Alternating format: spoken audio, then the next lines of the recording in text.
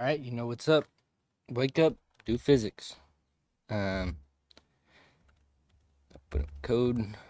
We got our spreadsheet of problems to do. The first one,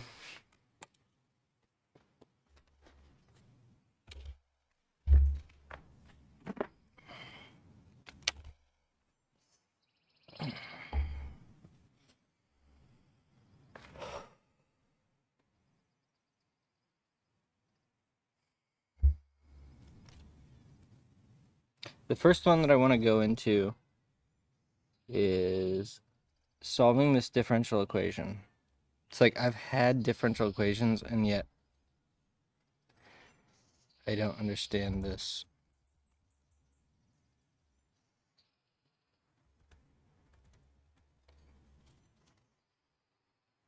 Okay, let me just look and see.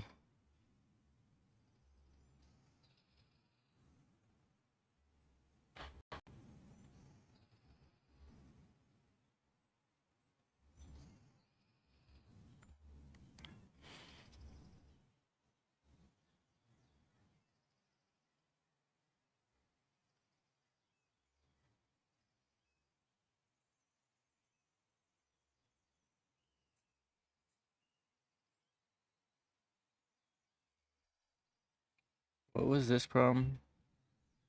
Oh, yeah. Yeah, I have this on my whiteboard behind me.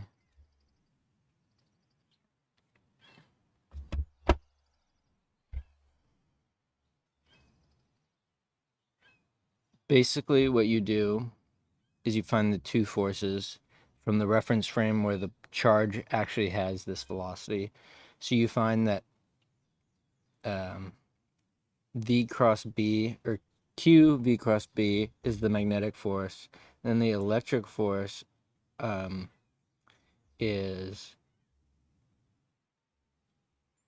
not the electric force, but the electric field is going to be induced by the changing magnetic field.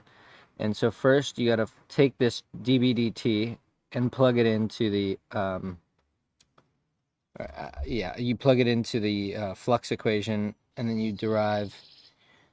I guess it's like two. It's got to be 2 pi capital R dB dt, because the direction of the magnetic field and the velocity and the normal are parallel. Yeah, you choose the normal to be into the page. So you get cos 0 equals 1. So it's just 2 pi R dB dt is the flux.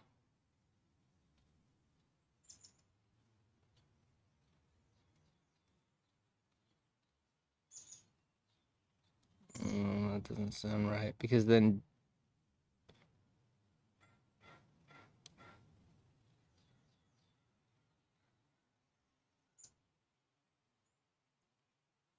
oh, right, you plug in B into, you don't plug dB dt, because that doesn't make any sense. Yeah, this is the thing. Okay. All right. This is the problem that we really need to do, but let's just see. I'm going to read through all these. Pretty good. Void the use of magnetic moment. What is it?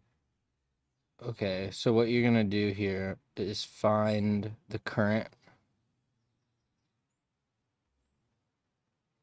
Oh no, find the B field given the current. Okay, it's the same thing.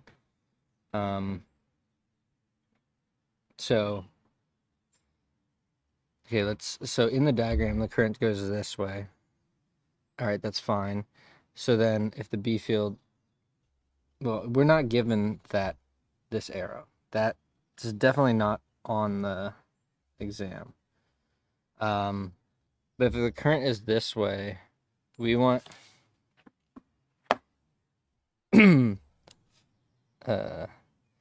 it's a torque problem, and in this case, if this is our pivot, for example, this torque, and let me think. Ideal. IDL. In this case, it's parallel. In this case, it's anti-parallel. But it's not actually, because if this is your origin, then it's more like... Well, first you find FB, IDL cross B. Right, so that's like this. So then the force is 0. So then the force is 0 here. So then it doesn't matter what R is, because the force is 0 on both of these sides.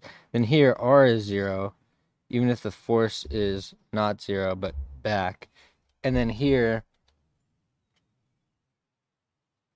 you have I don't know, IDL cross B.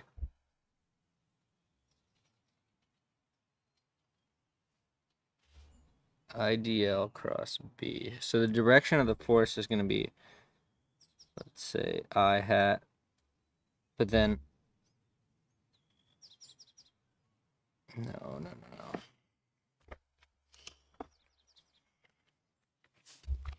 Come on, man. I know how to do this. What is wrong with me?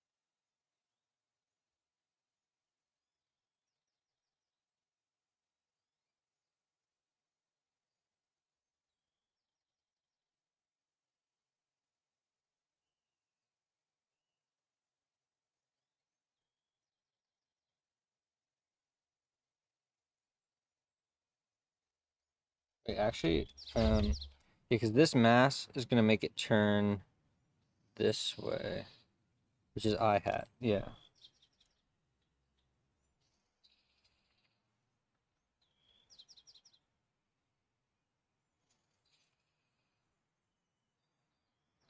It's going to turn this way.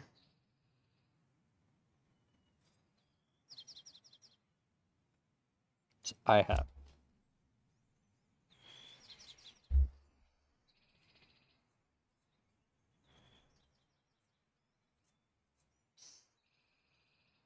Oh, actually, we can just use.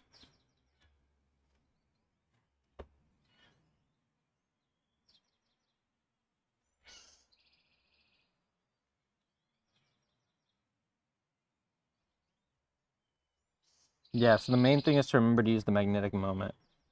Mu points in J hat. Or, no, minus J hat. And B, we don't know. But to solve B points question mark. But to solve, we need tau B. So I, J, K.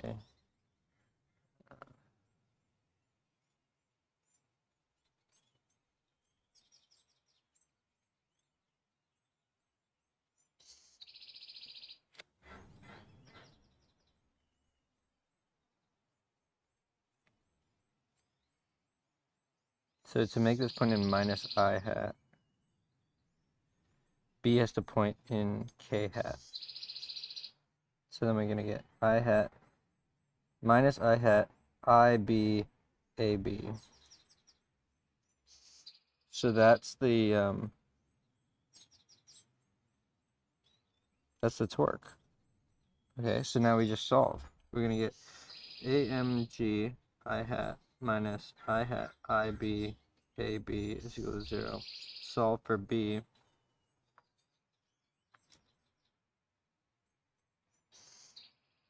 AMG over IAB, A's cancel, MG over IB, K hat. Alright, never mind. I'm good on this one. The main thing is, like, don't stumble. Remember to use the magnetic moment. Because if you're trying to compute the actual torque, like, through the whole thing, it's gonna take too long for the exam.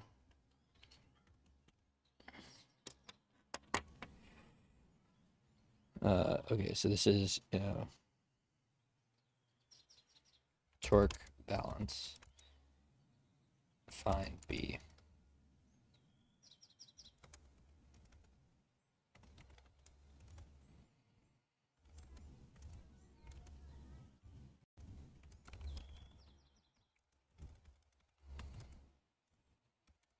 Case, pretty easy. Hardest part is figuring out the trajectory of the particle given the diagram.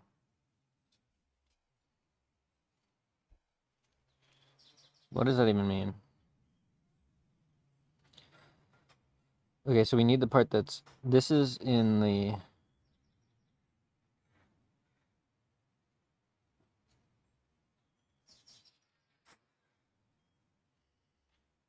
so sine theta is perpendicular.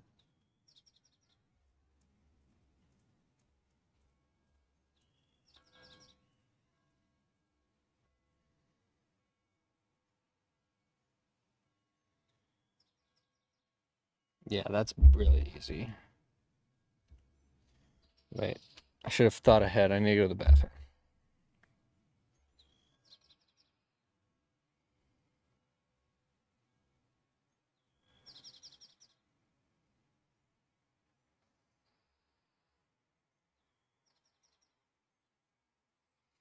Okay, I'll be back in 5 minutes.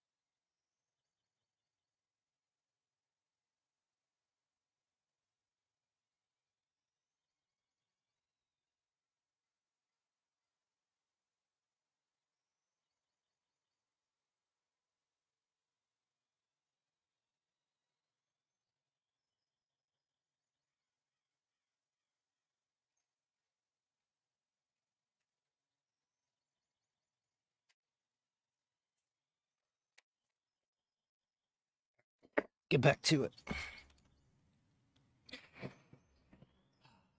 All right, pretty easy. Hardest part is figuring out the trajectory. Okay, this one was fine. So this is find pitch of helix given uh, velocities angle to B. Why was this long? This is actually not even long. This is, what is the problem? Find the Lorentz force.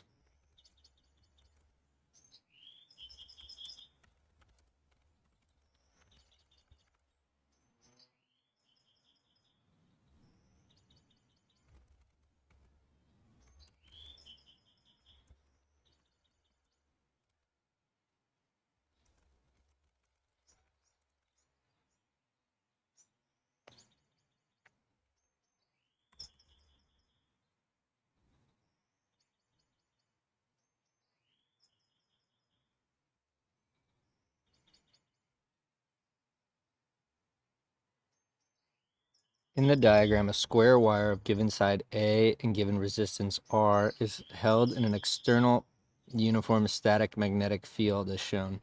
The wire loop is then caused to rotate 180 degrees. Okay, this is worth doing again, actually, because if I was given this problem, I don't know that I would be able to do it.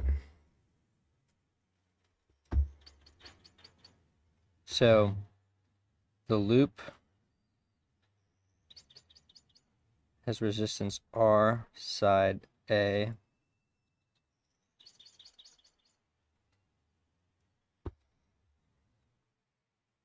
And then there's a B. We can arbitrarily say that B is pointing this way. So B equals B pi hat. And then we have this axis, which this thing rotates about. So what we want to know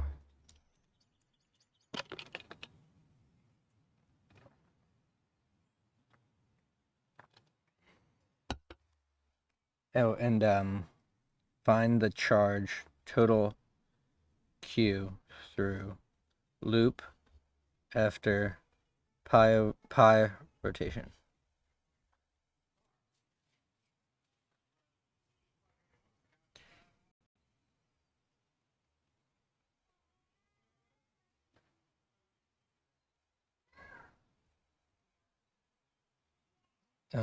So the EMF is the change in flux. The flux is going to be equal to so let's see, let's draw this diagram.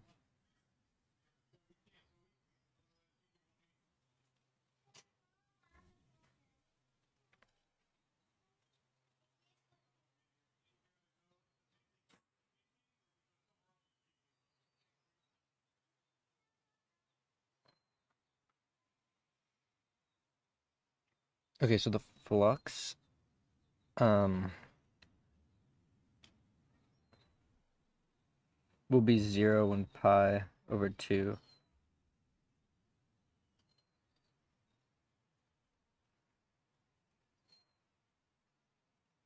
So it's cos. So it's going to be a squared b cos theta.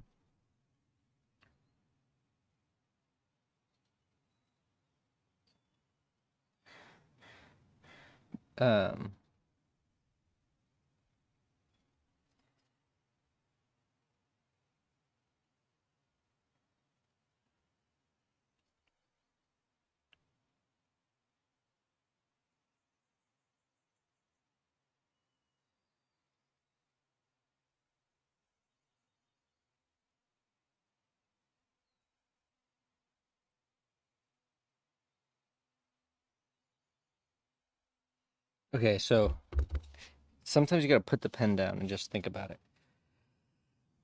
So the EMF, the induced EMF, this is going to be the current through the loop times the resistance.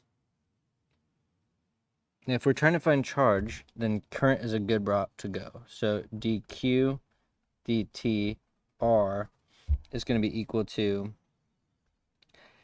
a squared b cos theta dt.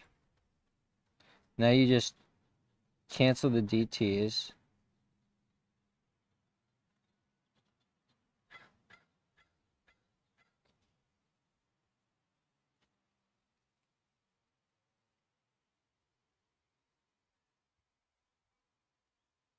No, I'm missing something. The flux can't, the flux has to have like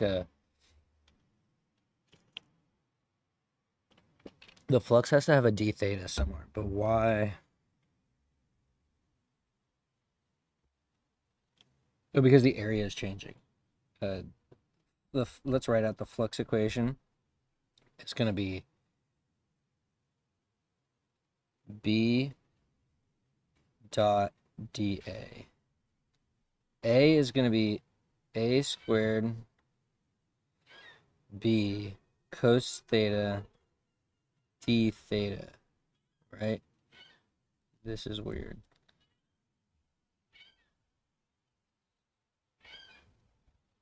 Okay, so you integrate both sides and you get qf minus q initial times the resistance is equal to, this is 0 to pi.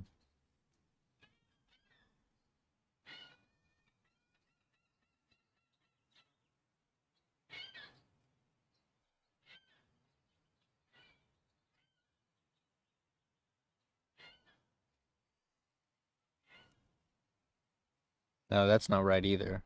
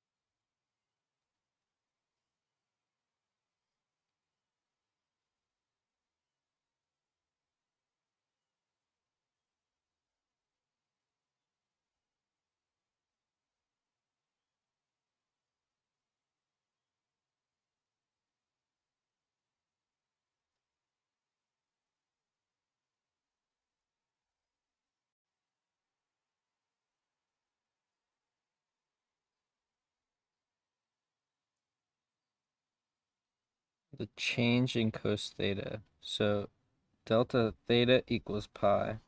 So then delta cos theta is equal to cos pi minus cos 0.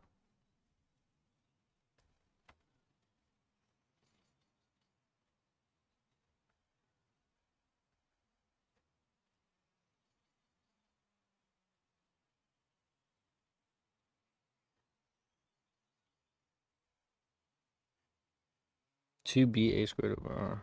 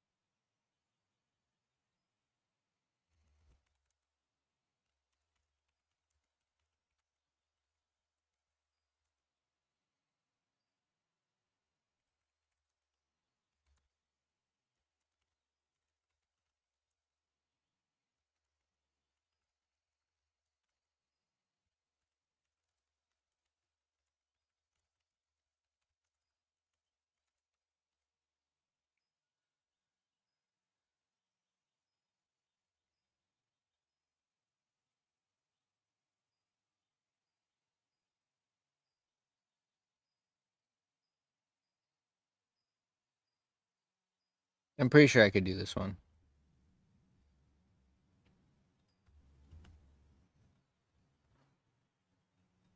This is probably just like find the distance moved in one period. There's an E field. Yeah, I could do that. I feel like the kinematics ones are actually not so hard. This one I should probably do again.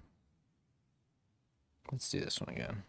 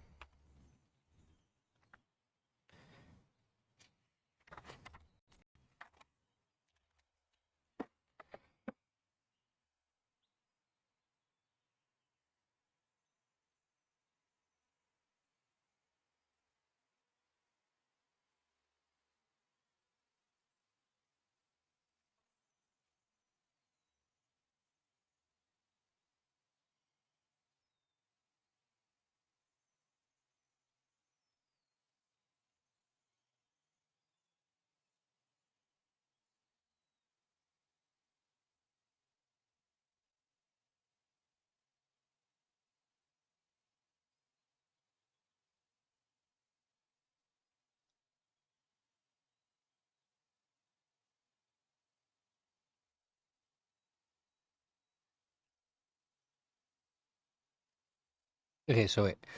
A conducting bar of mass m is free to slide down an inclined plane such that it completes a circuit containing resistance R. The bar's contact length L as it completes the circuit. An external uniform B field is vertically down. Okay, so B is equal to B minus B J hat. Gravity is present. Find the speed of the bar as it moves down the plane such that its acceleration is 0. Okay, so F equals ma. The system is the bar. This. Okay, so now we're gonna get F.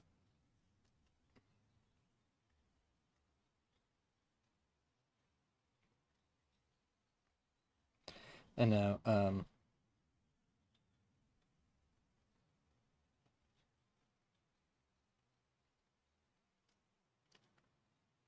so FB. So let's think about the Lenz's law thing. So B is coming down through this thing. It's getting bigger, so it's increasing through this surface pointing down. So we're gonna try to induce a current that opposes that. So then to oppose it, this is I end.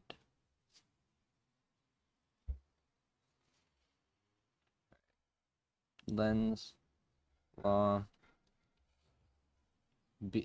I end counter looking from plus J hat above. Okay, so here's the loop, here's the bar, here's the resistor. Current goes this way, so I is this way. So if I is that way, then F is to the right. So here what we're gonna get is if theta is equal to 0, then the normal is all J hat.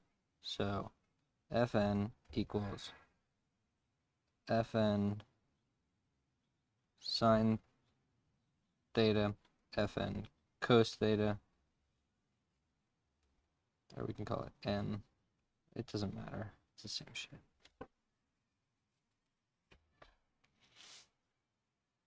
And then Fg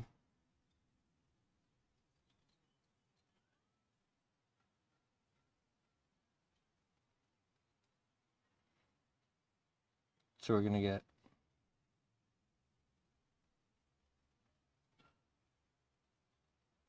and actually the normal force needs to point in the negative x direction.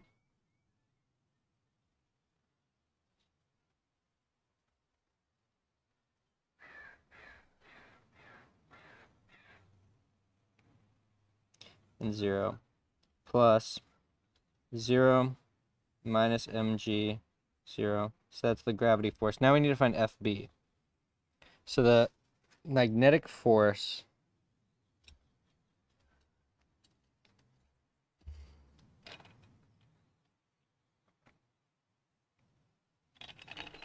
will be IL cross B. So L oriented plus K, B minus G. So I, J, K, 0, 0, IL, and then 0 minus B. 0. So then we're going to get I hat ILB is equal to the force given the K. So now here we have ILB 0, 0 is equal to 0. So now we can just solve. So n cos theta is equal to mg. N is equal to mg over cos theta. So then here we go. We got minus mg over cos theta times sine theta. This goes to tan. So minus mg tan theta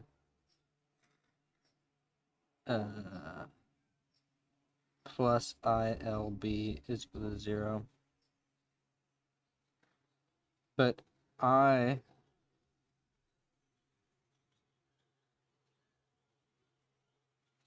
what is I?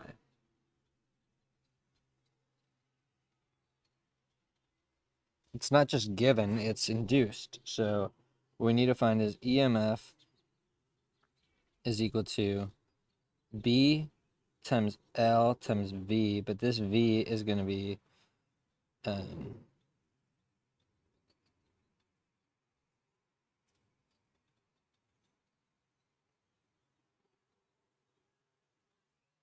if theta was 0,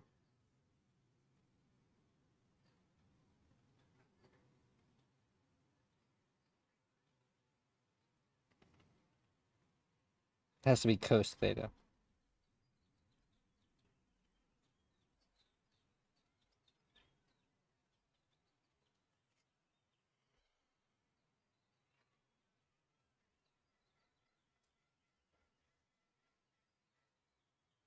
So then BLV cos theta over R equals I induced. So we're going to get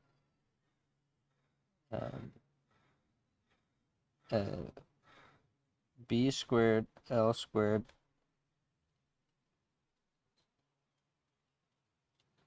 V cos theta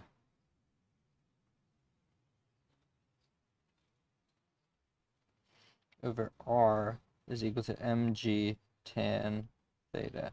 So then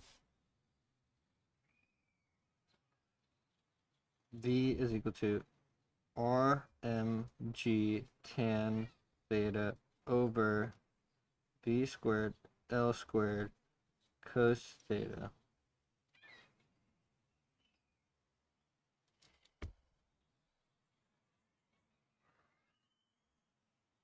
Okay, good.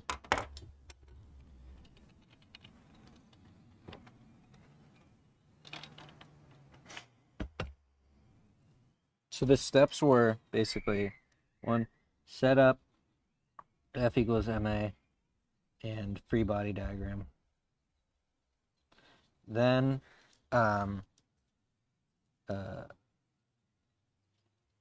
find the equation Fn plus Fg plus Fb. Solve for induced EMF. Find current. Solve cis for V.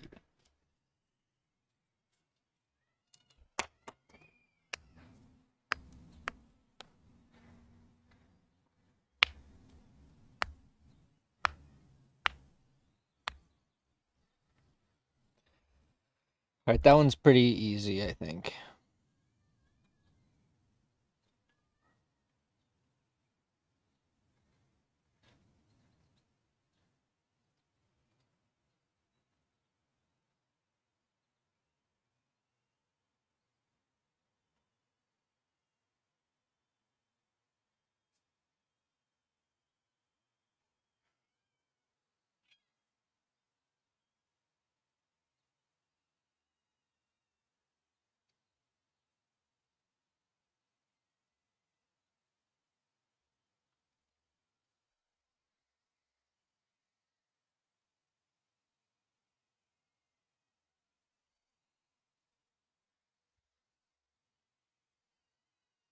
All right, not bad.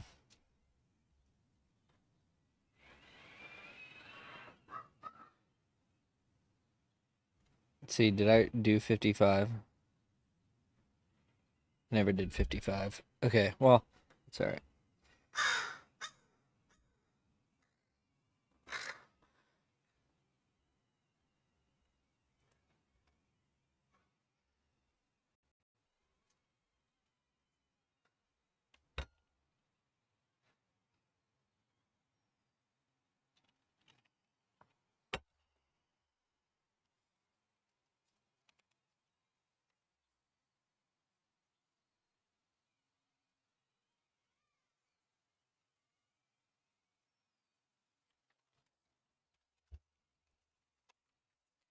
All right, consider the diagram and the induced current.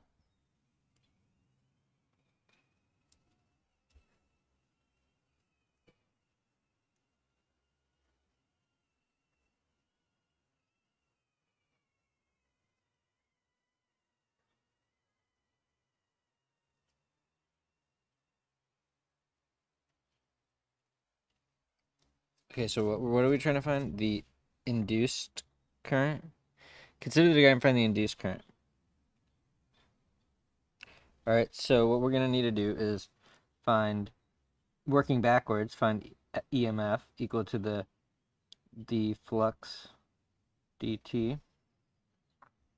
But flux is equal to the surface integral B dot dA. So we need to find this. So but B of equals this. So now B, to find the magnetic field due to this thing, to this wire, um,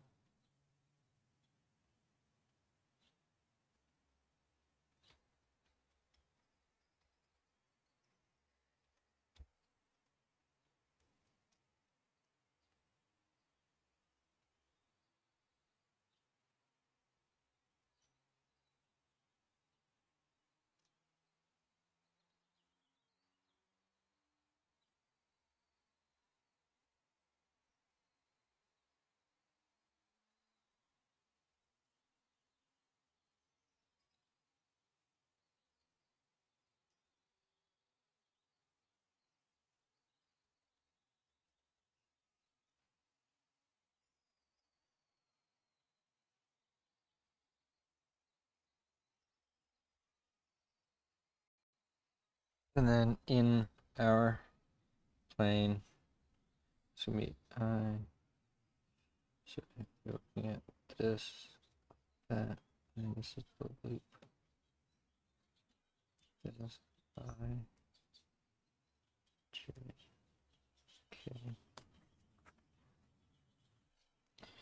Then,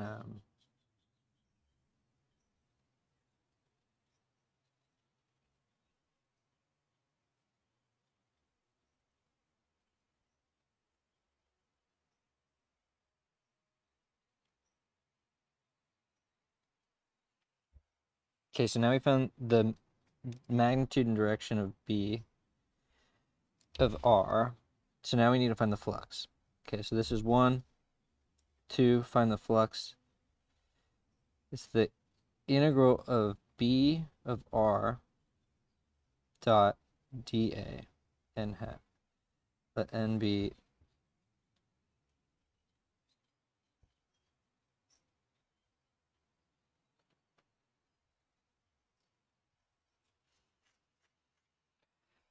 um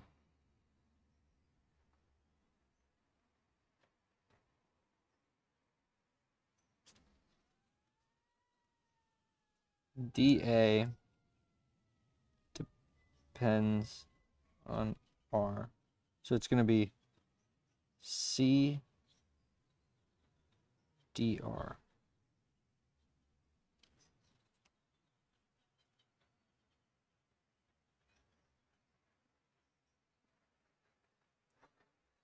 So we're going to get minus mu 0, and this is going to be minus j hat.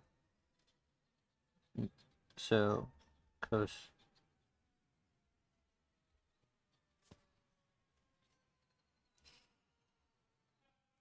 Now let's do this step. So it's going to be mu 0 c t over 2 pi r.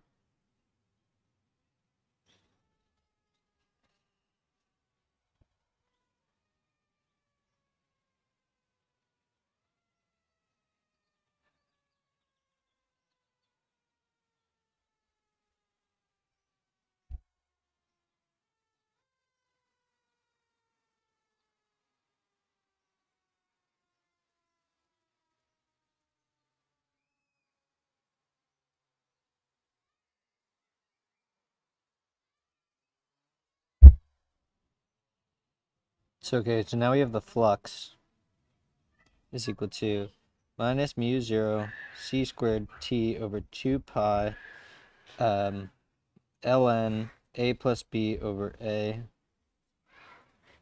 So this is the flux. So now d, so this is 3.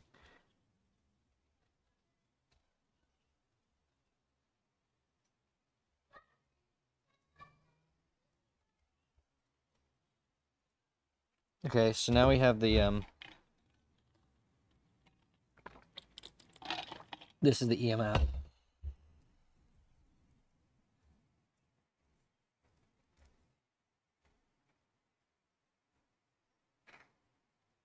So now I induced is equal to, oh wait, this is gone. Mu 0 c squared ln a plus b over a divided by 2 pi r. Okay, let's see, did I get it right? See, wait, no, this t should not be there. This is a mistake. Wait, that's got to be a mistake. He didn't take the time to. Okay, let's see. Induced current 98.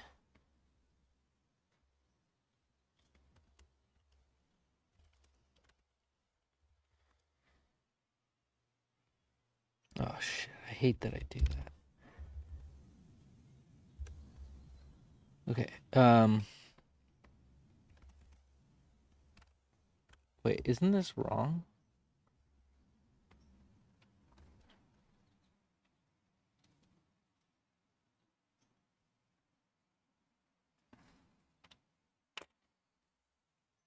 Yeah, what? Oh, wait, no, what? No. Where's this flux calculation?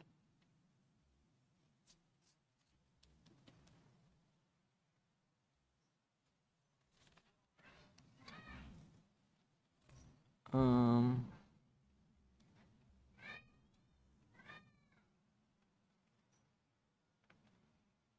mu 0 I. Wait, what is that?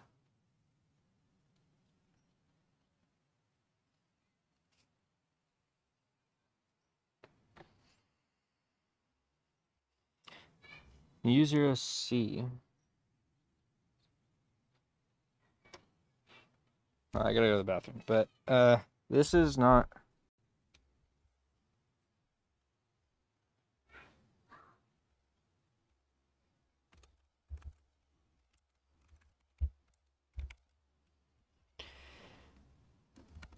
Oh, wait, let's keep that open. The professor got.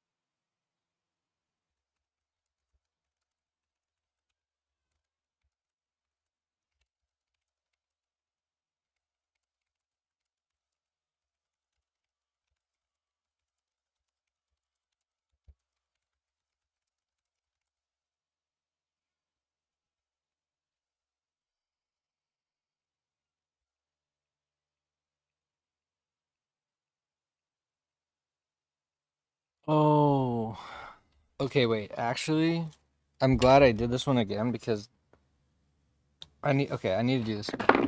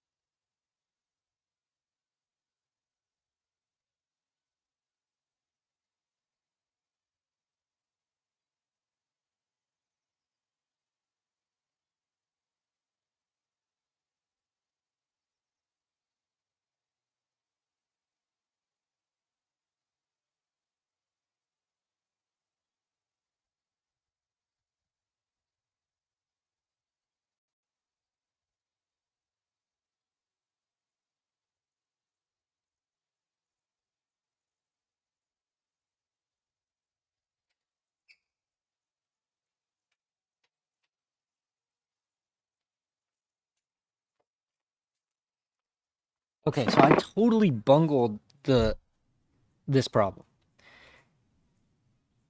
And this is why you actually have to read the problem instead of just assuming you know what it is. If you're only given di dt equals ct, then you find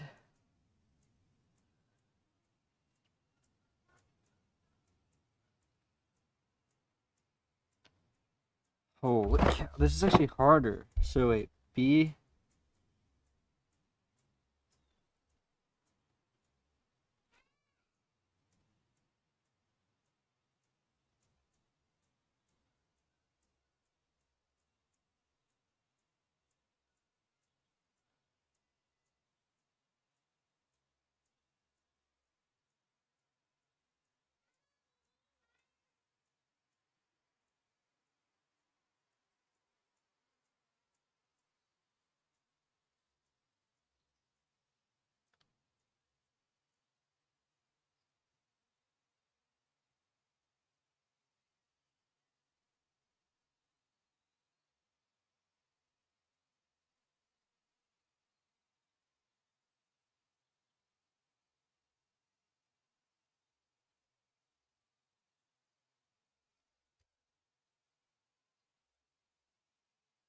okay, hold on. So you get um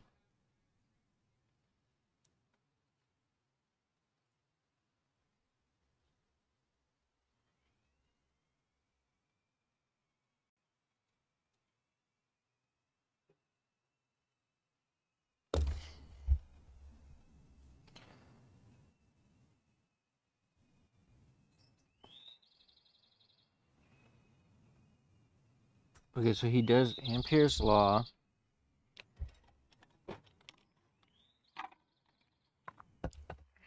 And he finds just the standard result. Then he finds the EMF with Faraday's law.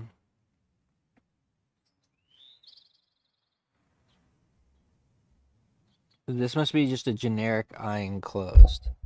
So he leaves that unevaluated. So it's D. Well, okay, wait. What is this? Dot dx. Okay. Okay, he gets.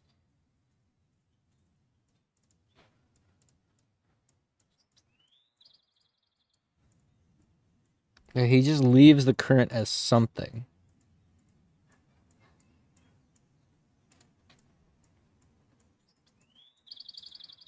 And then he does the problem. Okay, wait. This is actually a sleeper.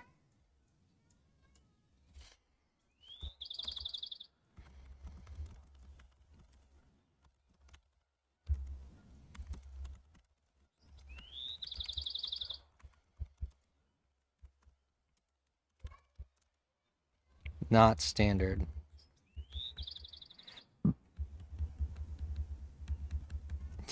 See, this is why it's good to go over the problems multiple times, because you definitely miss stuff.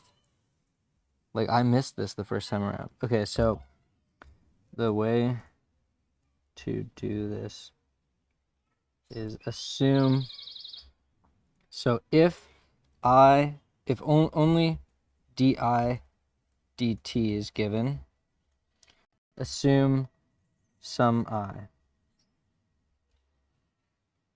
So then we get b of r is equal to I mu 0 or over 2 pi r. And then we find the flux, so then we get the flux, which is going to be the integral of b dot dA, which is, cos 0 blah blah blah. So we get I mu 0 over 2 pi r times dA is going to be c over dr, or no, c dr. So we get integral from, we get I mu 0 c over 2 pi dr over r from a to a plus b. We get our standard. The flux is equal to mu 0 IC ln a plus b all divided by a over 2 pi.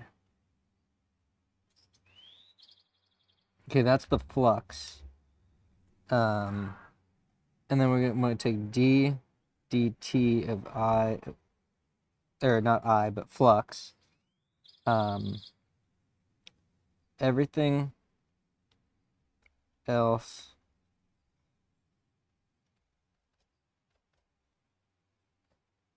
constant. So only di dt. So we get di dt, which is equal to ct. So now we get epsilon, the induced EMF, is equal to mu 0 c squared t ln dot dot dot over 2 pi. So then the I is, okay.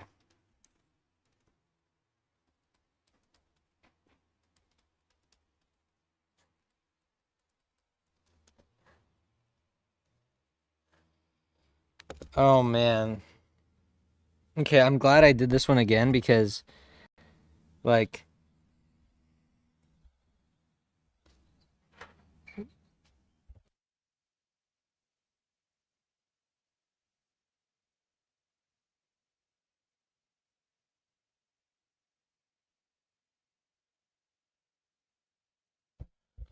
think I'm back. All right. So that problem is actually harder than it looks because it's a little bit different. Wait, hold on. I have some chat messages. I wonder if anyone's still here.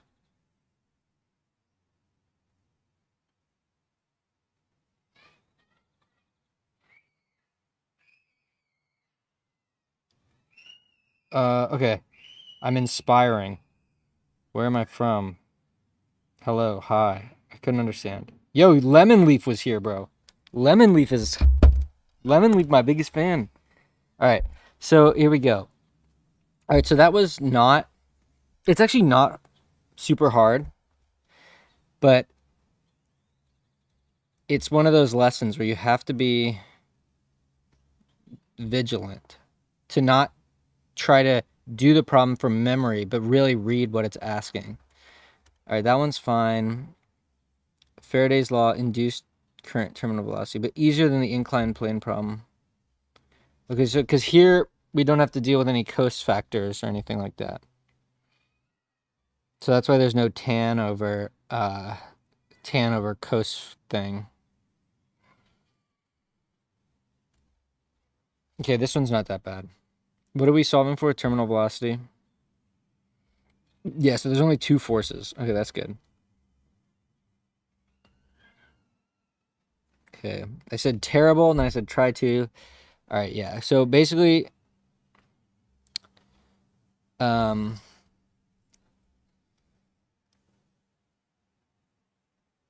okay, with these star problems, when he gives you a thing in the middle of three resistors, wait, am I my volume? Okay, good.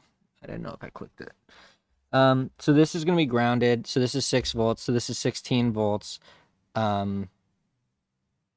So now what you have is the voltage on all of the other sides of the resistor. So then you could just apply Kirchhoff's current law right here, and then you get the answer you can solve. So yeah, this is like not hard.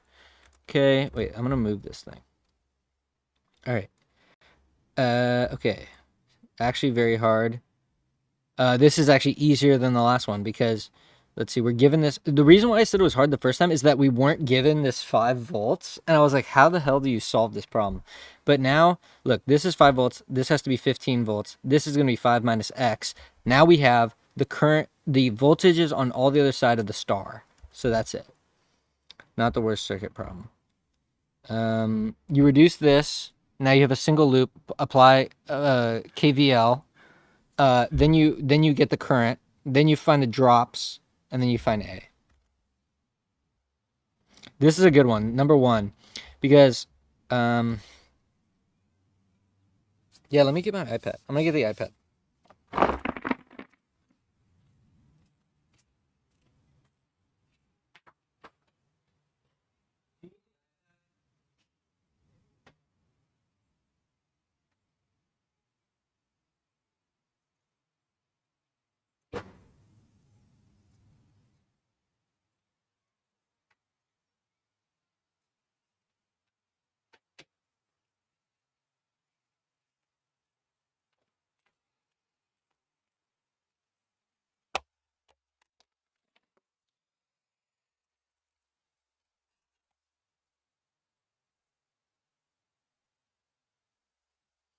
Okay, so I am just going to do this.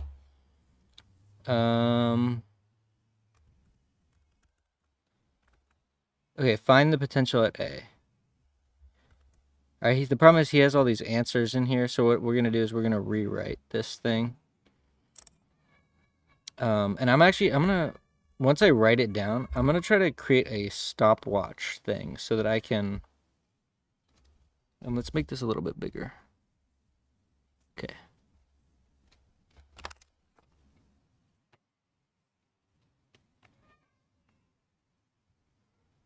All right, so I'm going to redraw the circuit, and then I'm going to try to start a stopwatch.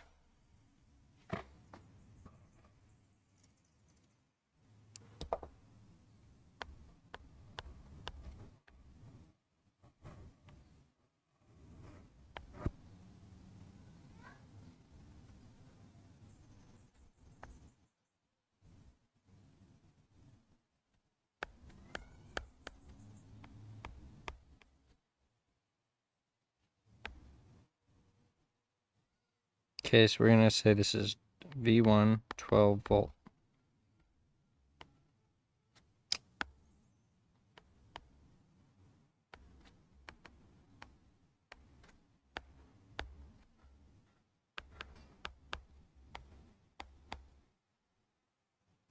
This is equal to 4 R1 through 4 equals 2 ohms.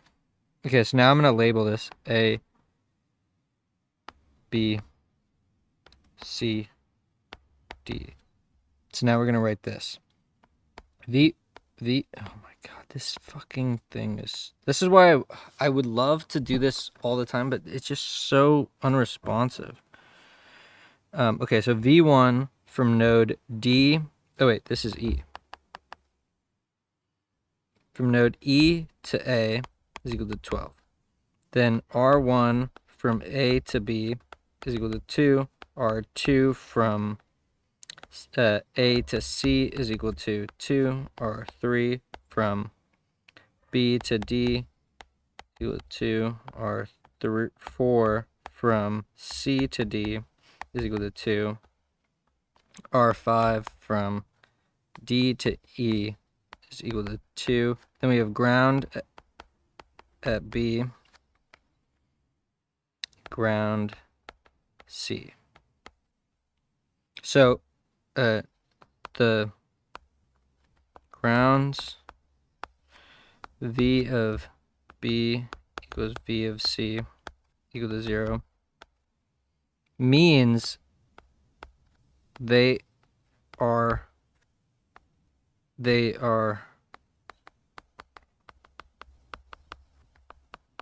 connected because ground is an equipotential surface. Okay? So what that means is that this is really connected. So now the circuit becomes, you know,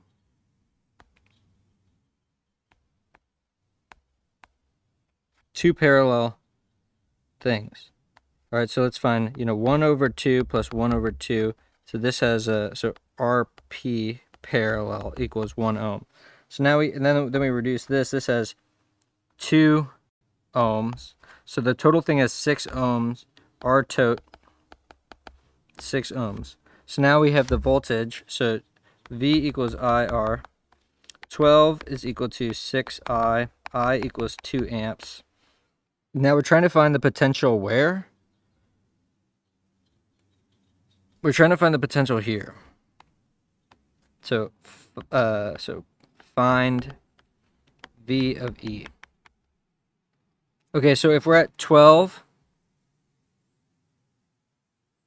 so then the drop across a 1 ohm resistor, V equals IR, 2 times 1. So this is going to be 10. So V of C is 10. Oh, but this is 0. Yeah. So V of C is 0. This is V of C. This is C. So then drop here is going to be -2. This is -2. Then we have this thing, which is 4. So 2 amps times 4 ohms. This is going to be this is minus 10 volts. Let's see. Did I get it right? Yeah. Okay. So that's not that bad. You just got to know that, like, the grounds. Okay.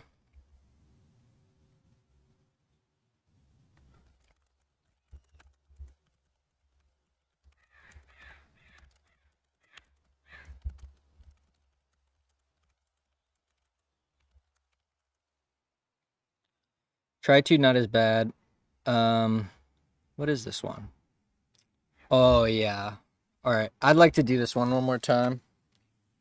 I know we got to get to the new stuff, but I'm trying to, like, back when I was developing CAS 8, the programming language, I would start totally fresh every day. And that was actually, like, the goated way to do this. All right. I can't use the iPad. This iPad thing sucks. It's just not the same as paper. I wish, but it's just not good enough.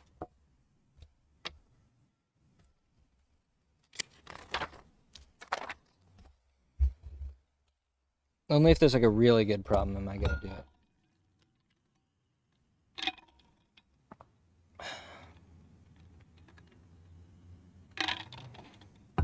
There's a current through the solenoid. with radius r, big R. The uniform magnetic field for the solenoid is given as, okay.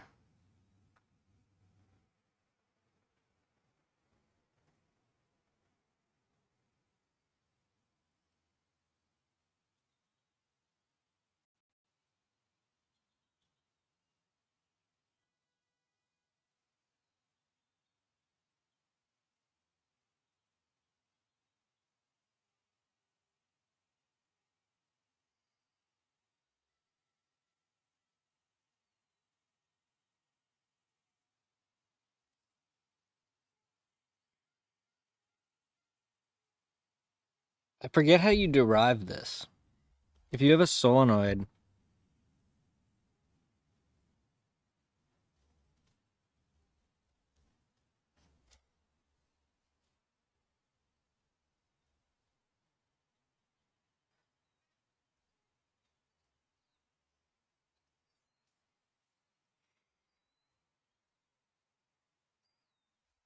oh wait, this is like this. B is directed this way. So the okay,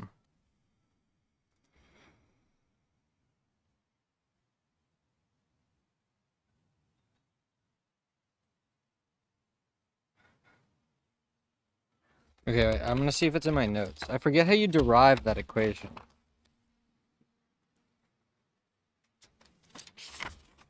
Here we go. Yeah, you do a closed line integral, which is Ampere's law.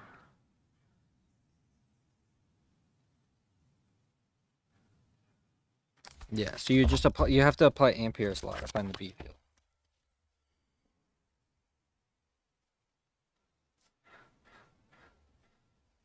So you take 4 integrals. So this goes 1, 2, 3, 4.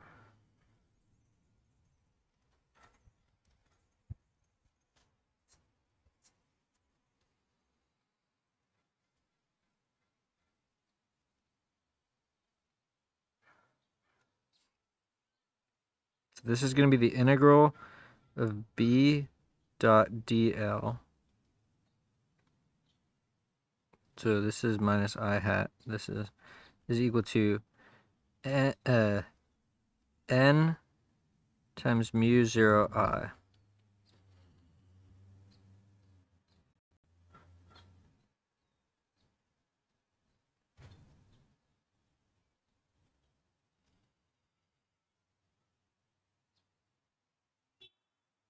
Okay, so we're going to get BL is equal to mu 0 big N I. But the turn density, little n, is equal to big N over L. So B is equal to mu 0 little n I. Okay, good. All right. Just a refresher on how to derive this equation if I needed to, because I feel like in the older exams he would provide that stuff, but he might not provide that.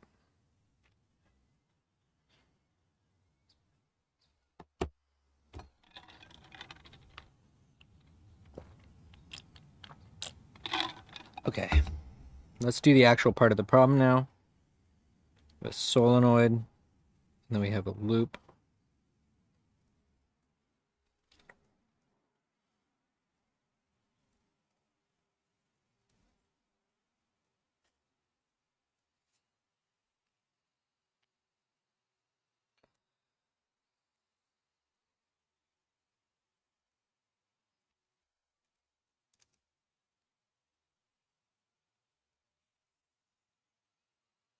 All right, let's read the problem closely. There's a current I through the solenoid, has a radius big R, then turn density, whatever. B is 0 outside, and B is uniform inside. This thing has a charge Q, radius R, outside the solenoid but concentric. It has mass M. And the ring is not, okay, and then, so omega 0 I is equal to 0. And what we want to know is current turned off, what is the velocity of the ring. Okay, so the main thing to notice is if current change, then flux through the flux changes. Okay, so if the flux changes,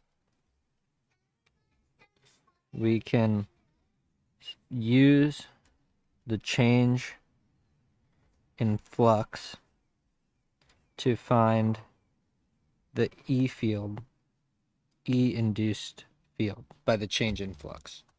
Okay.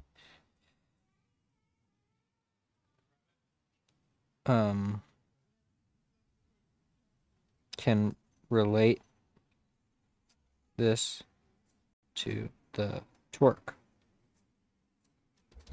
Okay, so we're gonna get the closed line integral of E induced dot dl is equal to the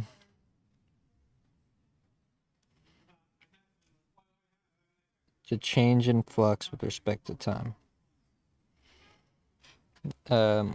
which is actually equal to the delta of the flux delta t, which is equal to flux final minus flux initial over delta t. The final flux is 0. The initial flux is going to be integral b dot dA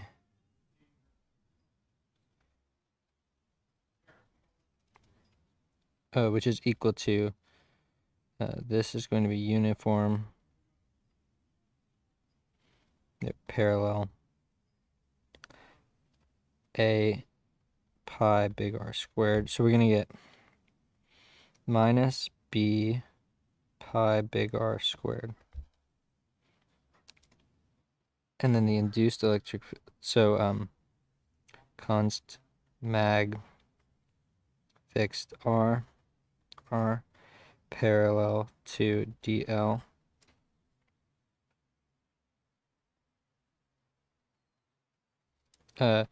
Lenz's law, E induced opposes change in flux. Okay, so the flux went from this way to 0, so it went this way. So it's going to spin up that way, so clockwise in our perspective. Okay, so we're going to get 2 pi little r E is equal to minus b pi big R squared. Or no, pi 2, no, yeah, pi squared. Okay, good. So here we can find the E field. Now we want to relate that to the torque. So tau equals I alpha. Cis is the ring. And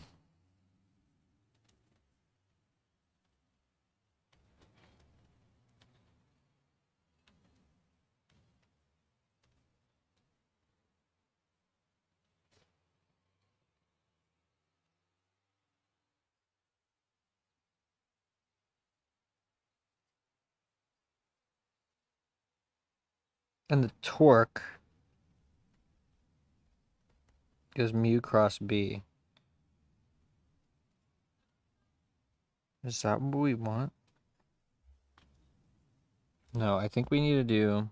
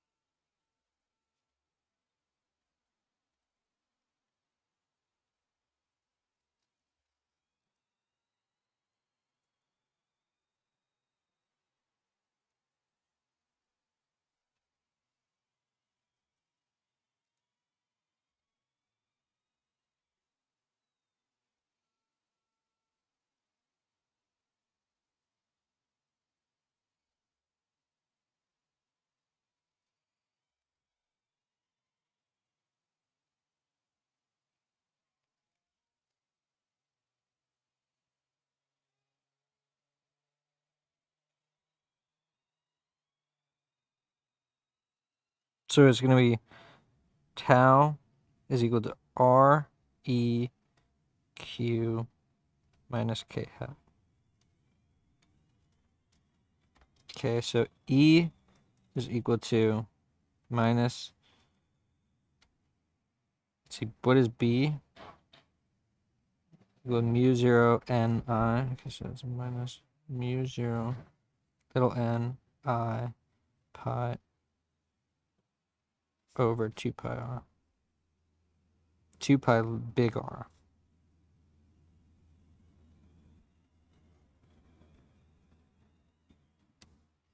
Is that right?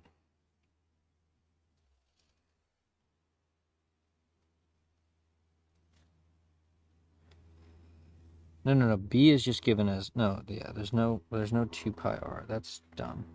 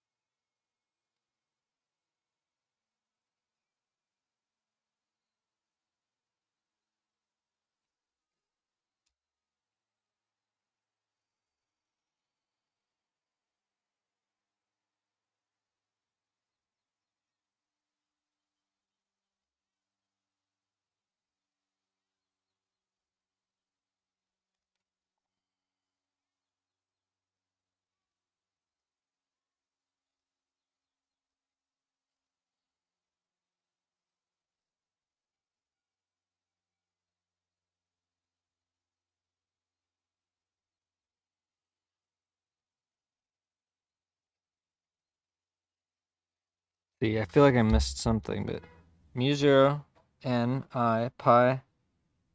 Oh, there's a pi missing. There's a pi. Oh yeah, this is Q. 2mr squared.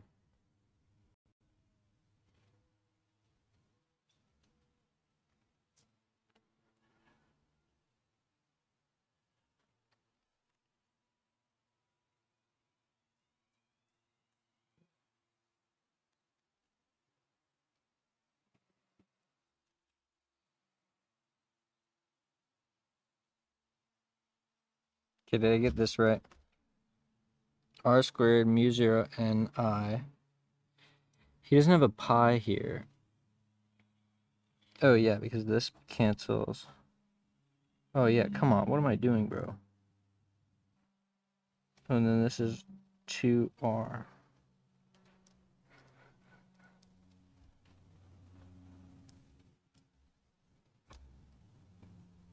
And where does the m? Oh yeah, the m is here.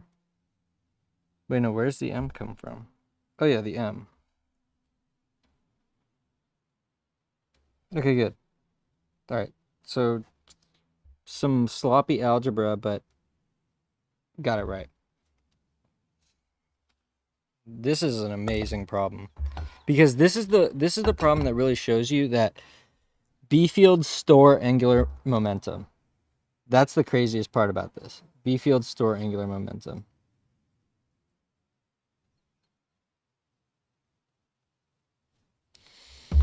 Okay, that's a good one. Am I mute? No, okay. All right.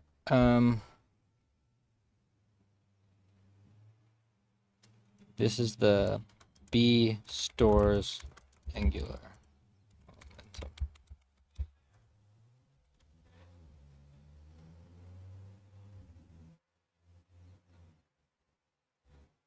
Okay, we just did that.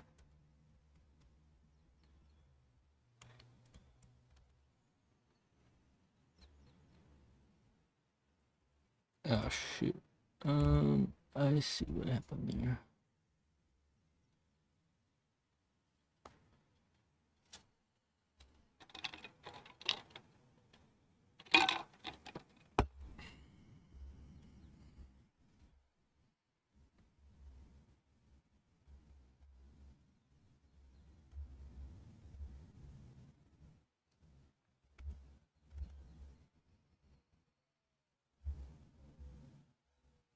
Oh yeah, fuck that one. I'm gonna go to the bathroom.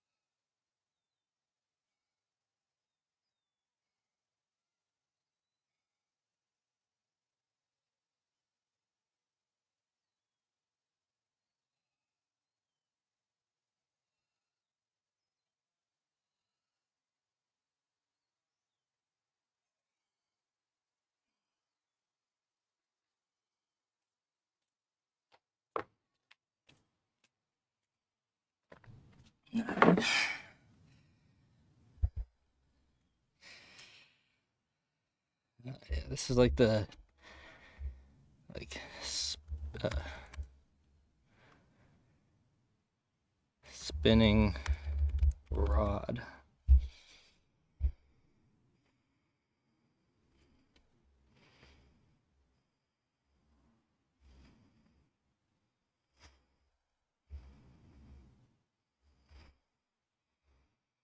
Oh, I actually want to do this one again. All right, so let's read the problem slowly and go step by step instead of jumping ahead. In the diagram, a spinning washer of total charge is spinning about the positive z-axis as shown. Find the magnetic moment vector of this spinning washer. Mu is the product of the current and the area enclosed.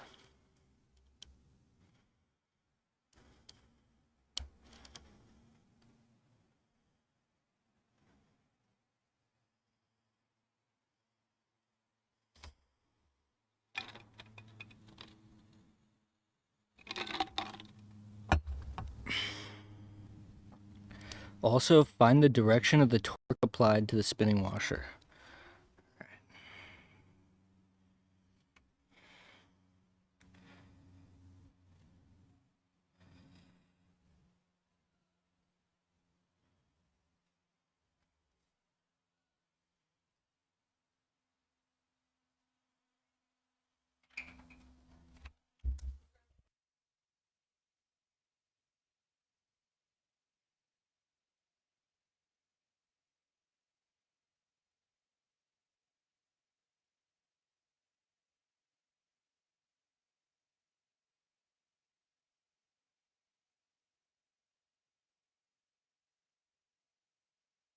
Bro, breakfast tacos? This rules. No freaking way, man.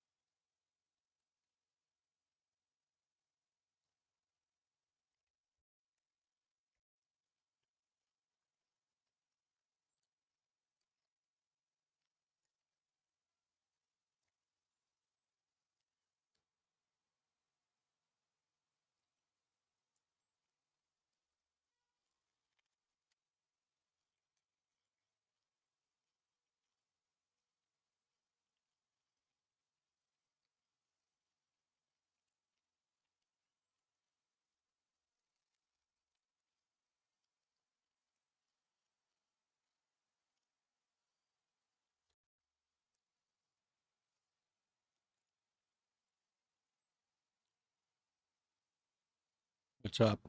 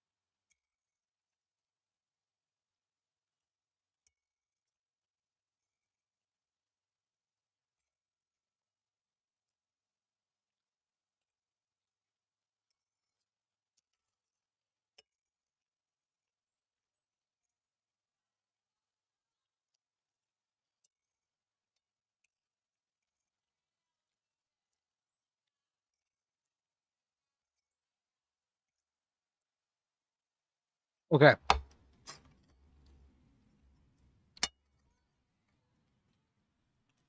Let's do this problem.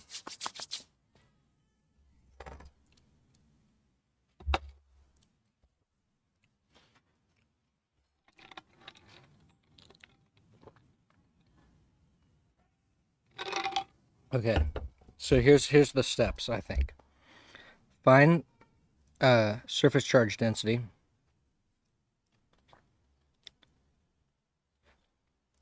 Then find in a small loop to be integrated. Find the charge.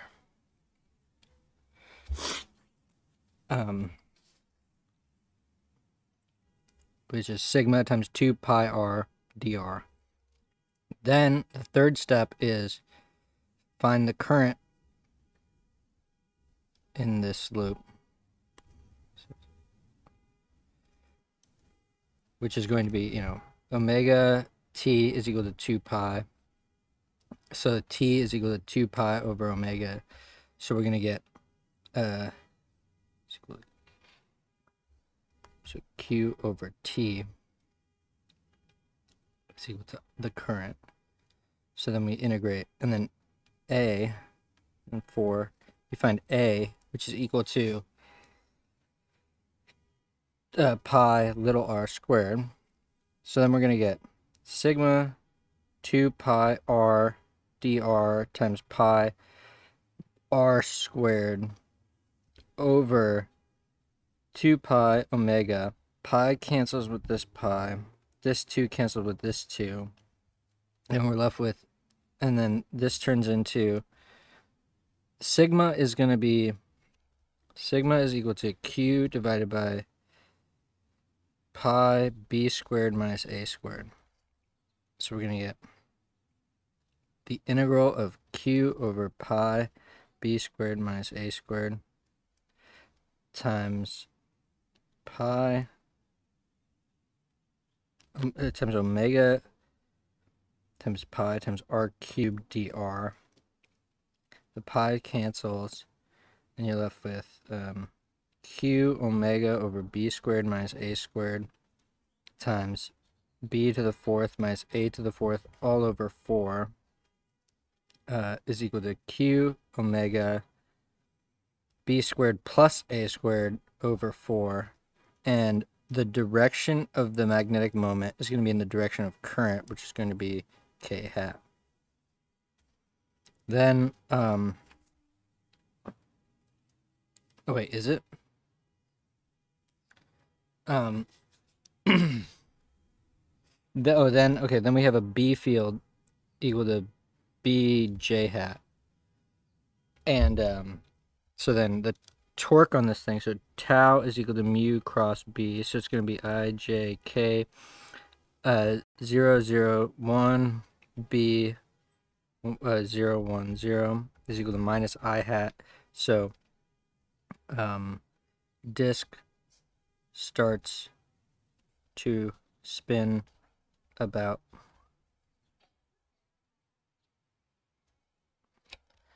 All right, good. I think I got it right. Oh, oh, that's the torque. Oh, we have to find the torque. This is gonna be, mu b sine sine 91. Okay.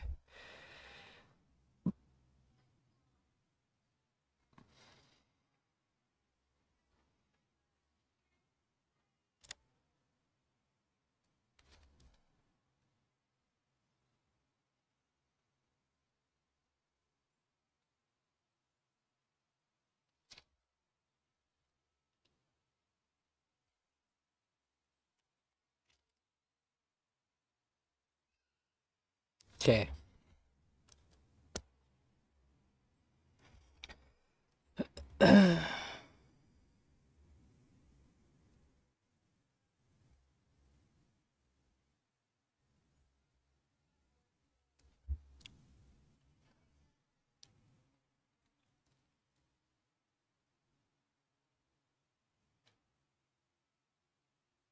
Yeah, it's not that bad. Let's keep going. Amazing, very fun. Let's see. So it's an IDL. So this B field down, IDL across B. The reason why you have to do a DL is that B falls off. So you actually have to, well, you can, it's going to be, no, yeah, you have to keep the DL because the DL becomes a DR, which is the distance from the wire. Okay, I think I could do that. This is a, f of I1 on I2 integral df. Oh, wait, no. This is find the torque? Oh.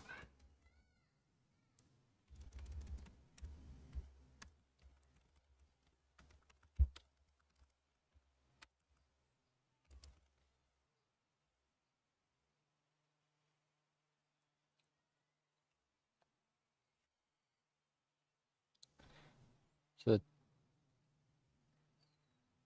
So that's the direction of F, and then R cross F.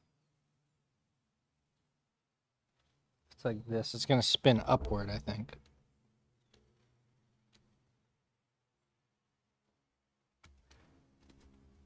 Wild POS hollow wire problem. Field is bigger than the. Oh yeah. Oh god, I gotta do this again. Straightforward single loop current. How much close? That's Ampere's. Ampere's law. What is this problem? This is a force problem.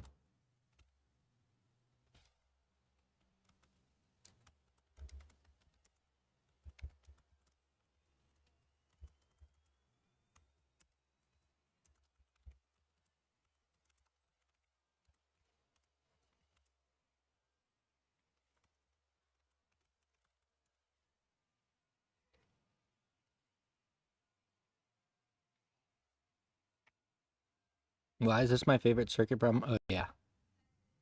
This one rules. That's a great one.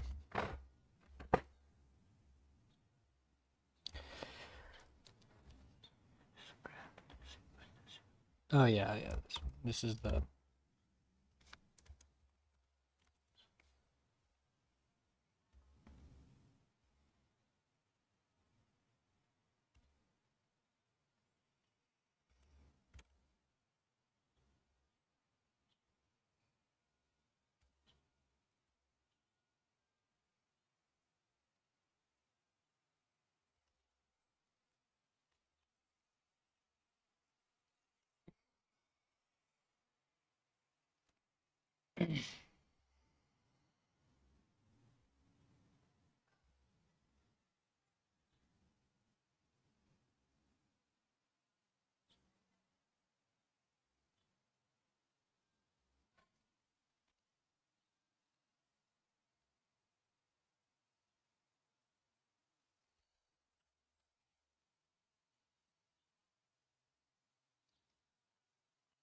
Oh yeah, wait, hold on. Okay. Wait, so we're almost ready. What is this one? Oh yeah.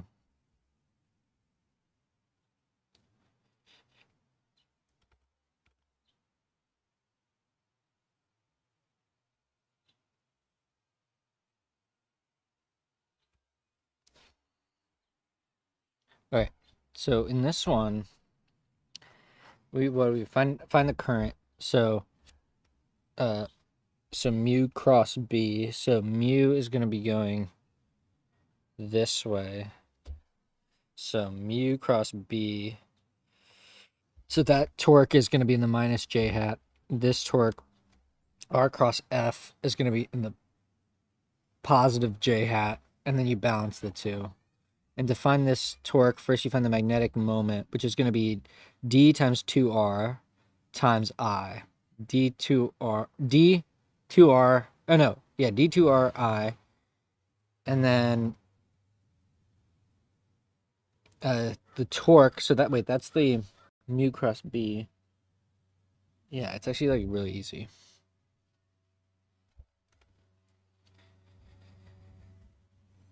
Um,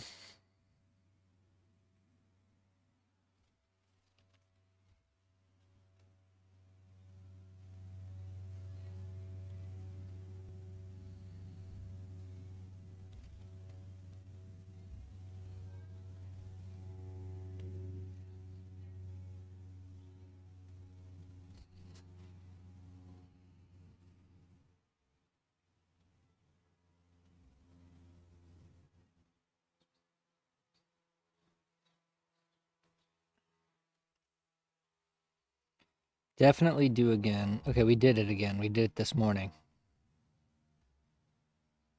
All right, so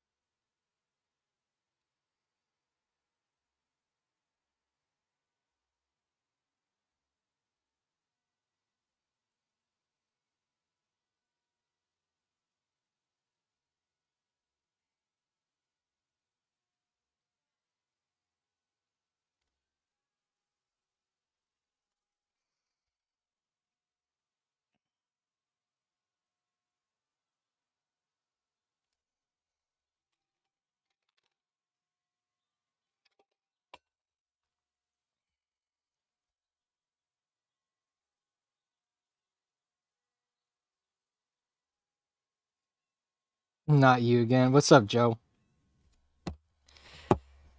All right. Yeah, I'm not gonna remember how to do this, but I forget this particular solution thing. Now you look for.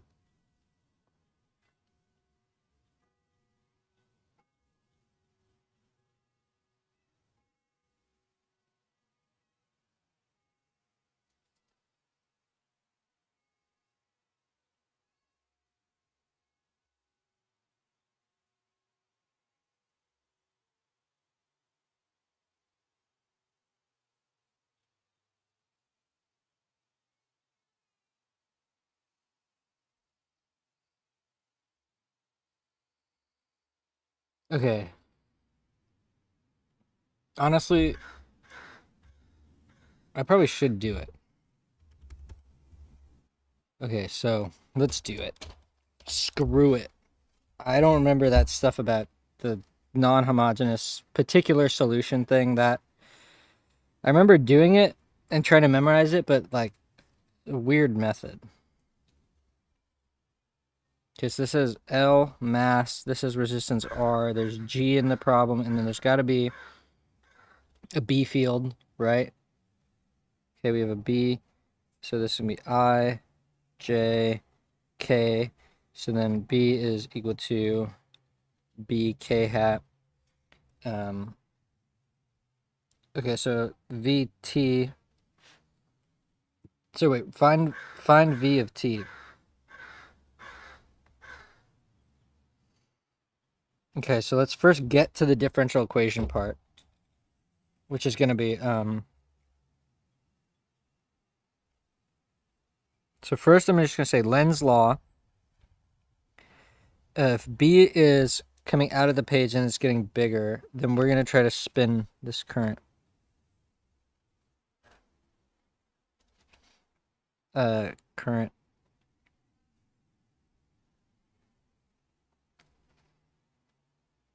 So the magnetic force is going to be IL cross B. This is going to be, minus I hat. B is K hat. So IJK minus 1, 0, 0.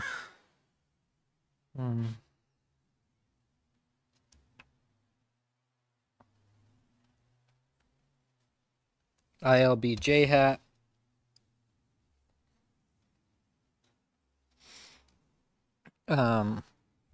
So that's the magnetic force, and then FG is equal to minus MGJ hat, and then so F equals MA. The system is the rod, so we're gonna get IL. But what is I? I is the induced current. We're not given I, so the induced current is going to be finding the electromotive force. So EMF equals BLV.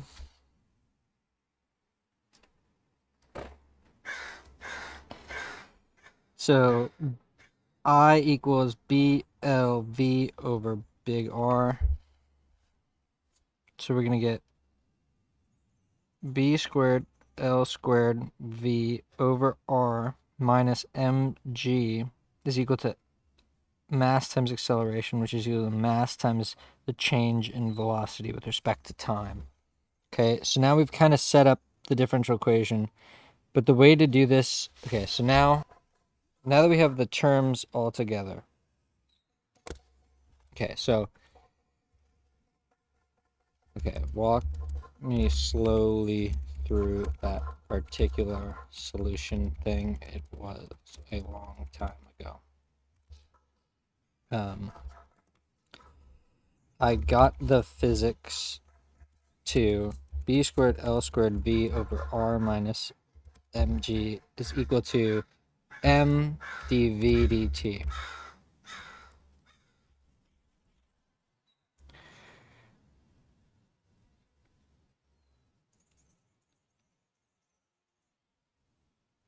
Oh yeah, that's a weird part about this.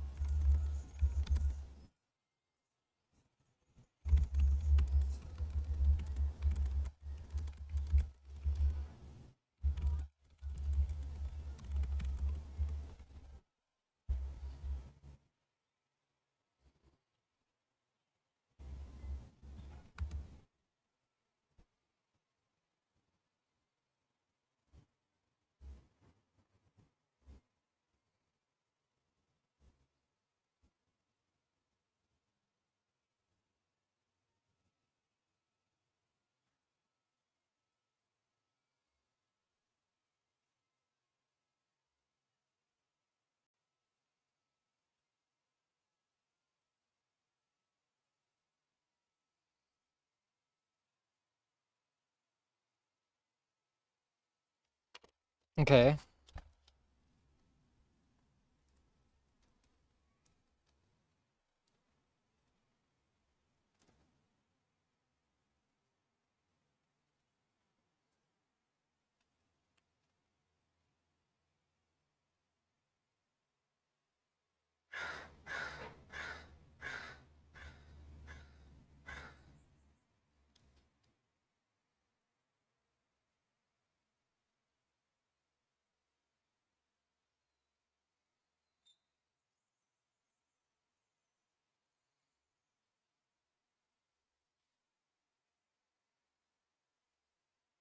Okay, so we let K equal to B squared L squared over MR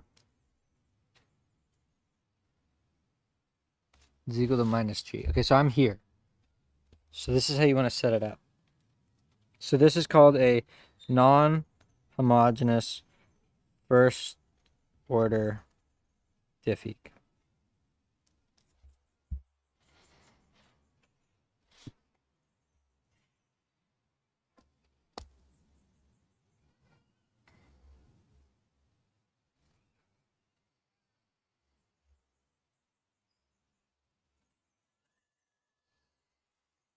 Okay, the step one, solve homogeneous part. Okay, so let's just do that. So V prime is equal to KV dV dt is equal to KV. So dV over V is equal to K dt. ln V is equal to KT plus C. Exp. So V is equal to C exp KT. Okay. So I'm here. So this is VH.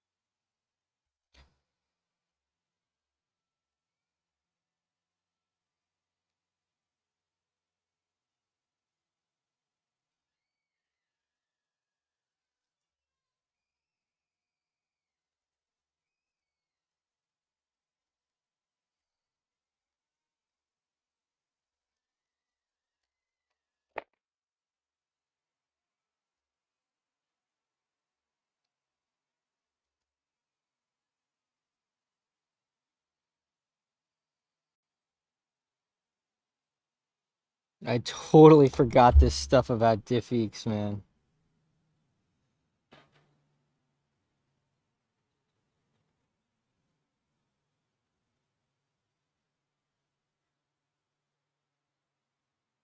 Speak something? Don't tell me what to do. All right, so we found this. We found the homogeneous solution.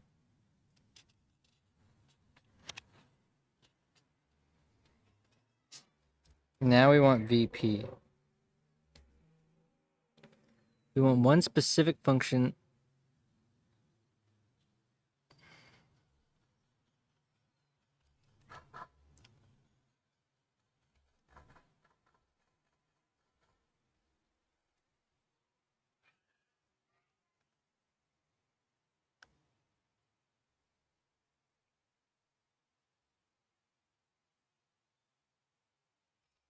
Where did this come from?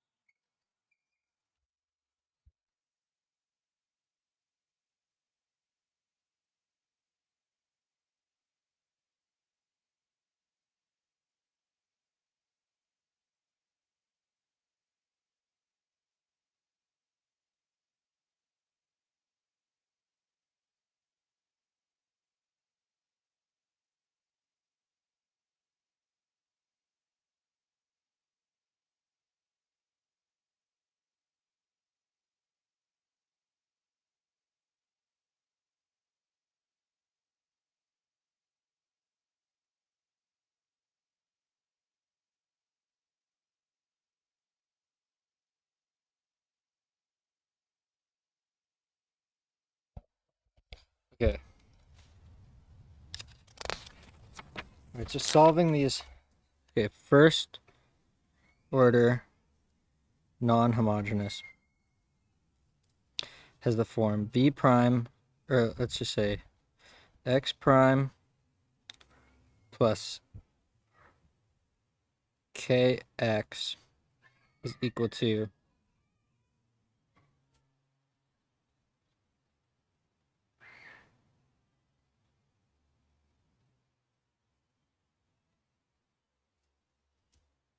damn, I can't believe I really don't remember any of this differential equations stuff. Because it felt like such a gimmick, maybe. I don't know. So, first, solve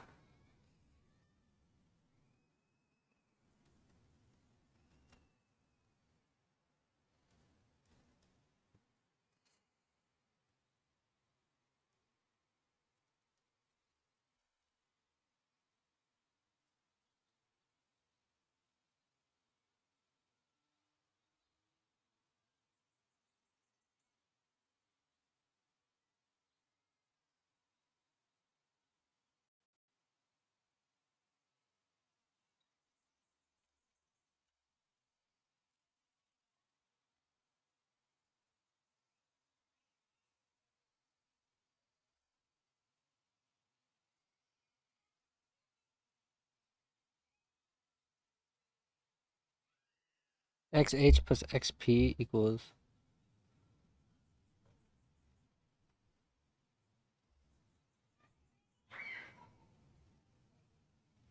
Okay, so you want a solution that satisfies this thing.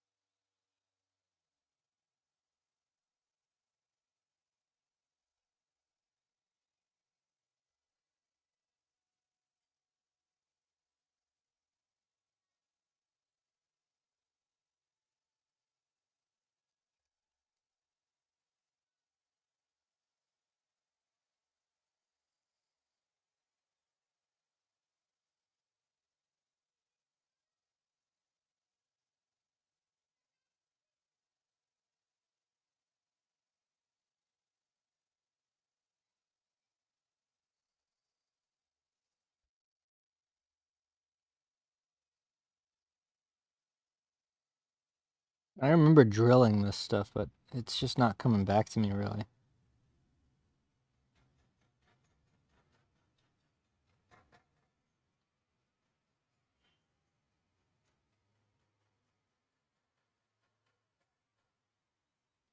I did this wrong. Oh no, I didn't.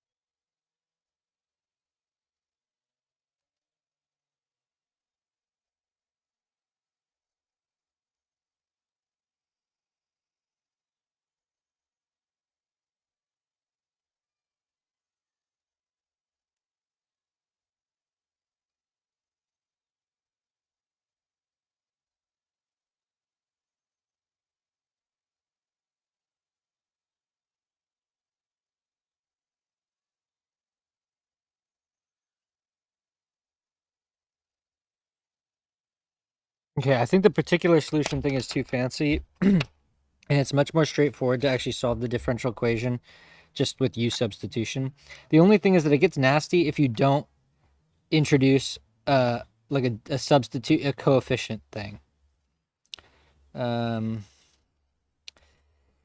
If not so bad with u sub if you first define k is equal to b2 L2 over mr.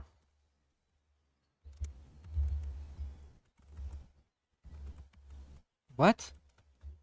Oh, that really doesn't work? That only works in Markdown? That's weird. Okay. In any case.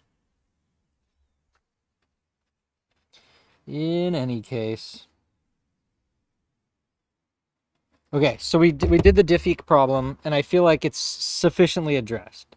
It's like not the worst thing in the world. I'd probably want to do one more time, just to like same with the charging of the capacitor.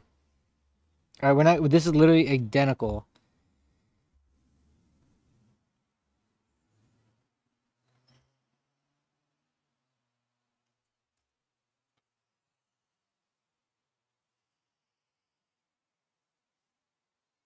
Okay, need. What does need mean? Oh, okay, all right, let's do this one. This one's nasty, man. All right, so we have two loops of current. I1, I2. Okay, then we have R1 and R2. We want to find the magnitude of the force between the two concentric loops of radius R1 and R2 carrying current I1 and I2. Okay. F of I1 on I2 equals what? Okay, so the first thing we want to do is find df.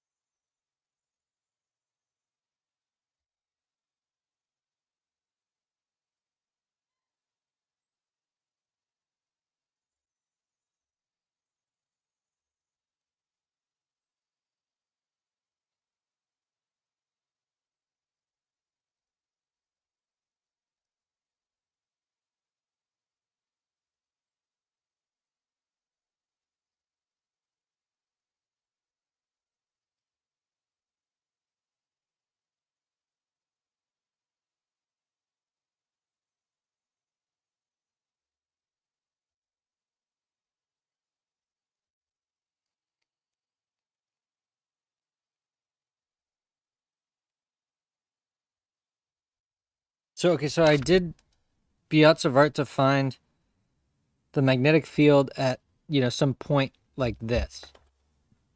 But now, what is DF?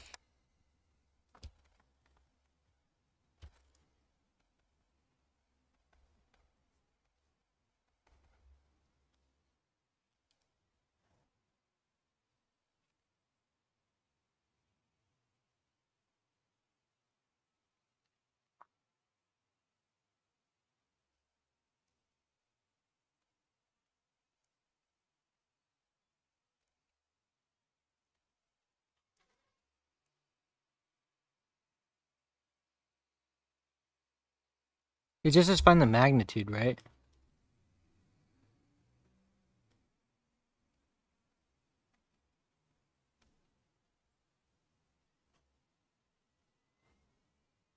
Okay, so the magnitude. Okay, I actually think I got it.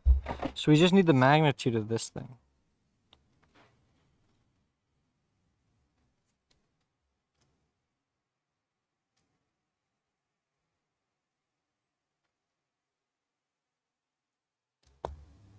The B is in K, B is K, DL is in XY. So sine 91. So we're gonna get I, DL, B.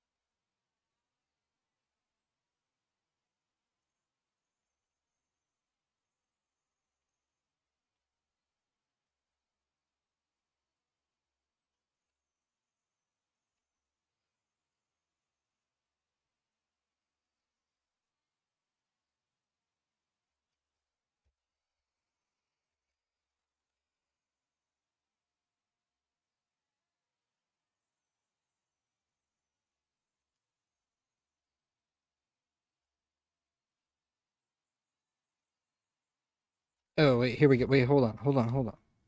This is 2. We're gonna get I1, I2, R2, mu 0 over 2 pi. Where did the pi go? There should be a pi. Oh, the pi cancels too. Over 2. A squared minus. I got x. What is this x? Oh, x is. This goes to R2.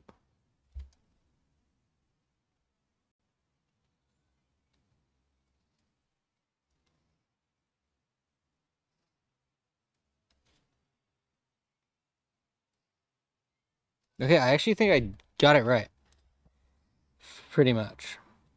Yeah, a few points taken off, but this was actually not as bad as I thought because the key is this the need? Okay, let's do a write-up. I haven't done any write-ups today.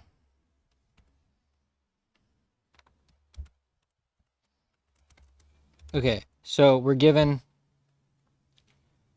loop I1, current I1, radius R1. Let's call it, yeah, let's call it A. Loop 2, I2, radius B.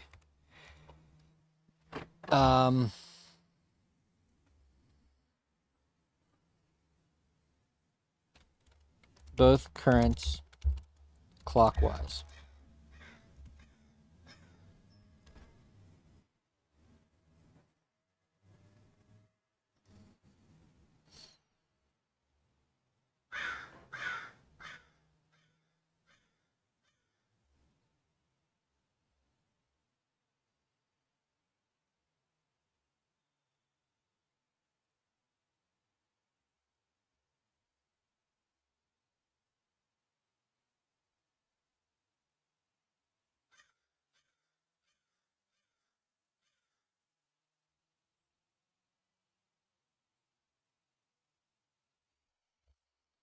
Yeah, okay. So here we go.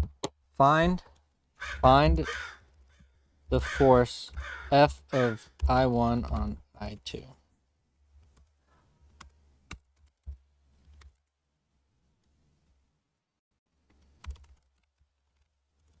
First, find the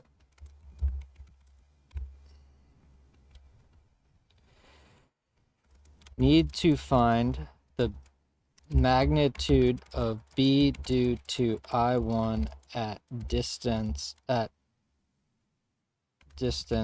R equal to R2 equal B.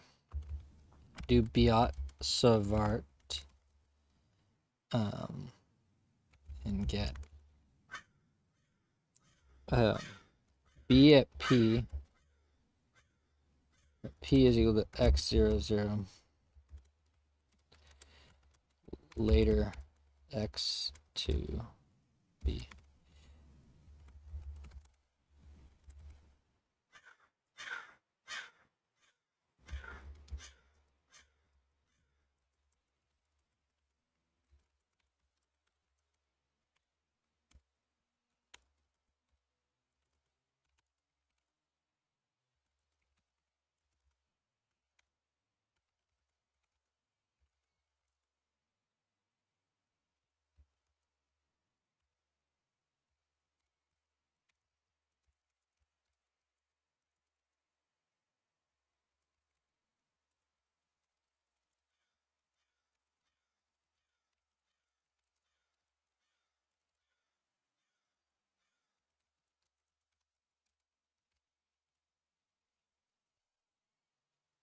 The magnitude shouldn't matter which way we go, so it doesn't actually matter, I think. All right, so we have the so we get R is equal to x.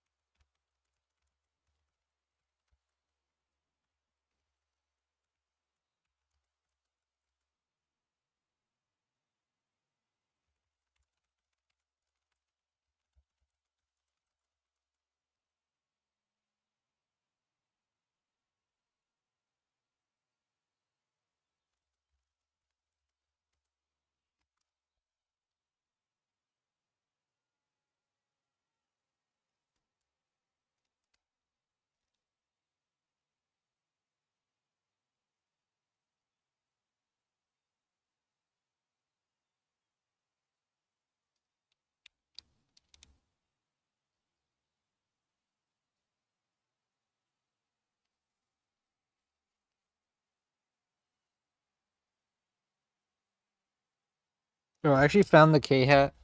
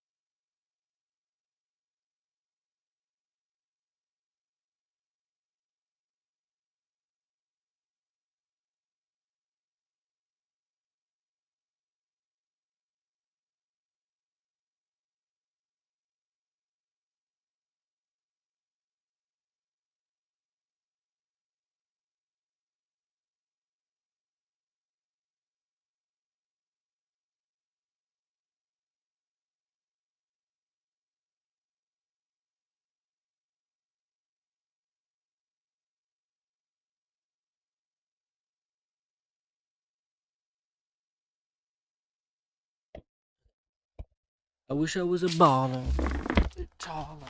I had a girl I would call. Dun, dun, dun, dun. Have we been getting chat? I don't think I've been getting any chat. Let's check.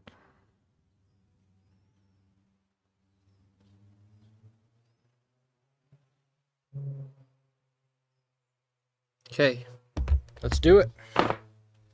So we have, all right, so we have this, there's this circle here, this is the origin. This thing has radius R.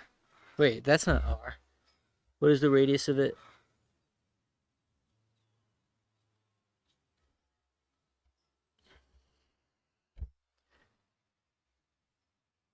Origin BP equals A. He gives it A. I don't, oh, there's the A. Okay, there's the A. Okay, he calls this I, this J, and this K. So then here, if we look like this,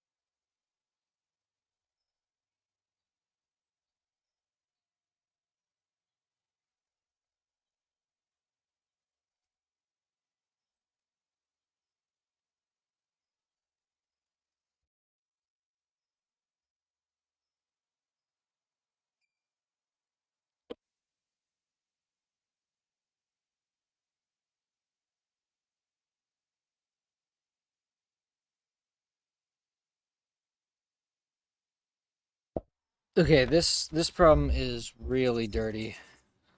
Just in terms of algebra, it's not actually hard. This isn't r hat. This is so wait, I d theta.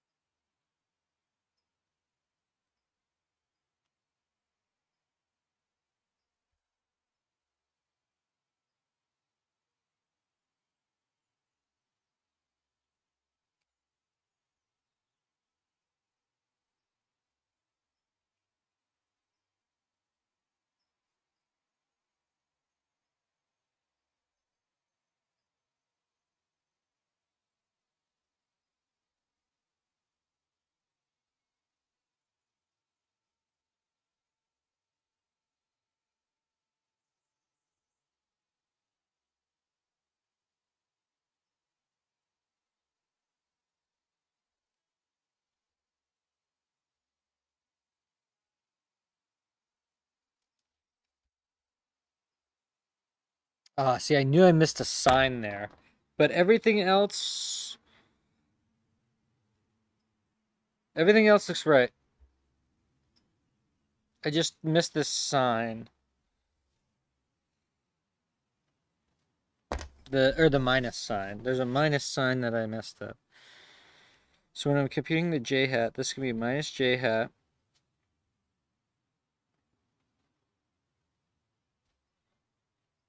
Or no, wait, hold on. Where is the minus sign problem? Yeah, it's this minus cos. I think he made a mistake, maybe.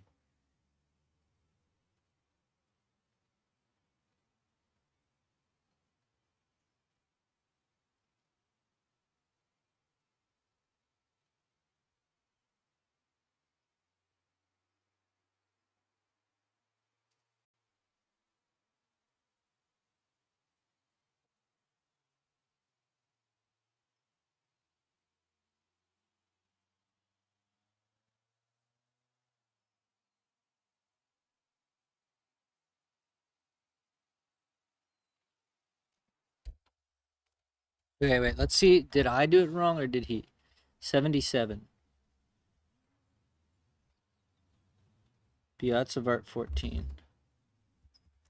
Piazzavart. Ooh, ha, bro, I'm actually goated, dude. I knew it. I was like confident enough in myself to be like, his does not look right. Seems bad, but just regular Piazzavart POS integral DB. It's like, it's like once you figure out just vectors, man, that stuff is pretty basic, I think. Yo, what am I studying? Physics. Can't you read? Sorry, that was rude. I'm preparing for exams. All right. I got finals coming up. All right. Seems pretty fun. F equals ma equilibrium problem. Oh, yeah. I wanted to do this yesterday. Okay, this is going to be cool. All right. All right. All right. With the diagram to the right in mind. Actually, I'm so excited about this. I'm going to do it on the whiteboard or on the TL draw. Okay.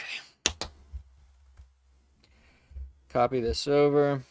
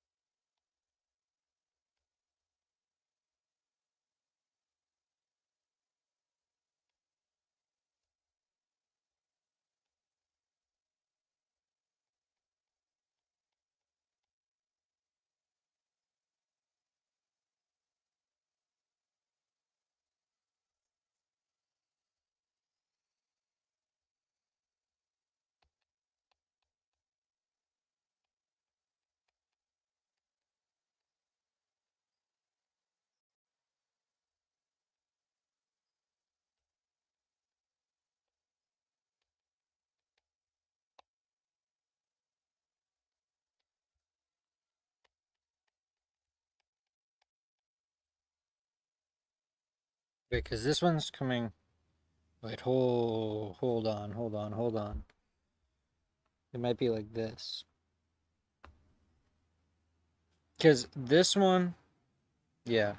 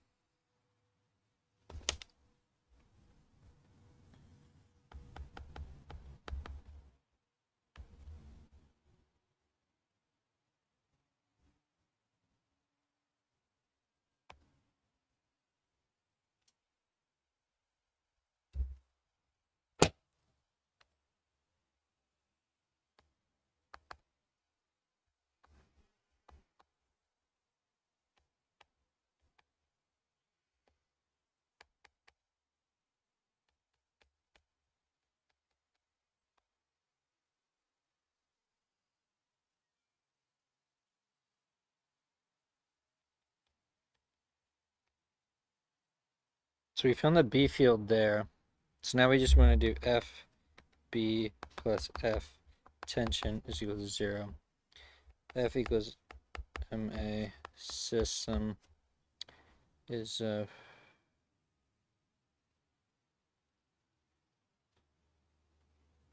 find the value of the hanging mass such that the current I3 is in equilibrium.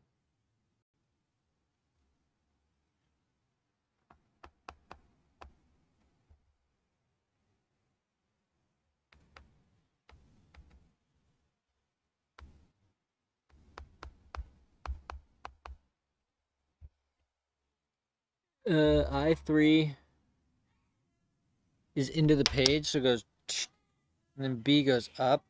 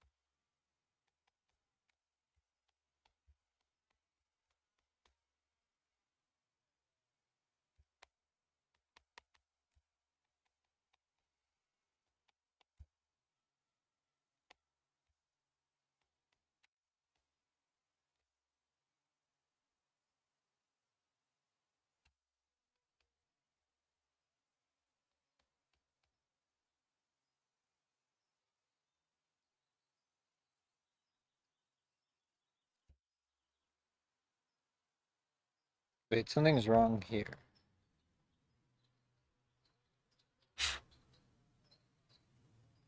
Something's wrong there.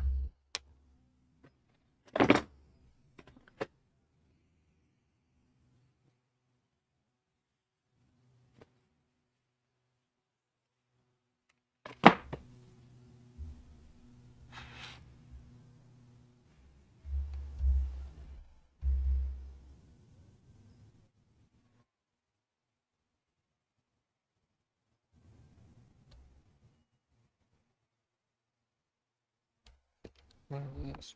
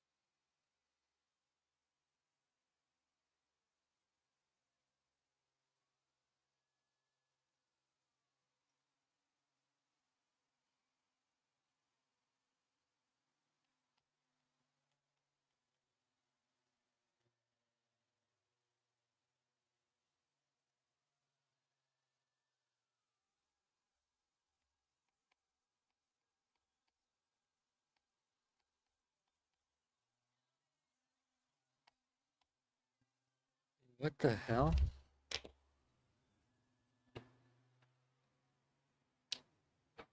Oh, wait. I3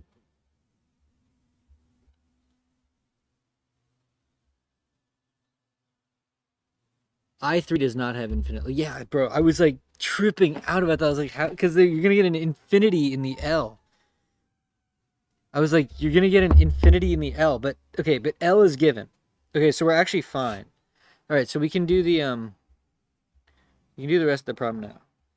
So we're gonna get minus mg plus it's gonna be ILB. So I3 L, and then B is gonna be times 2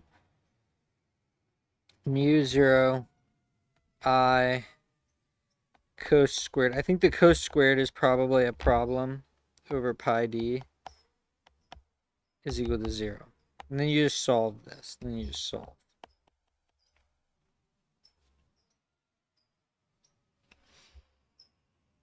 Okay. Let's look at the answer.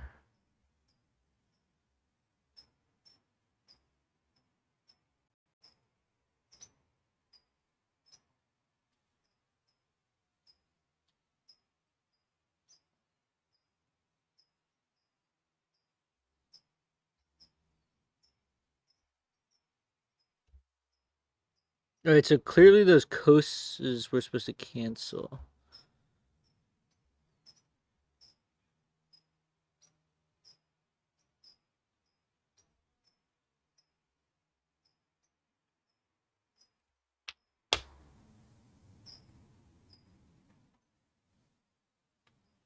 You get the sine 45.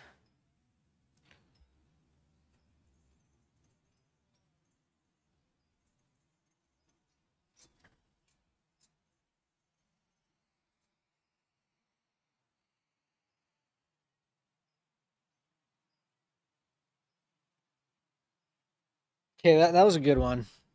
Probably I'll say do again. Do again. Not terrible though. So it's like not the worst. Okay, this one I really wanted to do yesterday. 59. Well, I'm gonna put on some socks and my jacket. Once the sun, once I lose the sun, it gets a little bit more chilly.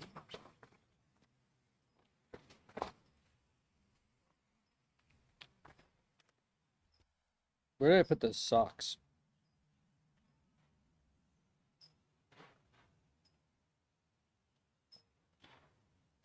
Okay. Give me a sec.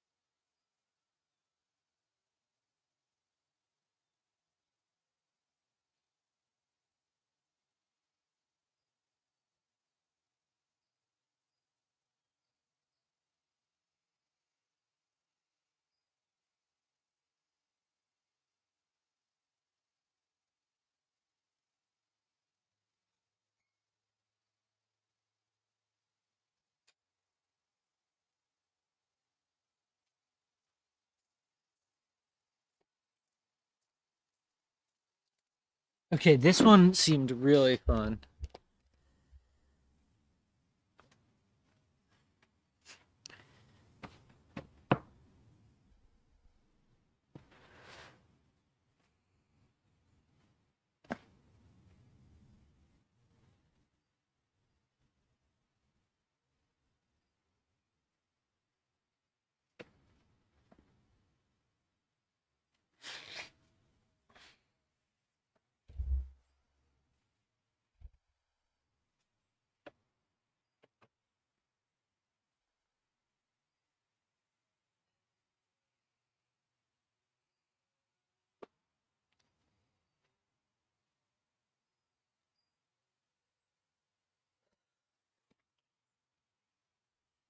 Okay. A circular loop of mass m carrying a current I has radius a. The loop is in a uniform B field.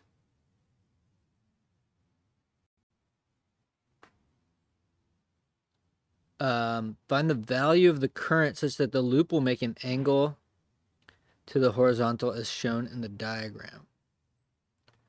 Recall that the magnitude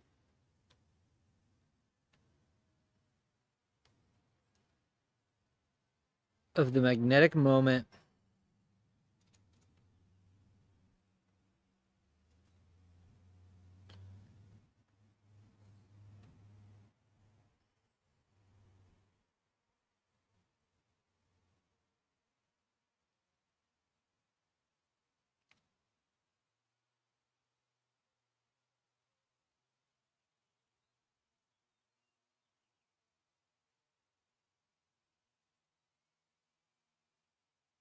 Okay.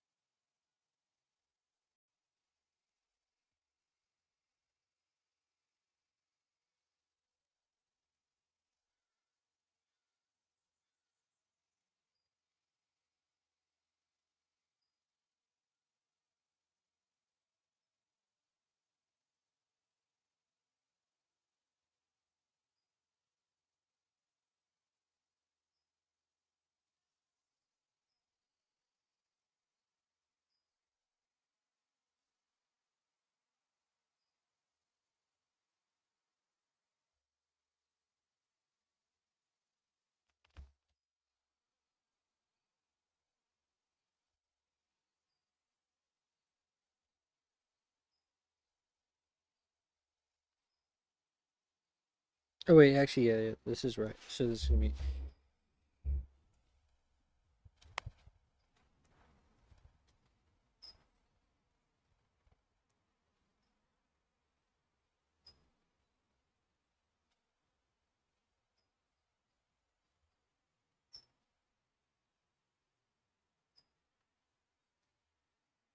And then B is I hits B.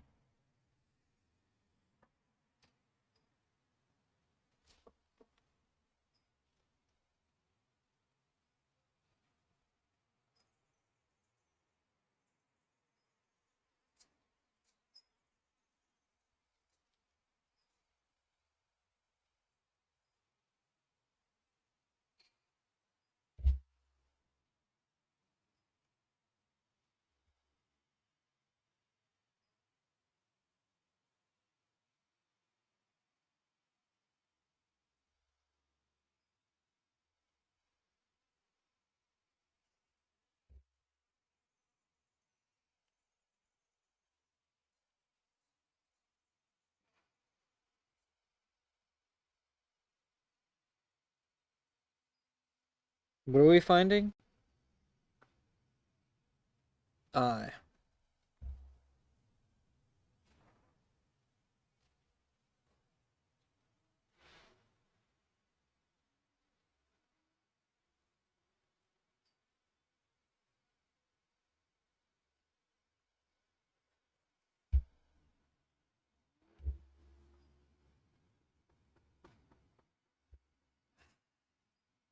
I have a cos theta here.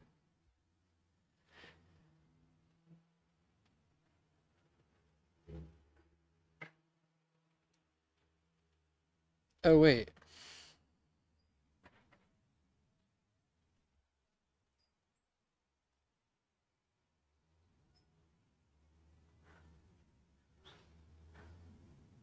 No, the torque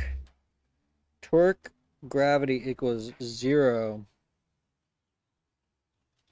when theta equals 90. So this needs to be a cos. Okay, this is a cos. This becomes a cos.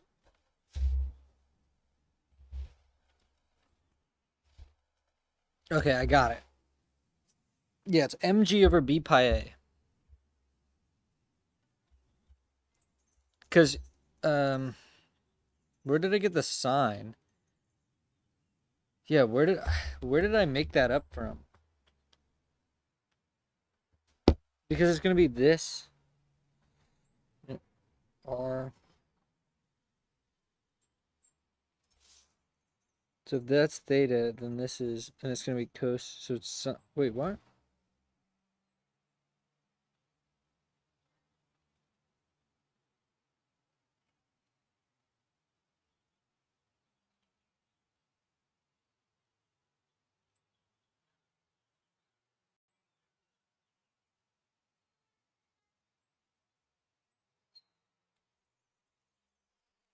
Okay, the hard, um, not terrible, but messed up the cos factor on the torque due to gravity.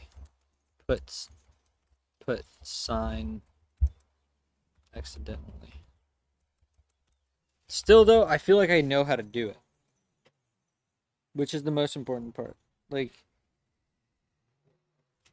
like that wasn't that bad. All right, next problem. 11 circuit problem. Oh yeah, all right, let's do it. Let's do it. I don't even know if I know how to do this.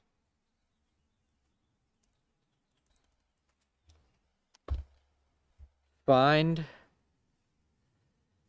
Q of t.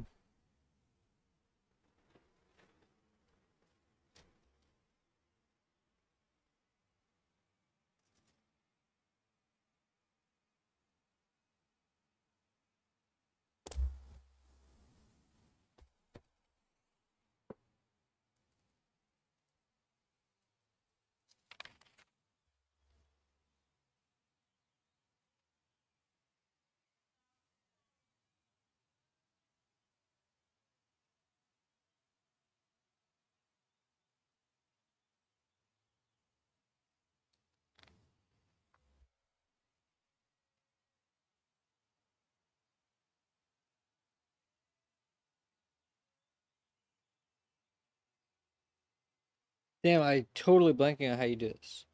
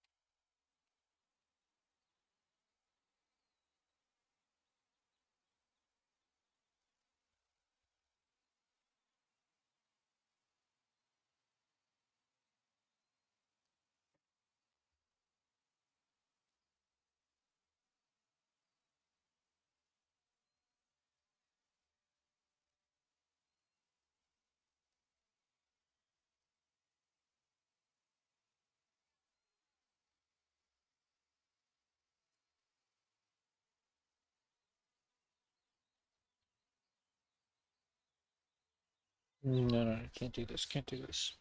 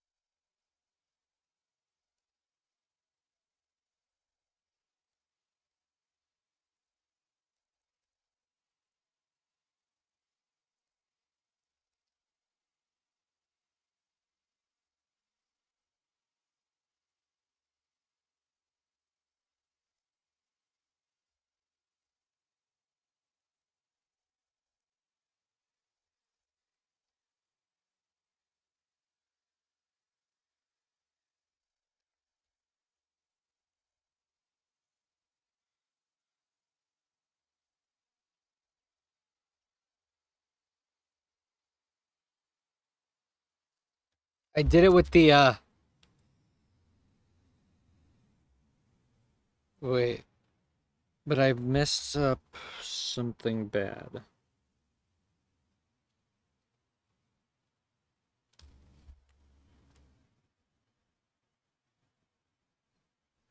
Oh, this needs to be a minus, minus, minus, minus, minus. Okay, I did it with the homogeneous and non-homogeneous solutions. That was actually pretty dope. I remembered how to do it. How did he do it?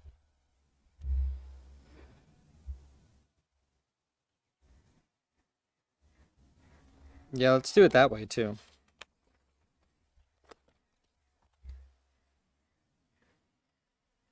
These dang differential equations, bro. These dang differential equations.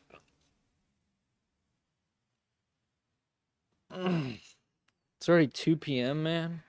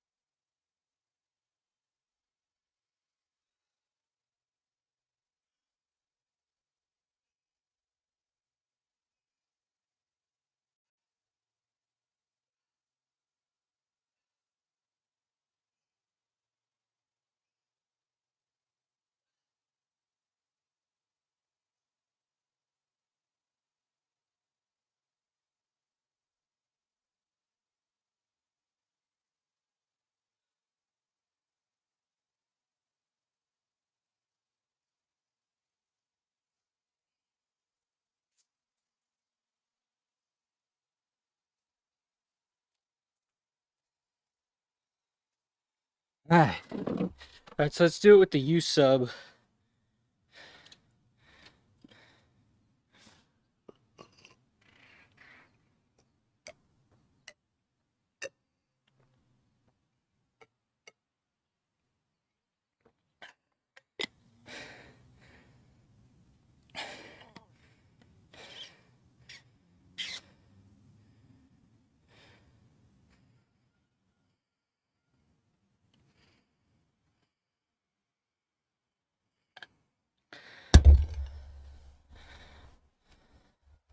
Luckily, all the differential equations are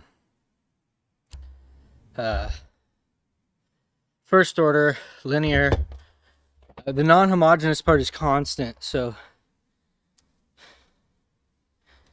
okay.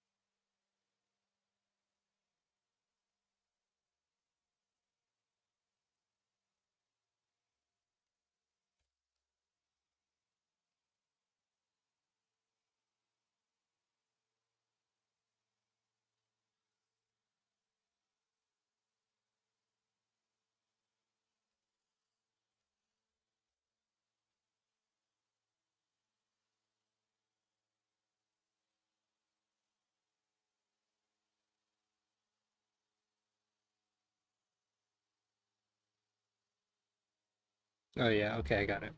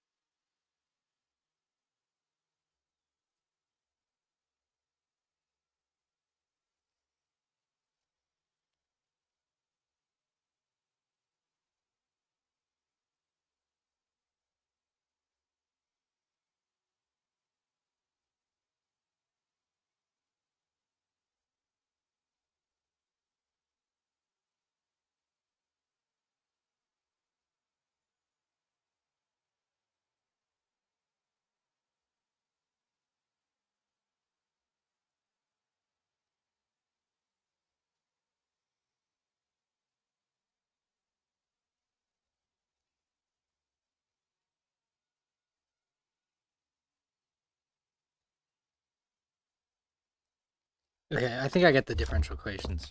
It's not that bad. I did it this way. It's the same thing.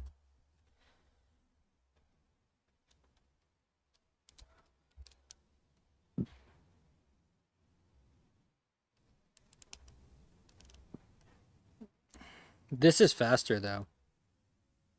Integrating with bounds rather than solving for the initial condition because it kind of builds it in.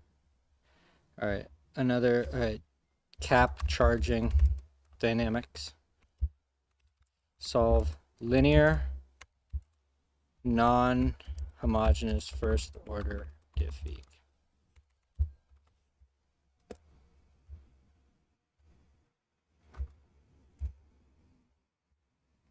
Okay, let's do this one. Find the magnetic moment vector of the rotating hollow charged sphere of radius r as shown in the diagram. Okay.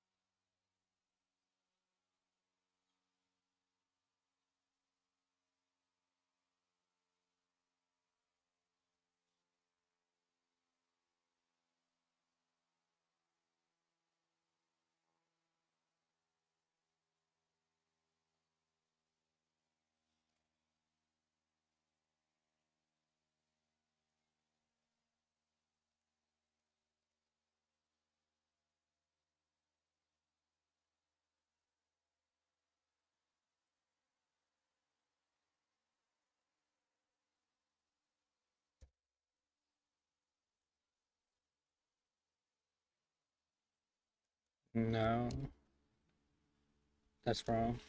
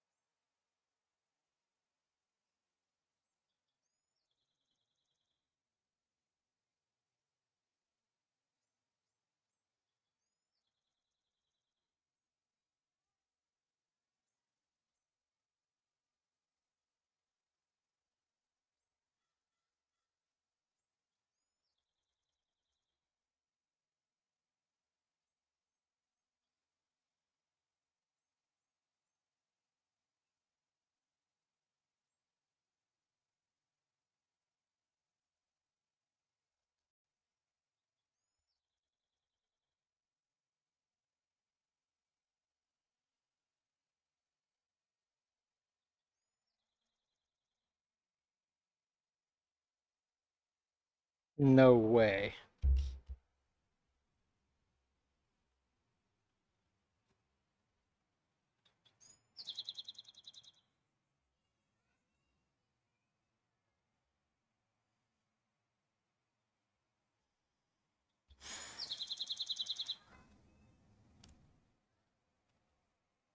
Oh yeah, wait.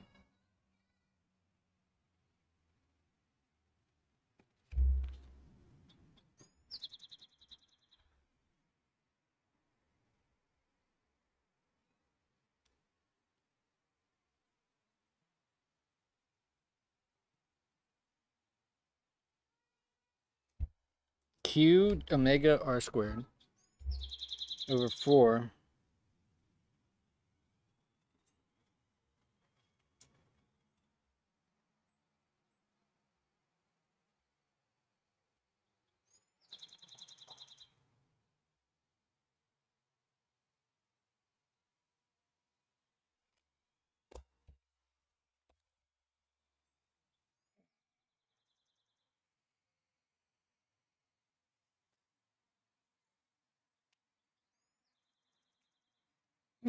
Okay, I'm gonna go on a 5-minute walk. I need to loosen up. Things are looking good though.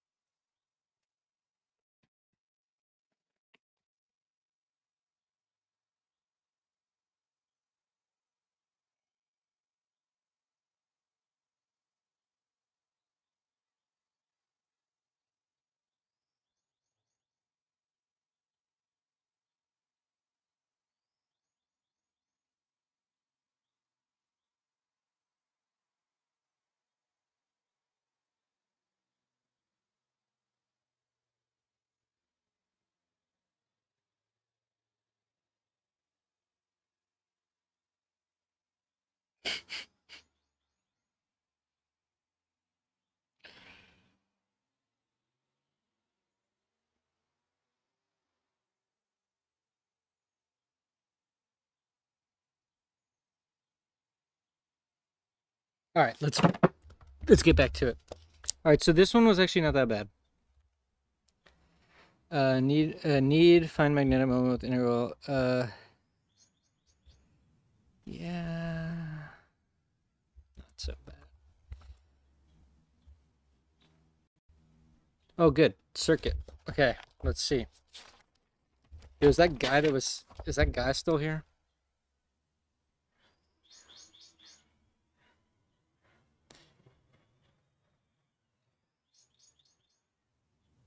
All right, we got a circuit.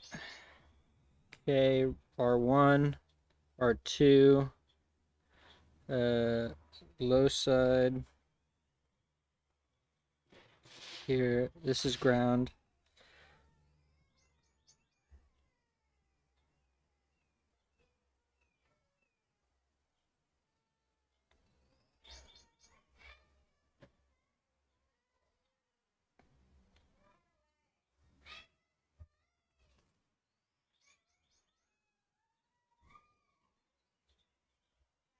So we have V1 equals 8.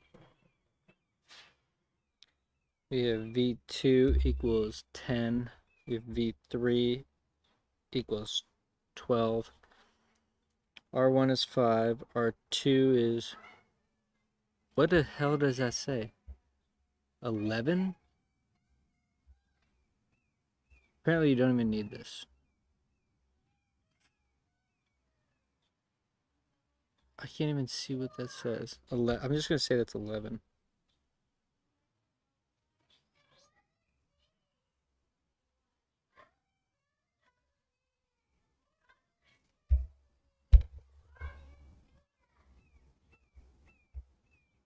Alright. Alright, so this is grounded. So then this is minus 8.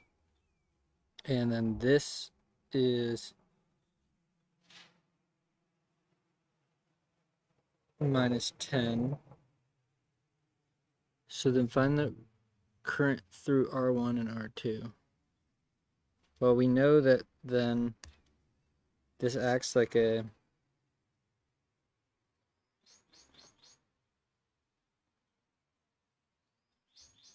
There's 2 volts through R1 plus R2. No, but the current can branch. Okay, I need to do this my way. I can't do this however this is doing it. A, B, C,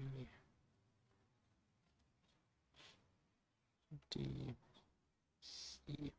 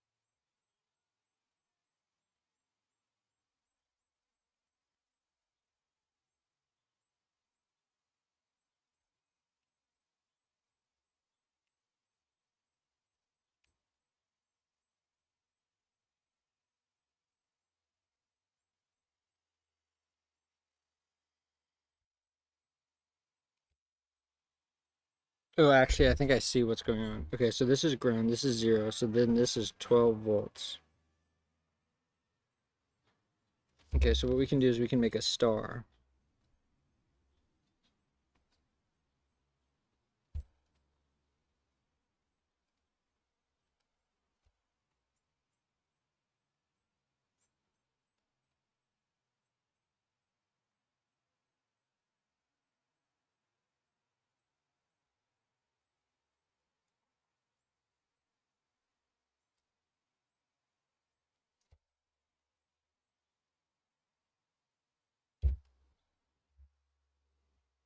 Okay, so there's 20 volts across R1, so V equals IR.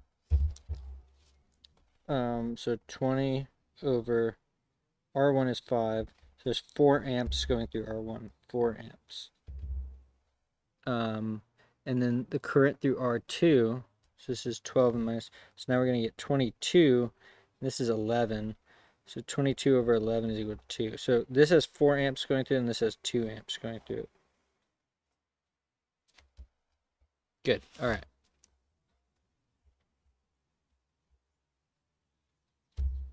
I feel like the circuit problems, you just want to be systematic.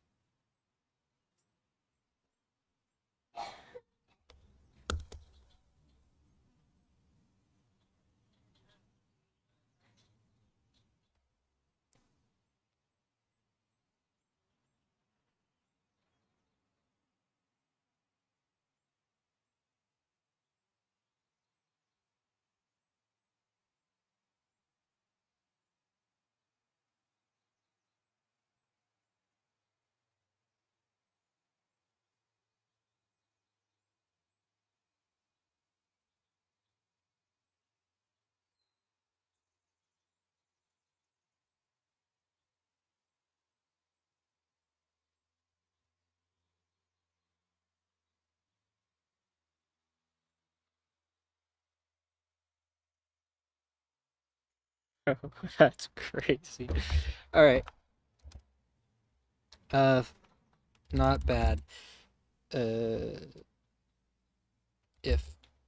systematic about the graph. Okay. Referring to, oh no way, a surface integral Biot-Savart. Seriously? Oh, okay, this is definitely.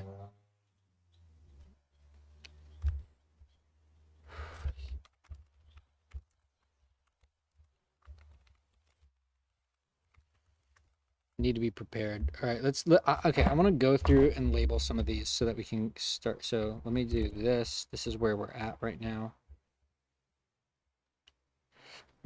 Particle of mass M in charge Q is rotating and a horizontal circle is shown. There is gravity in this problem. Okay. A uniform magnetic field is given as vertically up. So I cross B. This should be going out.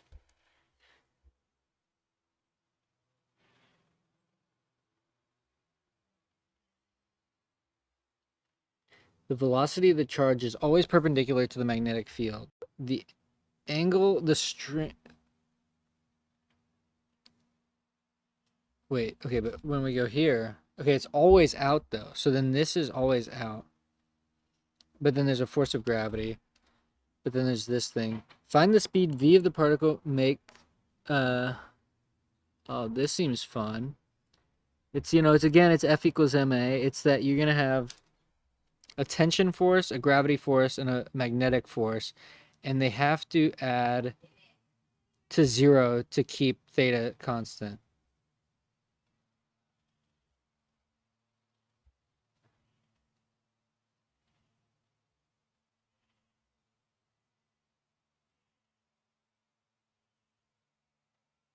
Why do we need to solve a quadratic? Okay. Fun. F equals ma. Yeah, what category is this in? 39. Force. Yeah.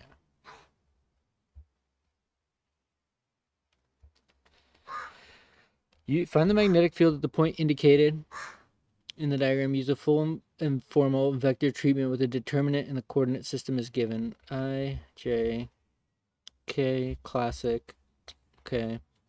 3R. Okay.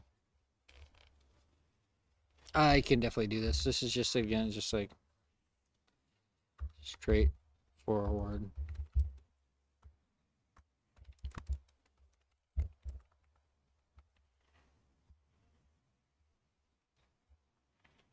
As was shown in the lecture, a spinning disk of charge has a magnetic moment, but it also creates a magnetic field. Use the Biot-Savart law to find the magnetic field vector along the axis of the spinning disk. Let the circular disk have radius r and total charge q and be spinning with an angular velocity of omega. So if you find, let's see, when we find the moment, um,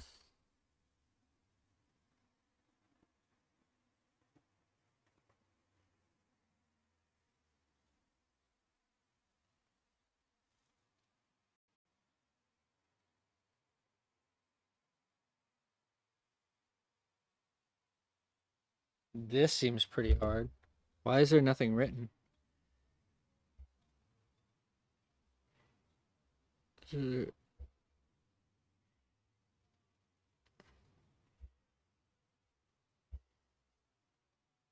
I need to do this.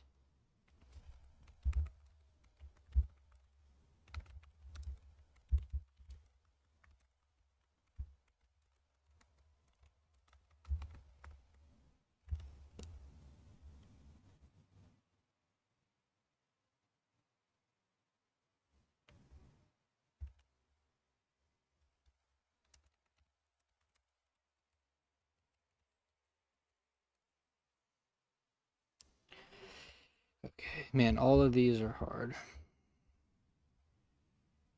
Okay, this one, yeah, do the Diffie.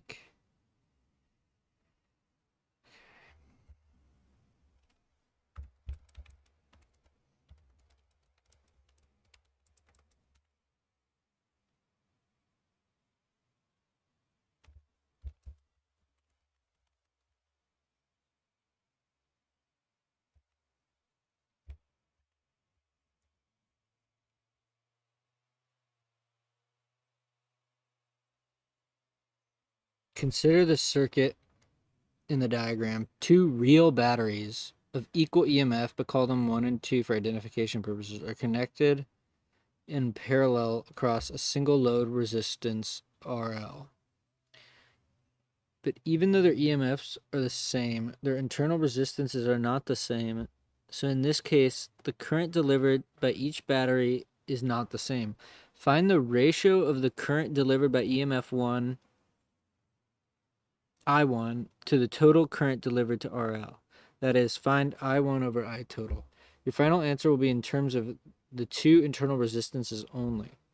At the end of the problem, let R2 equal to 2R1 and find the final answer as a purely numerical fraction.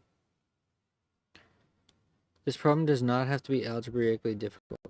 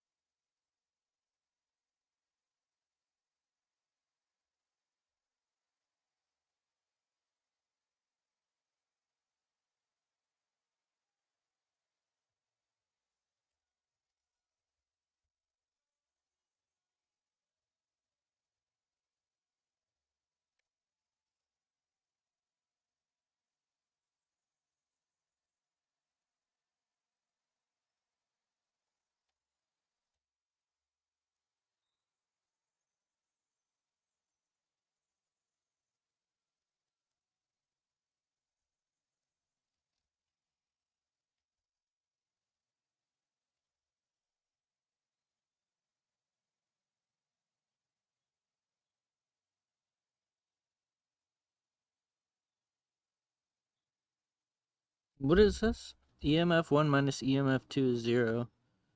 So VR1.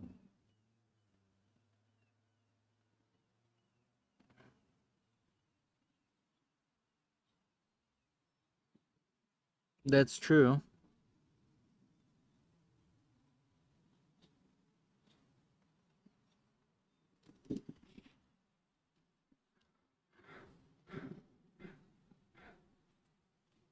See, I didn't write the graph, dude. What am I doing?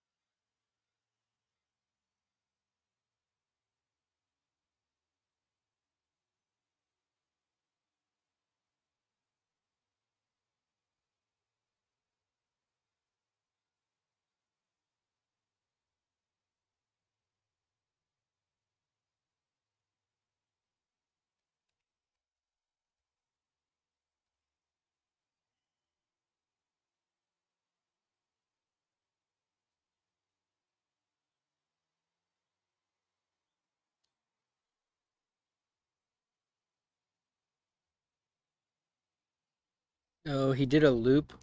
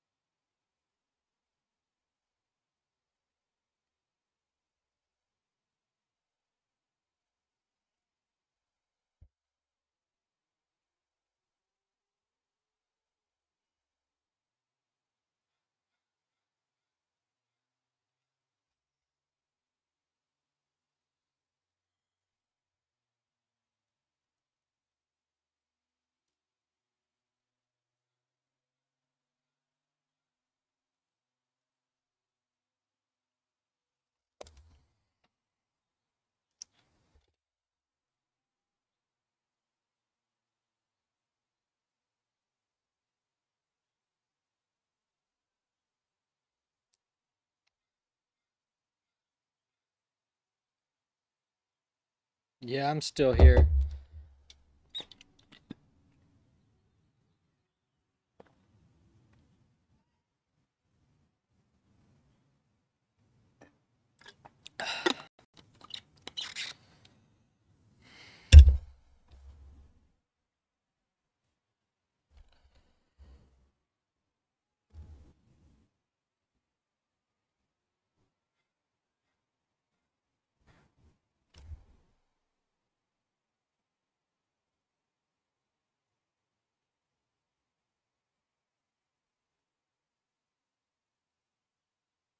This is an insane problem. I'm gonna do this on the whiteboard.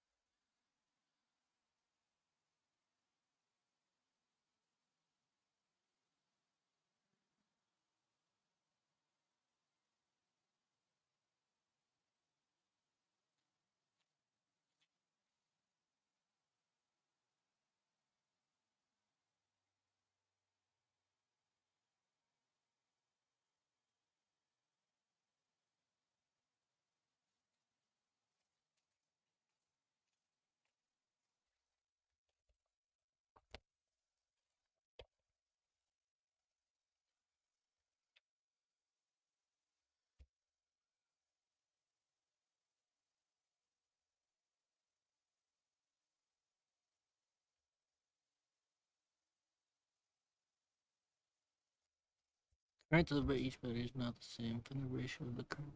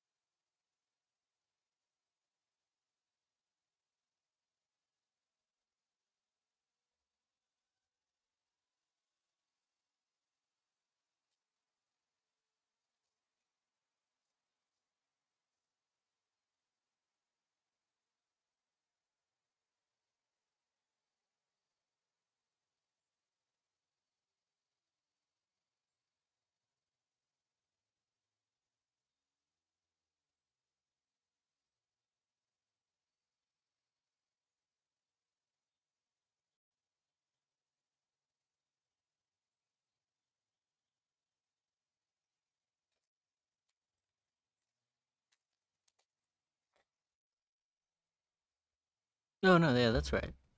Okay, good. Yeah.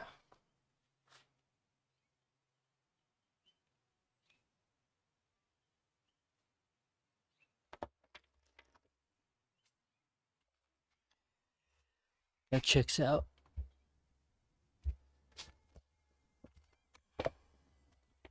The problem is it's one of those circuit problems that's easy to get lost.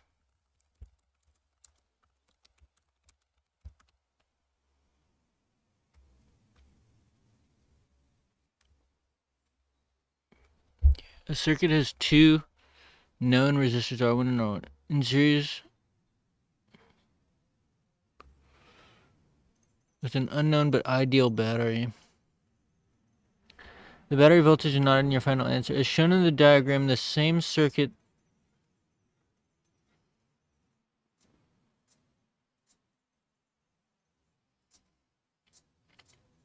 put in parallel across R2. The voltage across RL is then measured and is known as VL. Find the potential of point A, as shown in the diagram, before RL is connected.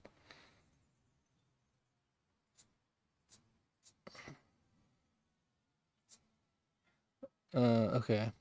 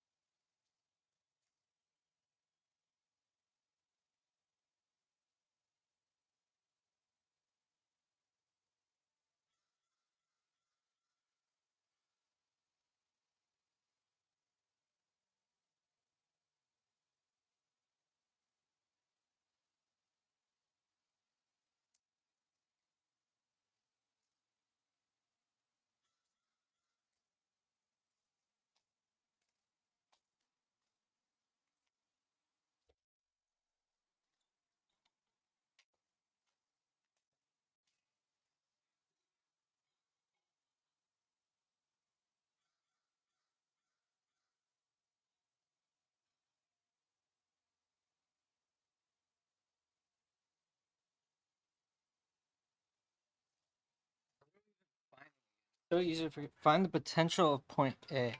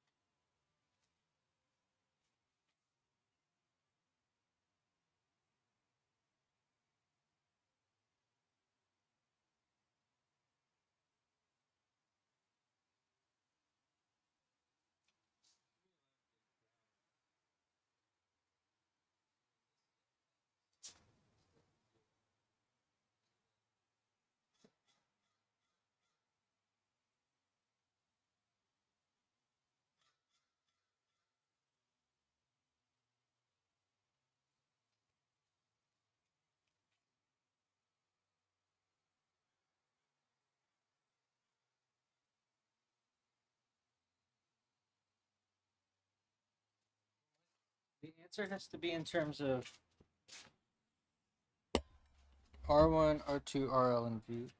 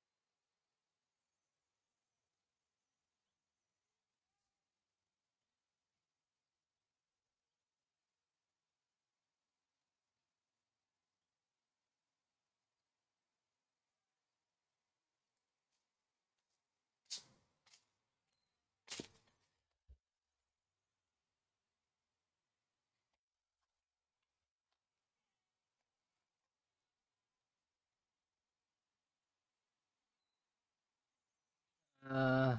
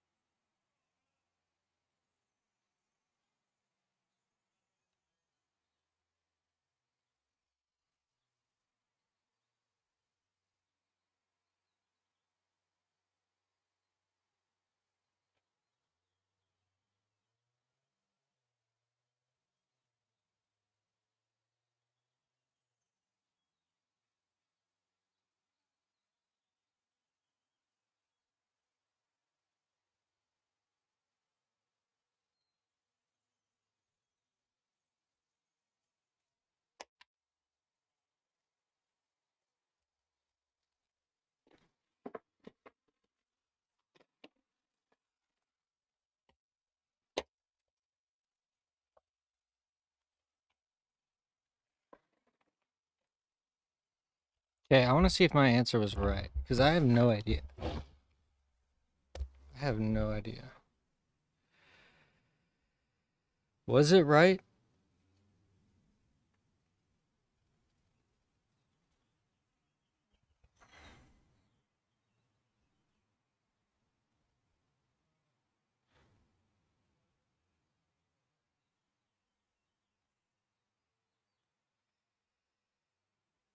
All right, let me try it again. I know the problem now. We have a source, a resistor R1, a resistor R2.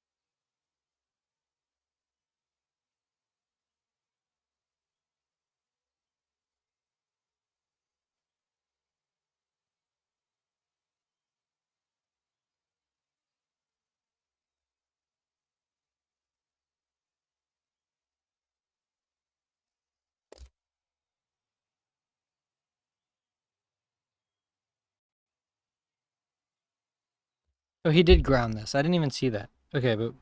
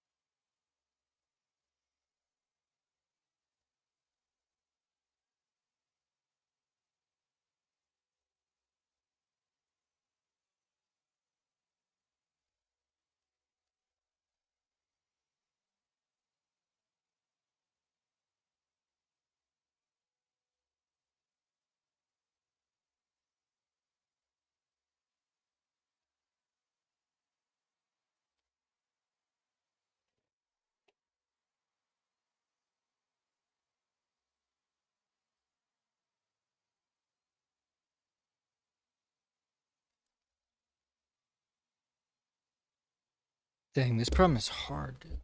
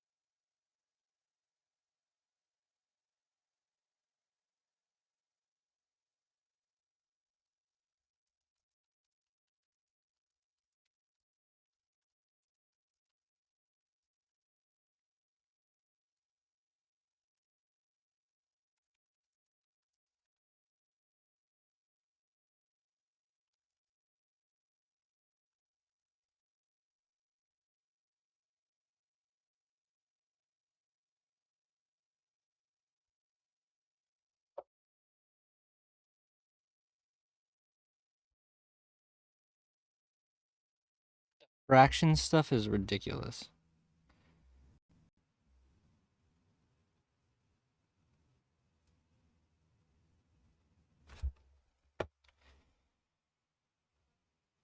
I don't feel like that's like that important. The fractions.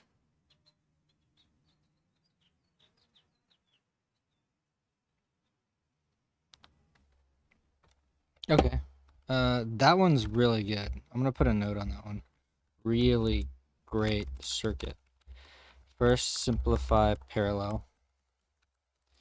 Derive voltage divider. Um, recover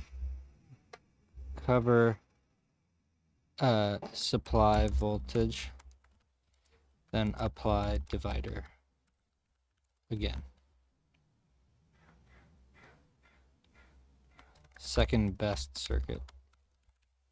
In terms of difficulty, that one's pretty challenging. Hold on, I gotta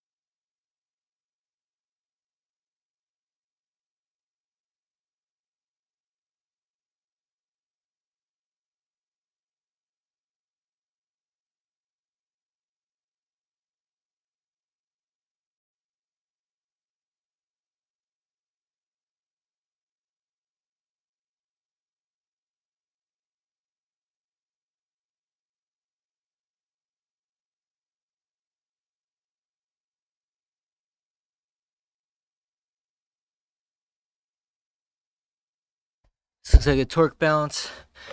A rectangular loop of current is fixed to rotate about an axis.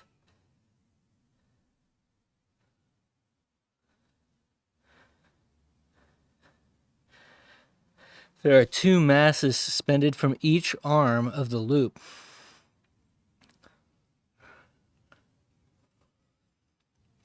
Find the magnitude of the current in the loop such that the loop will not rotate.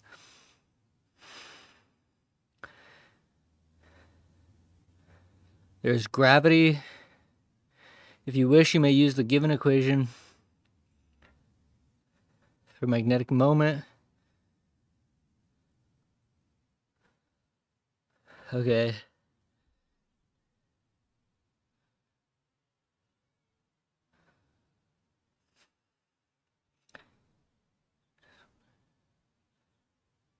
Yeah, it's a torque balance.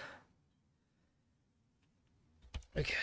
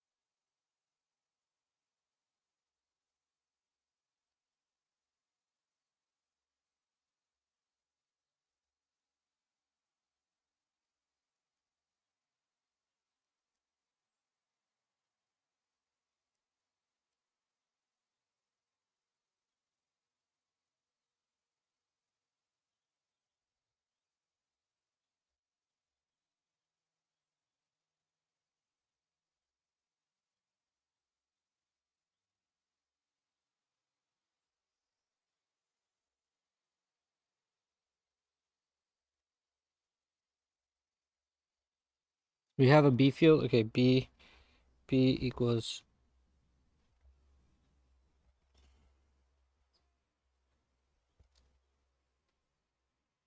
Okay, so we have B in the I-hat direction. But he called this J. And this is K. So this is actually K, K. Then this is J. This is J.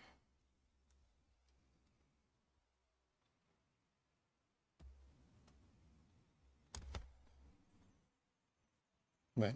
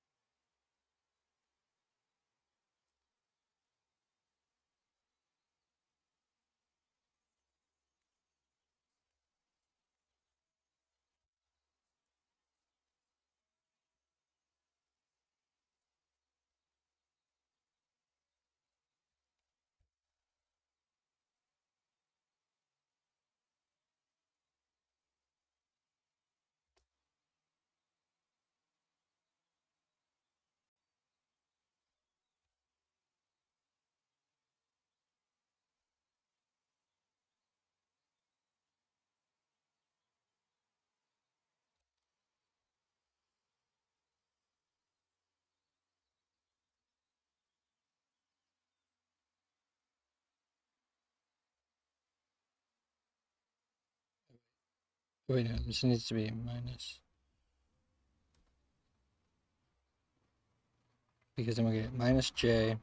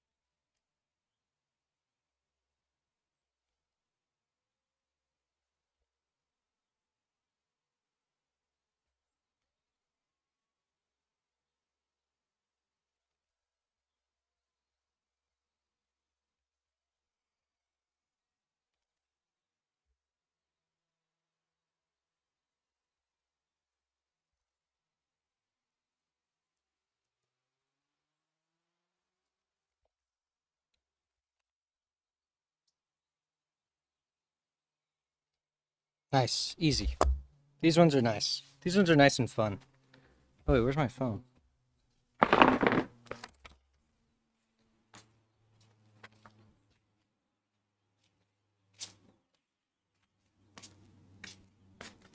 What am I solving? Physics problems for my exam. That's what I'm solving.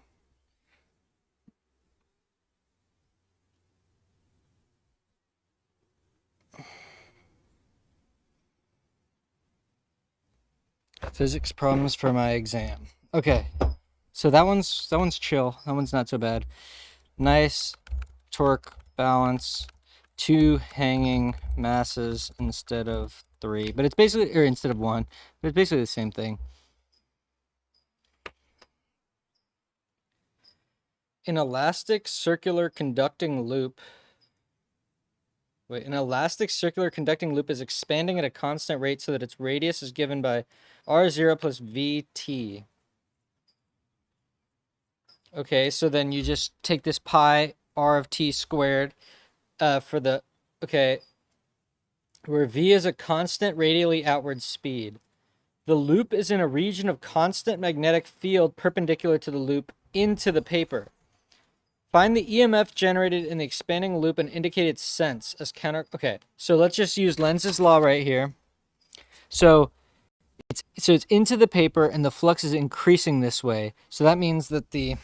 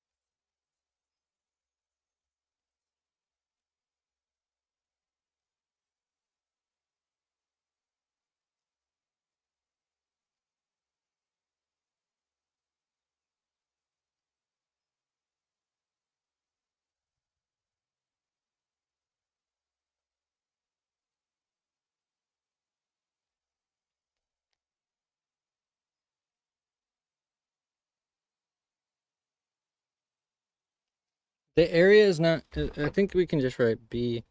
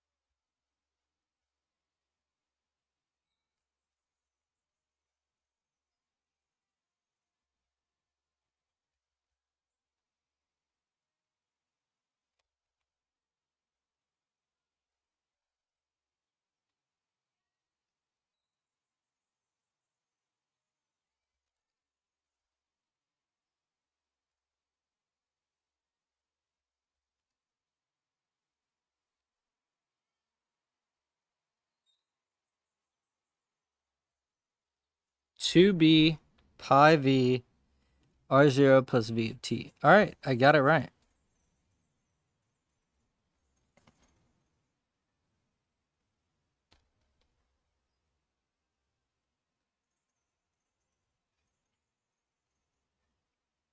I just want to see what he writes for that dA integral.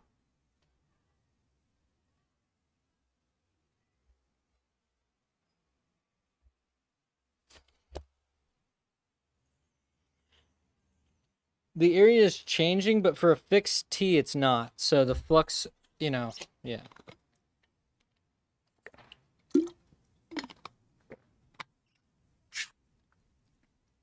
Not too shabby. Fun. An expanding loop induced current. So motional EMF. All right, so we got a motional EMF problem. That's not too bad, not too bad. Next problem, 67.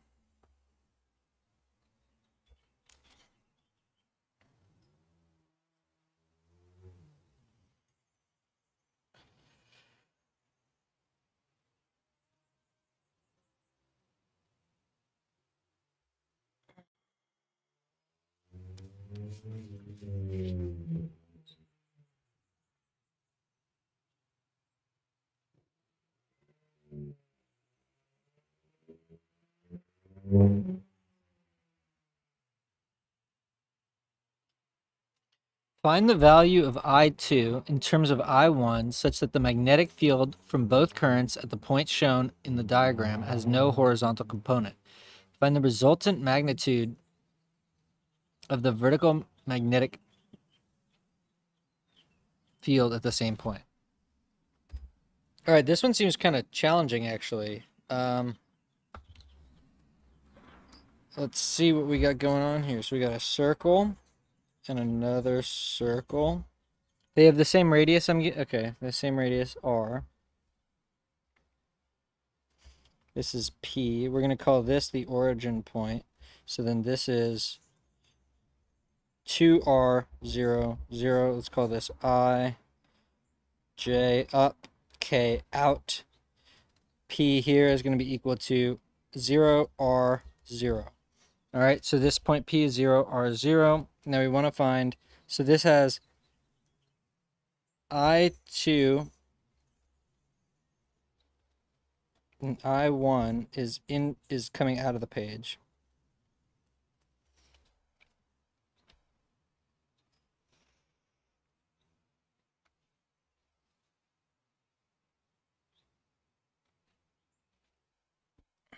So find I2, so B P equals, find I2 terms of I1 such that Bx at P is equal to 0.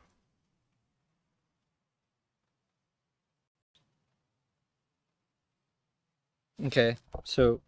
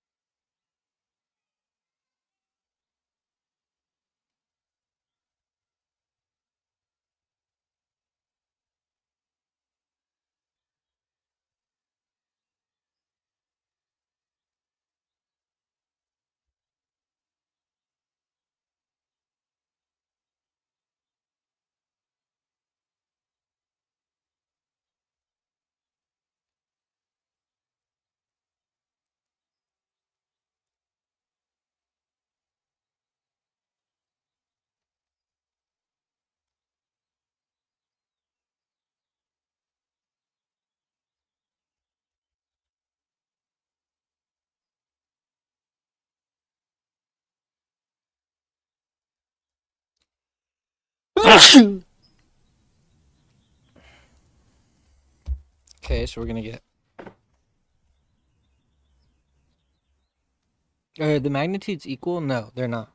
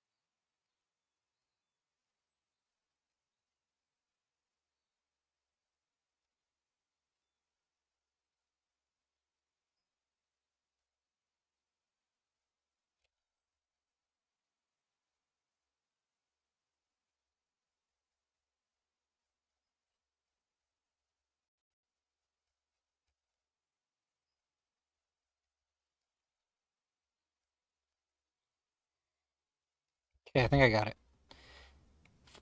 5? I got root 5. What did I do wrong?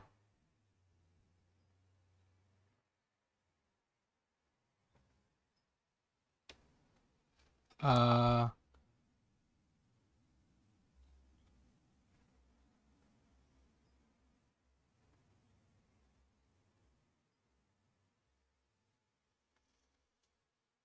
how did he get? Okay, so he got this.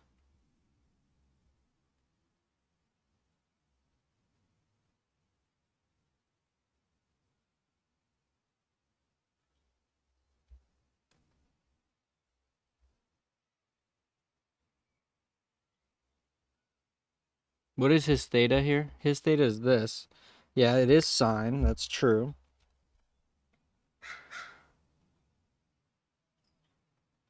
Wait a minute. What?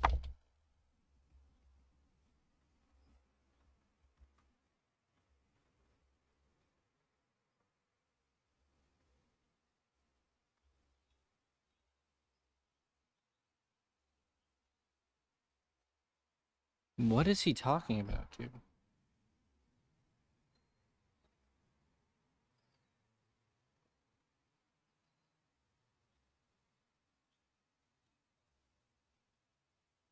Oh, shoot.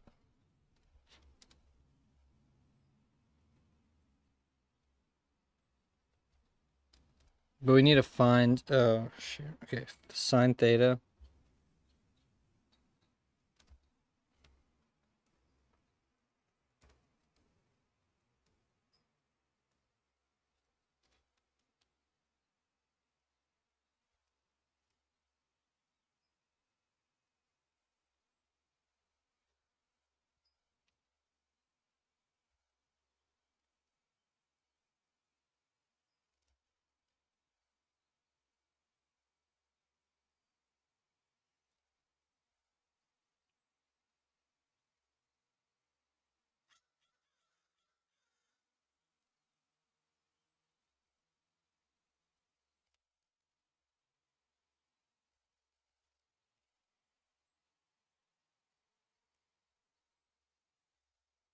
Wait, no, this is gonna be.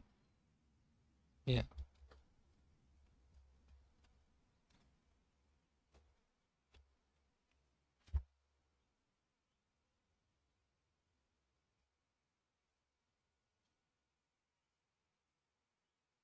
Wait a minute.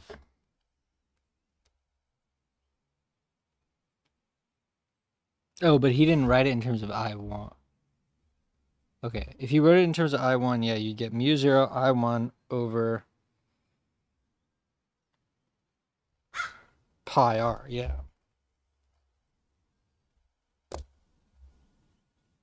Yeah, this is actually a really fun one.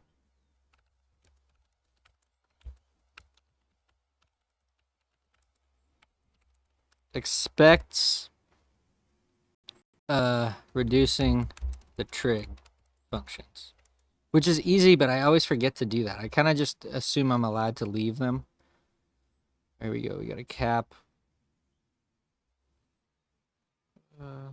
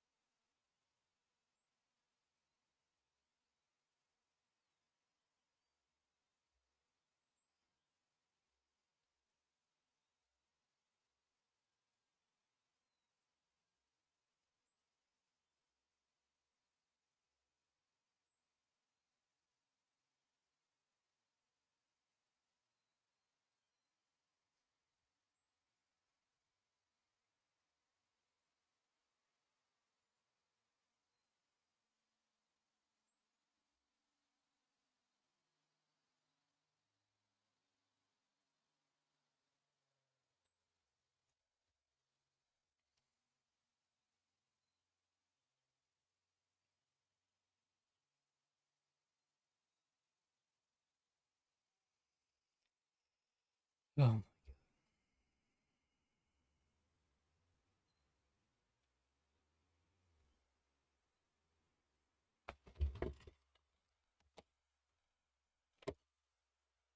Okay. I think I got enough of this to understand how to do it. I didn't know how to do it before, though.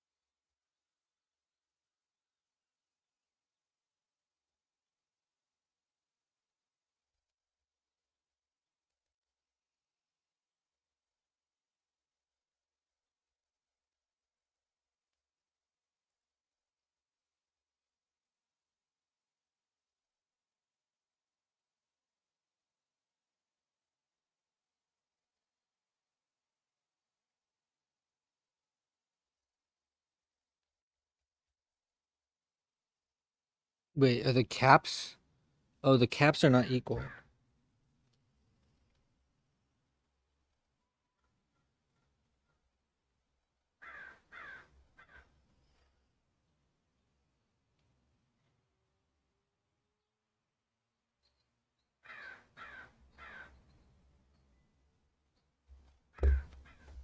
Um,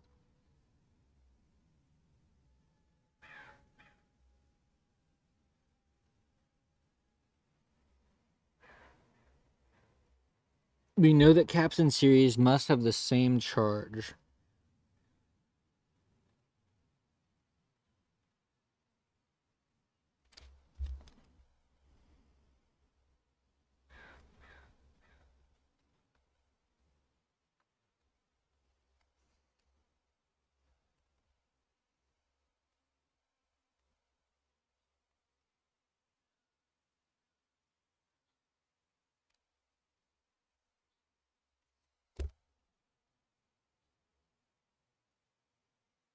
Actually, why is that? I don't know why that is.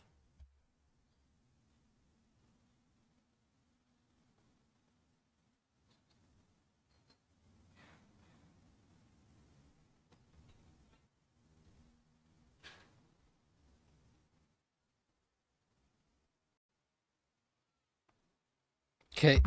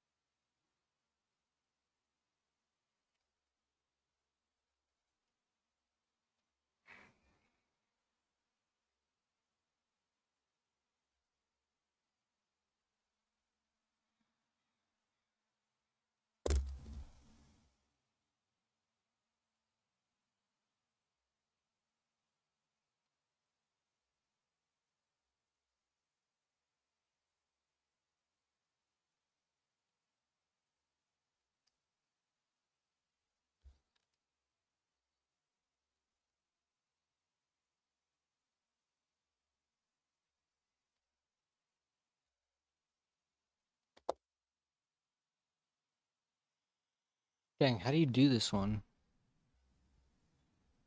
So I get here.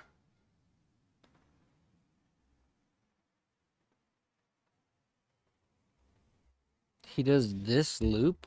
Whoa.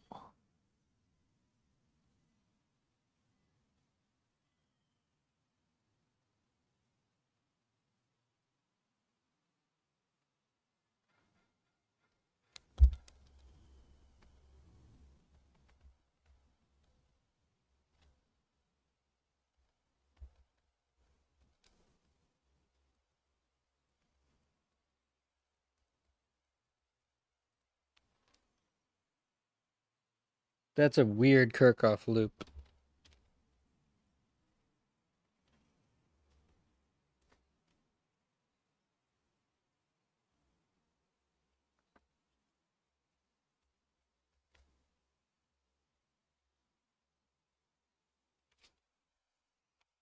All right, so then he does. Okay, then he finds this, which I found. So this becomes.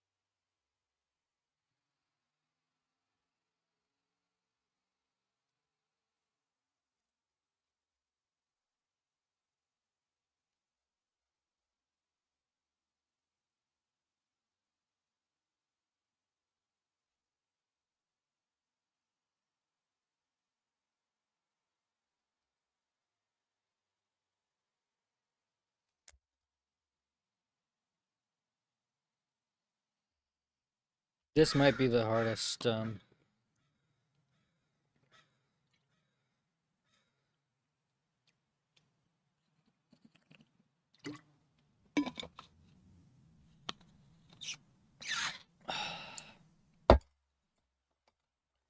This is a hard circuit.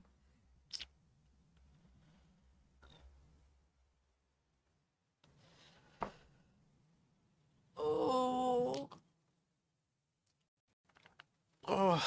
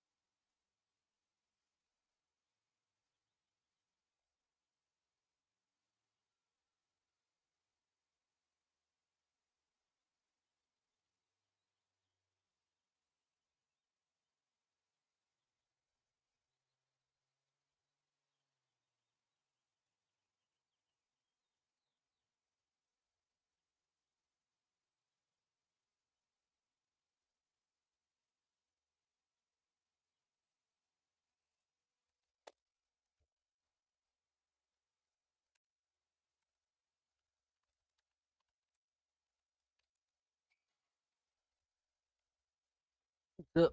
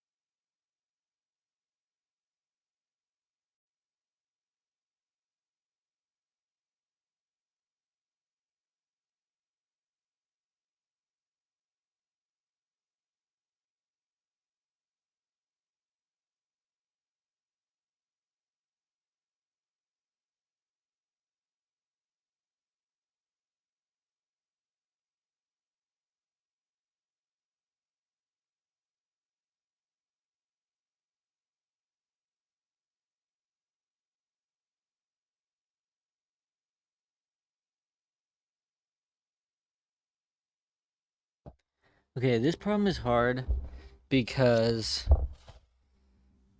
first you. So wait, we should write a thing on this one.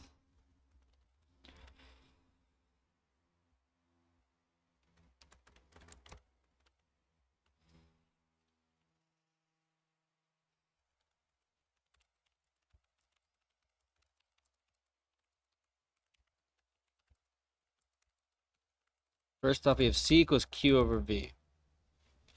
Um,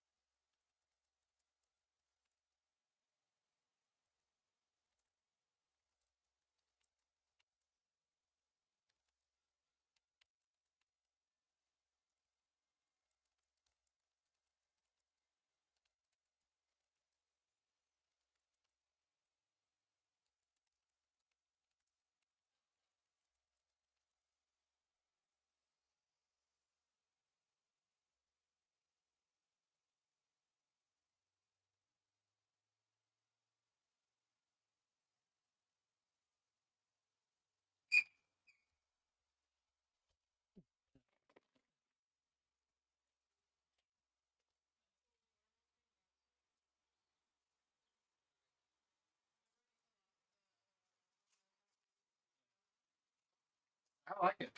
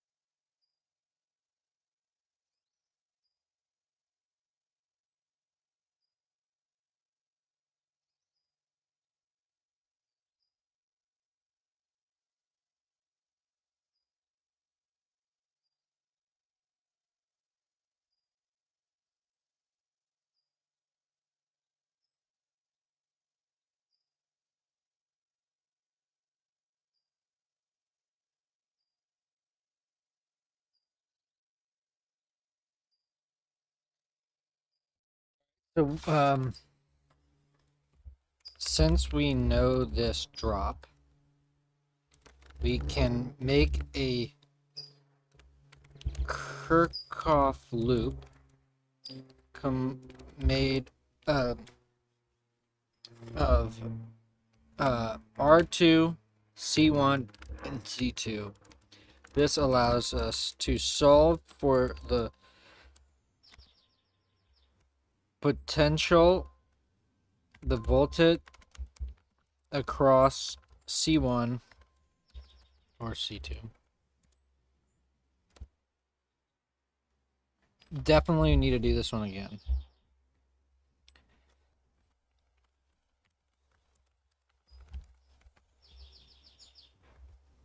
Another circuit, a real battery. Okay. A circuit with a real battery is shown in the diagram. A load resistance is put across the terminals of the battery of the real A load resistance is put across the terminals of the real battery. A first load resistance has a value of 99 ohms and then a given current through it of 1 amp. A second load resistance of R2 equal to 200 ohms is put across the same real battery and a current of 0.5 amps is measured through it. From this data, determine the EMF of the battery and its internal resistance R. Okay, I got it. Okay, so wait, hold on. Let's do this.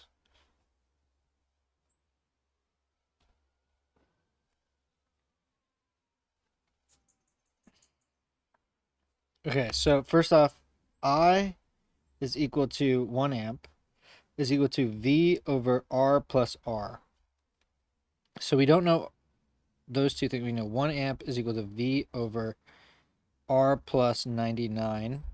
And we know that 0.5, let's see, 1/2, is equal to V over R plus 200. Okay, so R plus 99 equals V. And R over 2 plus 100 is equal to V.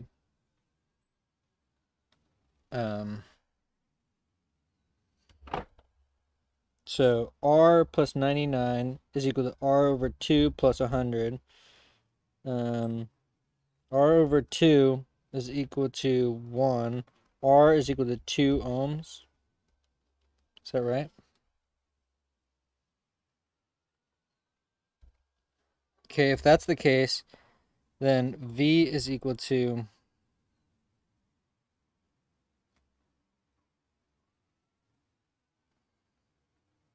101 volts. Okay, so we found... Oh, that's it? Why did he do so much algebra?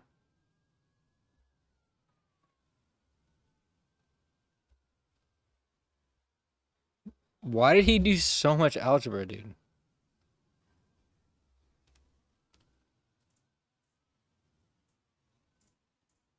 You just use Ohm's law.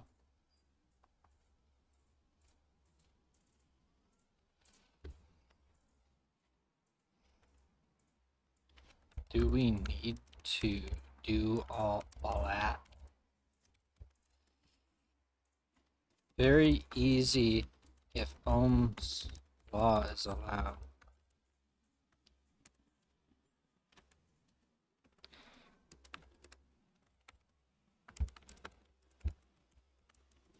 Because that's a crazy way to do it.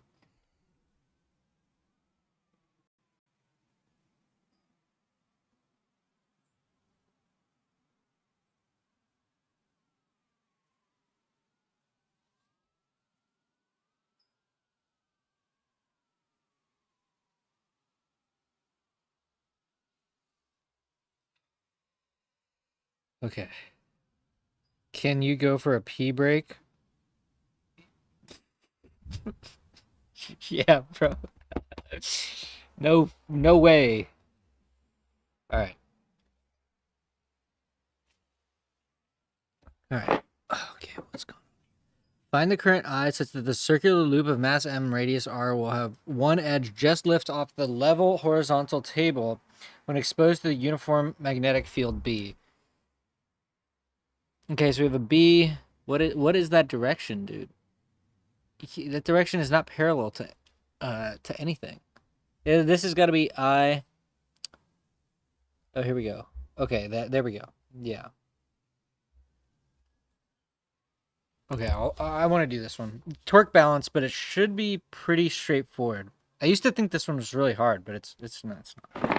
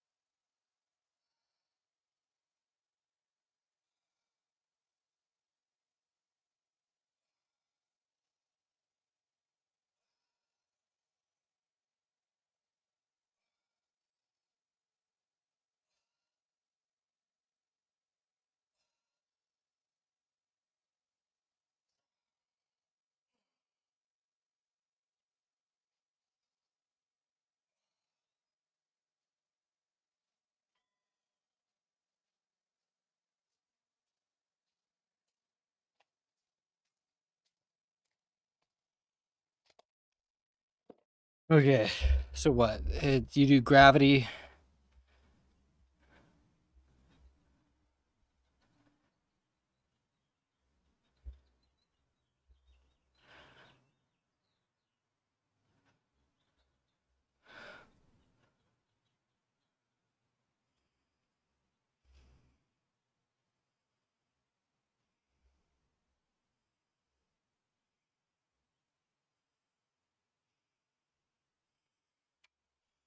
Why does he?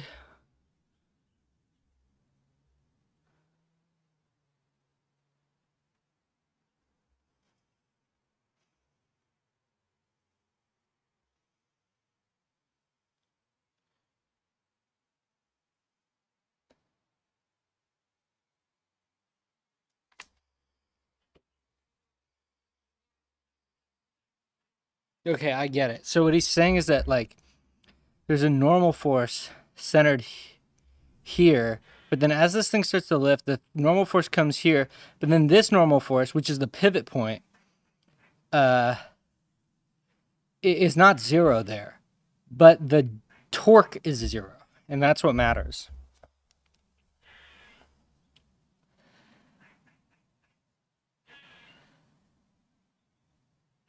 Try solving rotational dynamics.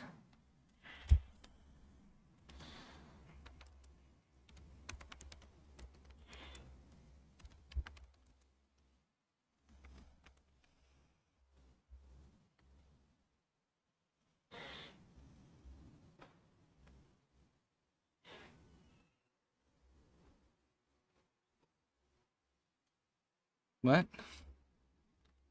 I don't even know what that's about. Okay. All right, so let's solve this problem. I think the important part that I just can't forget is that we need to take into account the normal torque, which ends up being zero.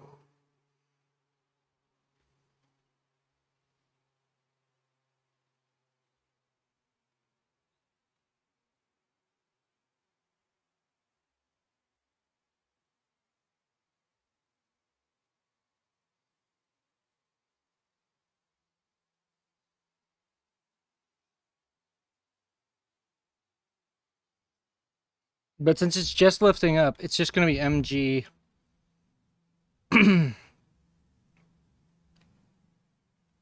What is the r from? Oh yeah, r, radius. Yeah. And then yeah, I pi r squared b. Okay. I think I get it. I don't want to do, I want to try to torque balance, but very important to remember the normal force. So you cannot forget that normal force. Okay, here we go.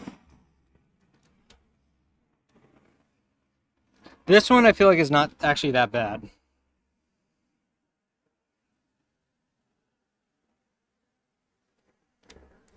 Okay, starting from Faraday's law.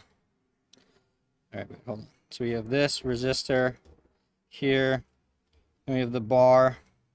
This bar is length L, and presumably doesn't need a mass, so it has a V equal to I hat, V I hat. Okay, so this is moving to the right. Starting from Faraday's law, derive the equation for the motional EMF induced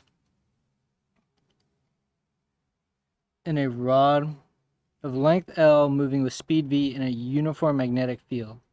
Okay, B, so let's just do I, J up, K out. B is equal to, the magnetic field is equal to the magnitude times minus K hat. All right, so this is going into the page. So, so find the EMF.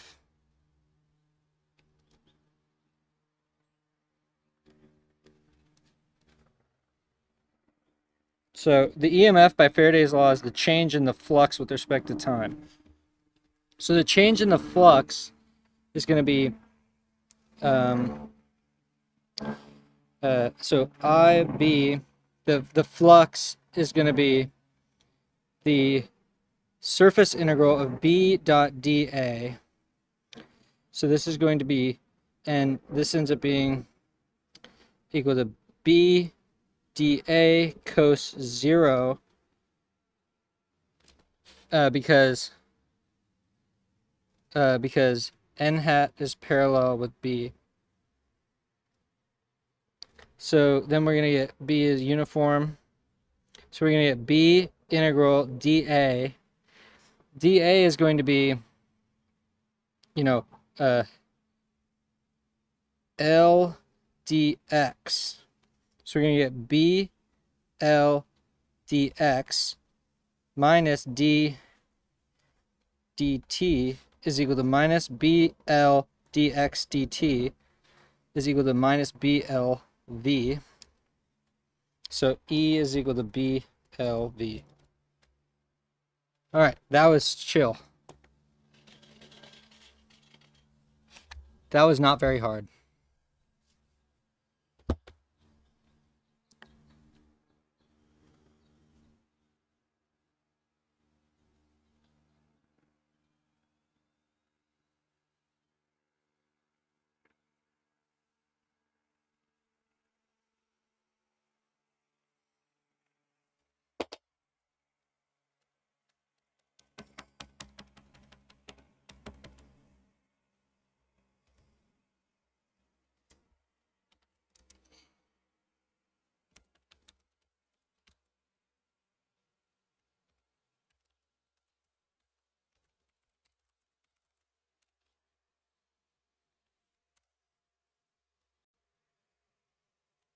Was there anything else to that problem actually? Oh, wait.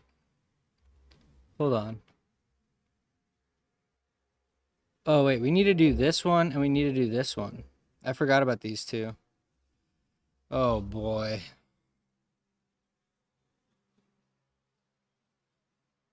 Okay, well, let's just keep going because those ones are so hard. Okay, a disk of radius r and charge q spins in the xy plane with an angular velocity omega. Say the disk is in an external magnetic field that's pointing in the x direction. Find the torque, magnitude, and direction on the disk from the magnetic field. All right, I can do this. I should be able to just do this freaking over and over all day.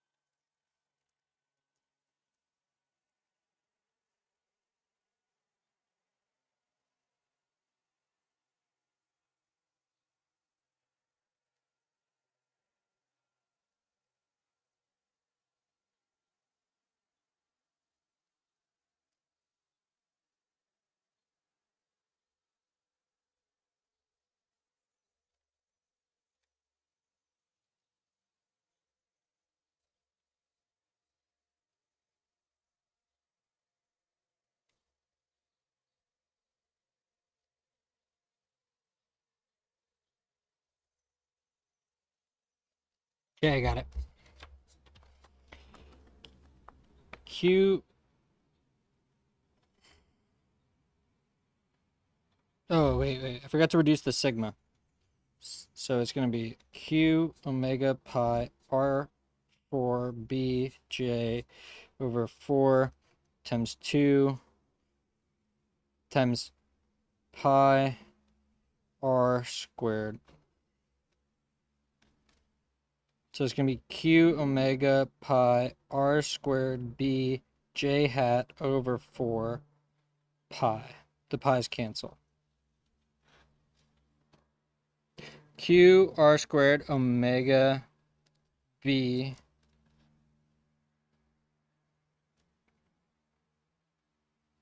over 4. Nice.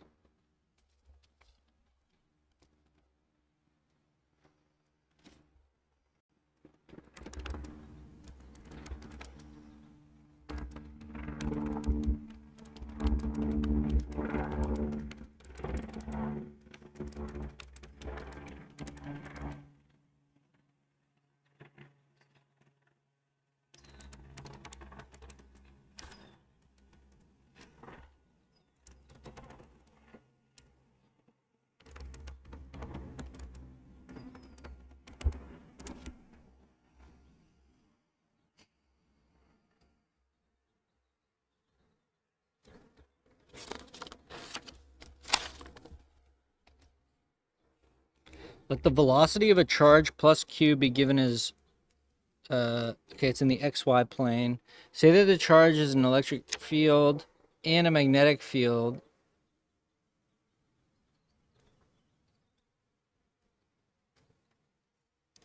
Oh boy. Find the magnitude of the electric field in the frame of the moving charge. In the frame of the moving charge. Okay, so, okay, I got it. Okay, so Q, V is equal to Vx, Vj, or Vy, 0. Then B is equal to B. Oh, yeah, this is the first time that we have like a non-single direction B field. All right, so this is going to be Bx, By, oh no, Bx, 0, Bz. And then E is equal to 0 minus E, Y, 0. Okay, we want to know,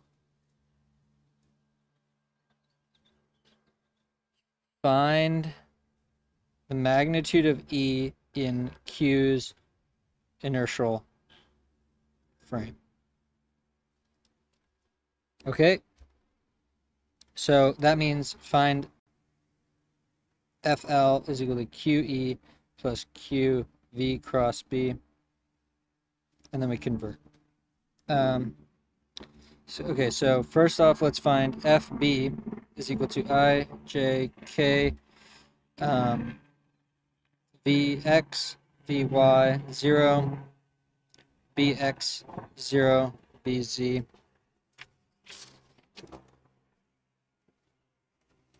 Okay, we're gonna get I hat Vy Bz minus J hat Vx Bz plus K hat times minus Bx Vy. So this is going to be equal to Vy Bz minus Vx Bz and minus Bx and minus Vy Bx is equal to F times Q. Okay. Now Fe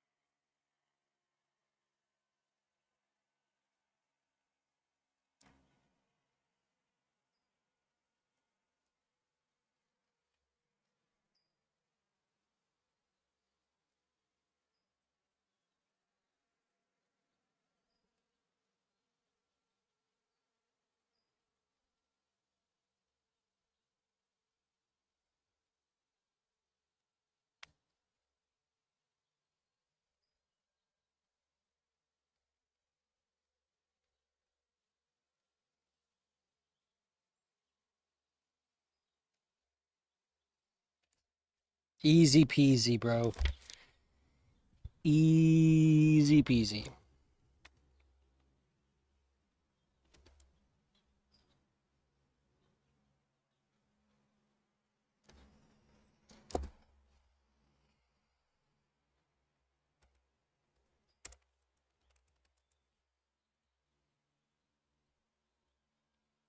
Okay, at let's say 5:30, I'll have to end it so that I can do this biology homework that I have to do.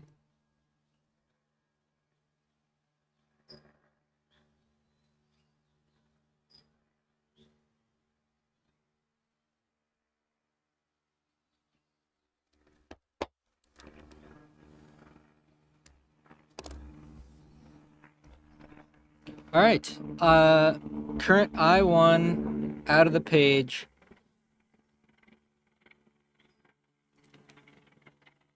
A distance A away from a parallel current into the page. In the diagram, find the magnitude and direction of the magnetic field at the point indicated.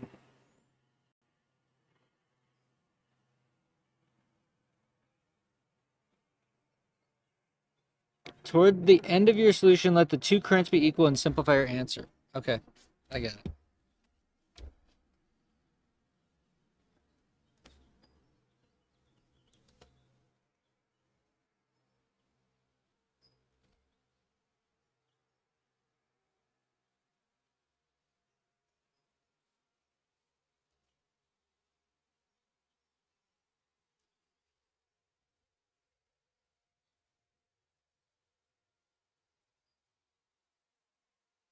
Wait. Oh, this is also given as A. Okay, so this is 44.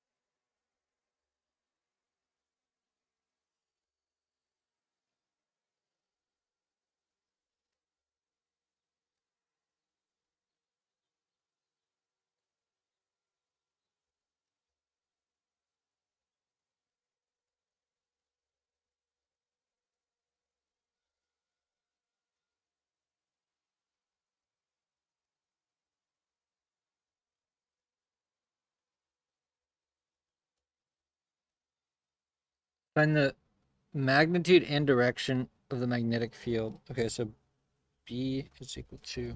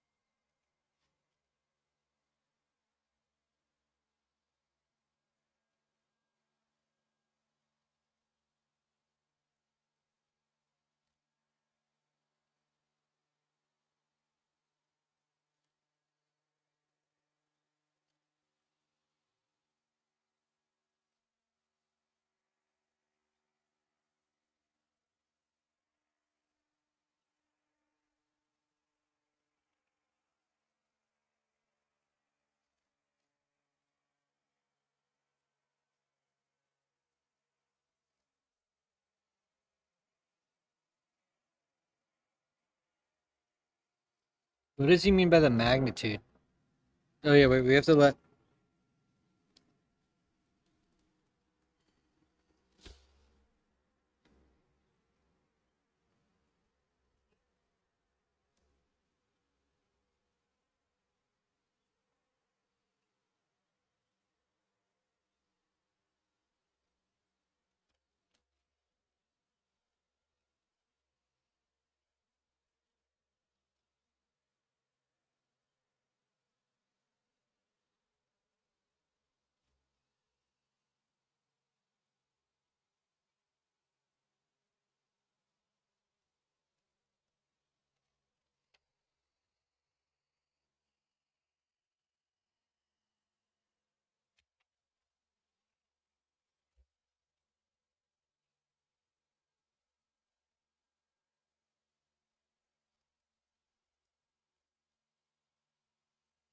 Where does this? Where does this come from? I don't think that's the final. Oh, this is the final solution. And what is this? Wait, that's.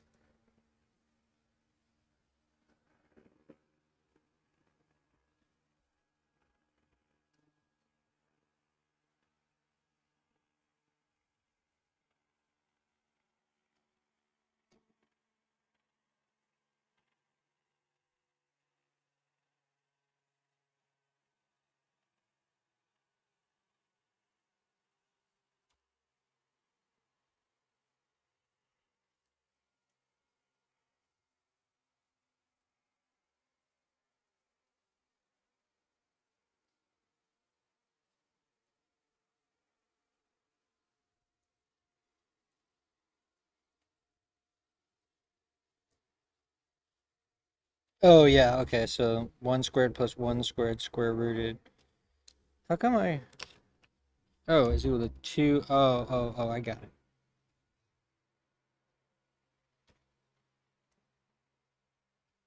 I got it. Okay, not bad.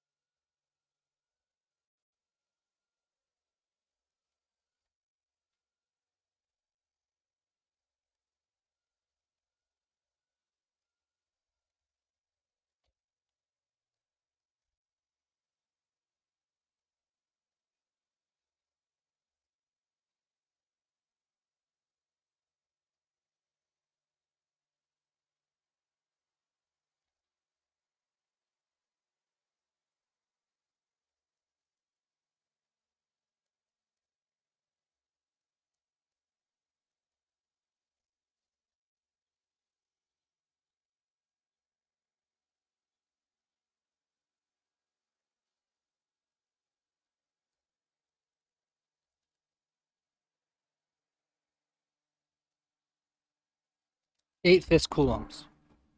Oh, damn it. Okay, I got this. Wait, I got this.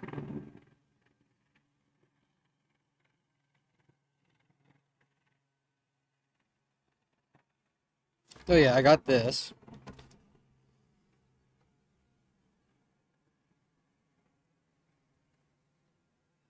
What am I doing, dude? 40 over 5, not 4 over 5, is equal to 8. So V of C is equal to minus 8 volts.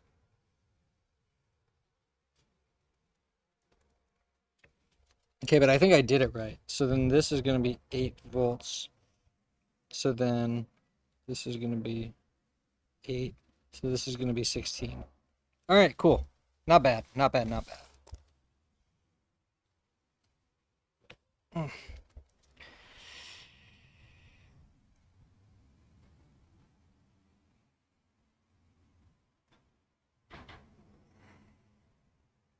Are the current sources infinite wires? Yeah, pretty much every problem, the current sources are infinite wires. Because I think weird stuff happens if it's not. So I don't think you can really do it.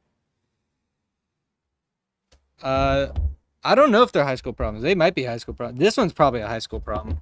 This one's not that hard. Some of them are pretty hard though. Not terrible. Um,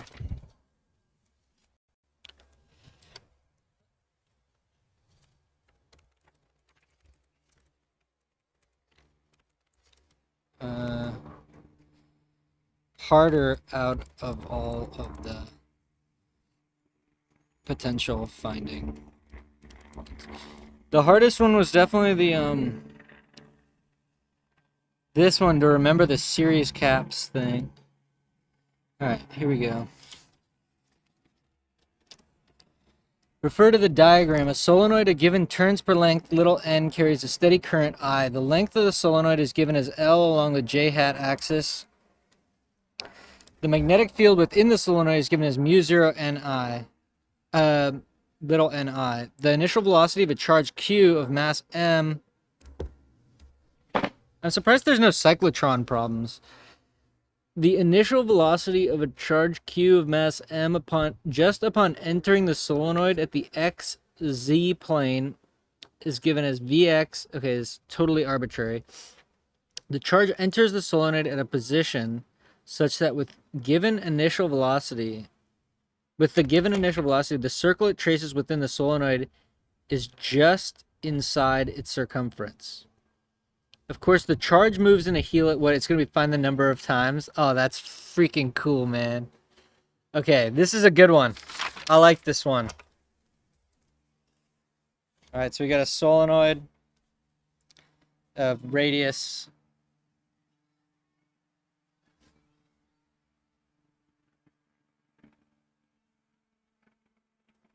This length is L J hat I hat K hat. We have to have the radius. Let's see. All right, I'm just gonna make it up. I'm just gonna call it A. Okay, the radius is A. Okay, so here's what's happening. So we have the B. Where's the B field?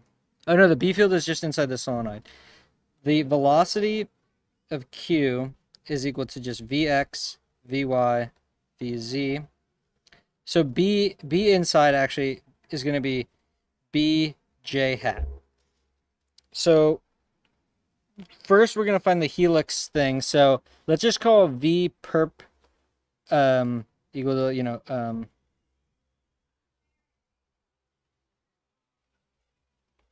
okay, so we get the perpendicular velocity. But what we need is the force. We need the magnetic force. It's going to be Q times V cross B. All right, so I, J, K, let's take the determinant to get it all right. We're going to get V. Okay, we don't need that. So the velocity is arbitrary. We're going to get Q, V, perpendicular. Yeah, QV perpendicular is equal to FB. So that's going to be equal to MV squared over R, V perpendicular over R. So this cancels with this, and we get R is equal to MV perpendicular over QB. So now that we have the radius of the thing, we can take the V perpendicular times the period of the helix equal to, basically the velocity times the period is going to be the circumference of the helix, which is going to be 2 pi r. So then V perpendicular is 2 pi r over t. Then we're going to get r is equal to m 2 pi r over t. T is equal to, qb. T is equal to 2 pi m over qb. All right, so now we have the period of the helix. That's pretty easy. So once we have the period of the helix, we now need to figure out that the time it takes. So now kinematics, x, let's say x of t is equal to x0 plus v initial in the x direction times t plus 1/2 at squared. There's no acceleration in the x direction, so this goes to 0. No x accel. So then what we want is L is equal to chosen. So we choose x0 to be 0. So now Vixt is equal to L. So t is equal to L over Vx. So now L over Vx, how many times? It's going to be the total time divided by the period. So it's going to be L over Vx times 1 over, or times QB over 2 pi m. LQB over Vx 2 pi m. That's it. Oh, wait.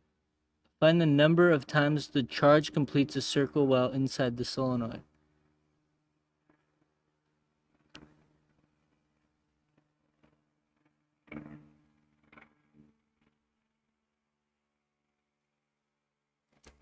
Oh yeah, I forgot to write this.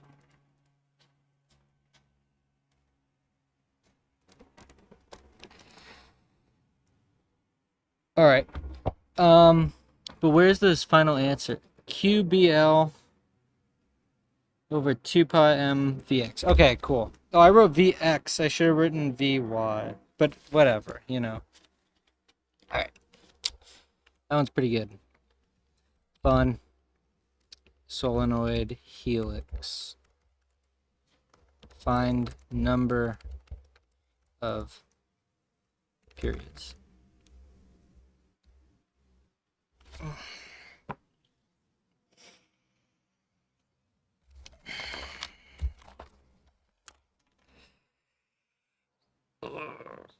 Okay.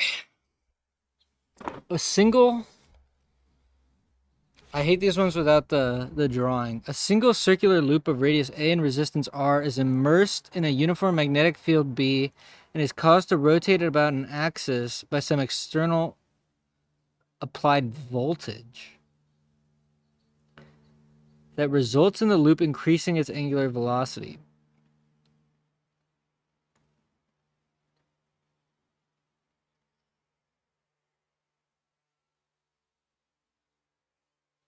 Okay, so there's this loop, radius A and resistance R. A voltage is applied. So there's going to be a current, charge is flowing. So let's just say charge is flowing this way. So the B field's pointing up.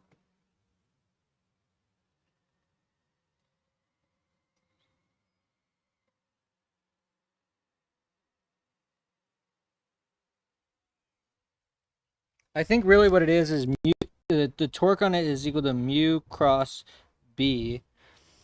Mu is going to be pointed plus K, and B, we're not told the direction of B, but it needs to rotate.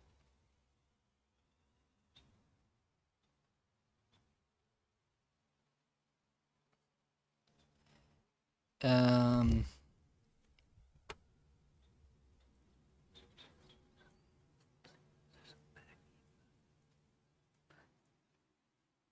find the terminal angular velocity in the loop. That is loops. Interesting. Oh man.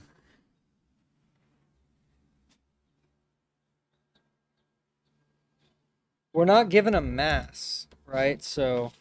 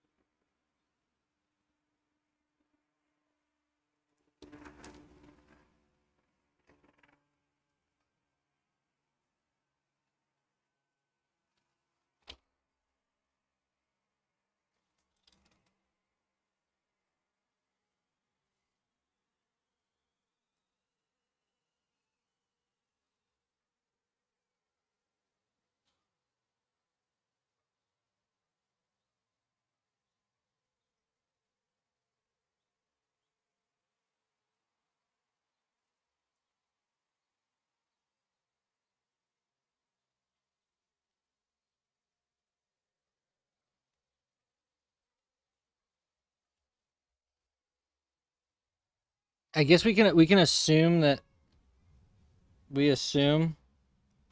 mu is perpendicular to b or something. So then we can get mu b, which is equal to delta v over r times pi a squared b.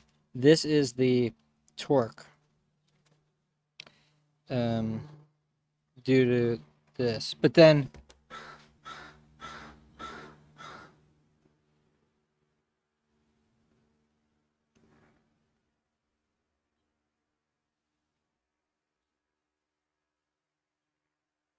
now that the fact that the loop is spinning,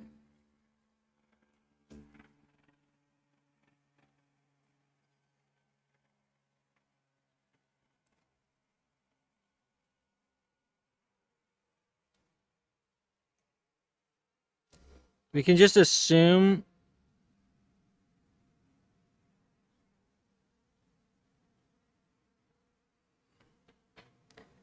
W of t angle at some point of time and calculate the derivative of flux for the induced EMF. Hold on. I gotta think about this.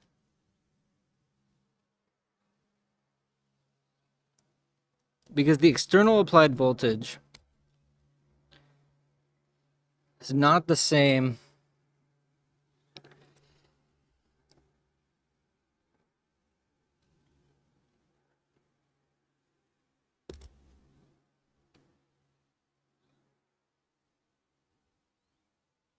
The loop starts to spin. So let me just draw some pictures. So we have this loop here. And let's say that this is the, I due to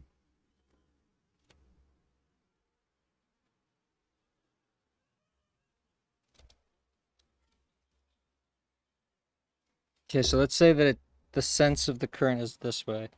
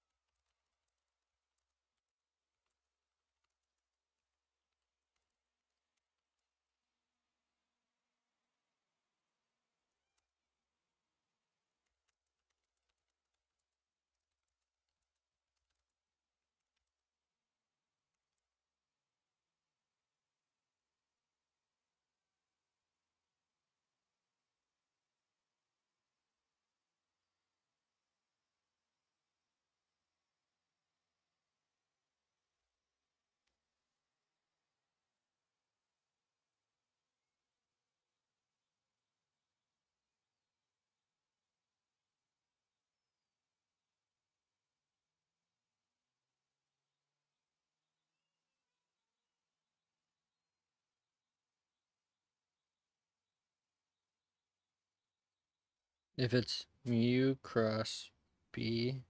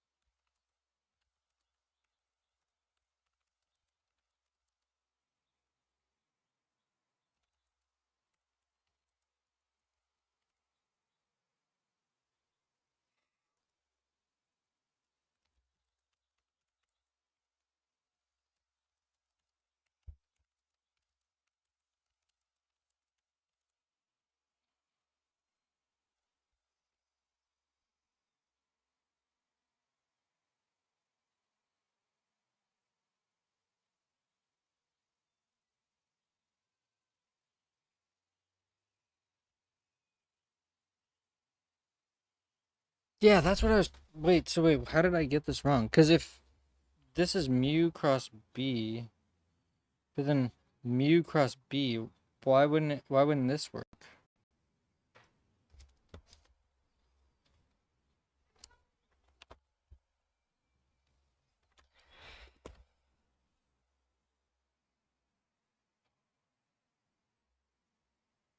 Yeah, I mean that's what I was originally thinking.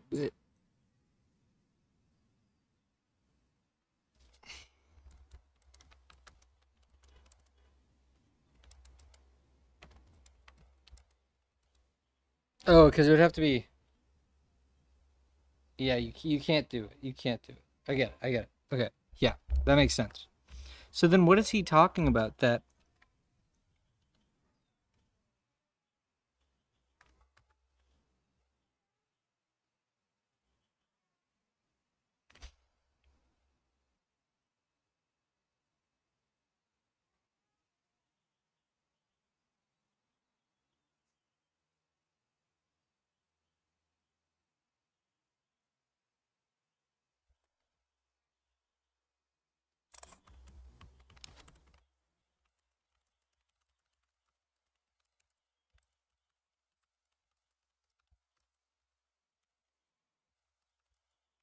I don't get this one. This one's tricky. This one is very tricky.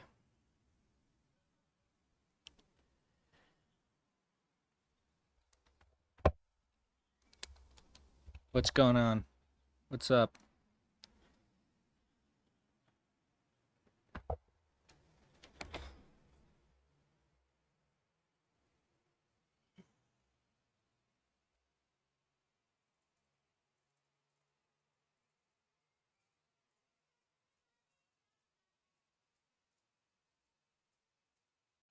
But how is the loop spinning? The loop has to be spinning like some other way.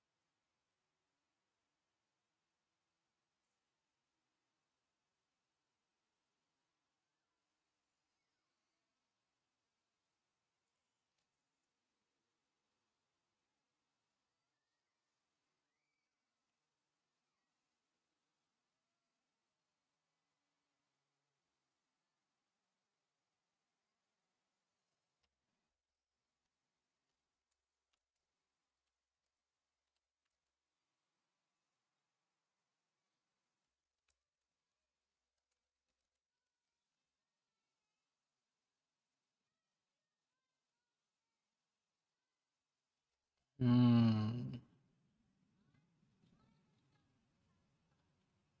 Okay. Yeah, the loop spins like a coin flipping. Okay. So then this loop spins kind of around. Hold on, I'm gonna take a break. I'm gonna take a walk for like 2 minutes around the block. I gotta clear my head.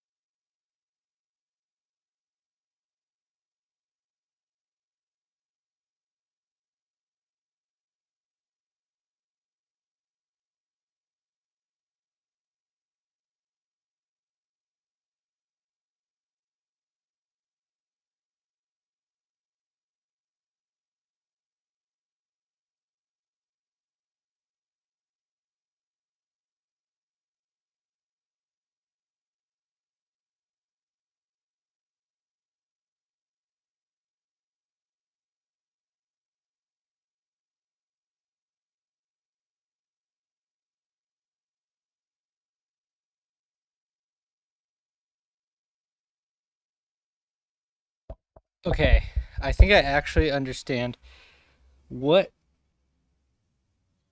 not this whole problem, but what it means, what the, in these types of problems, what the direction of the torque means. You know, it finally clicked for me. It's not that it's, you know, when they say spinning about its axis, that means it's going to flip up like this. So it's going to start spinning about the axis.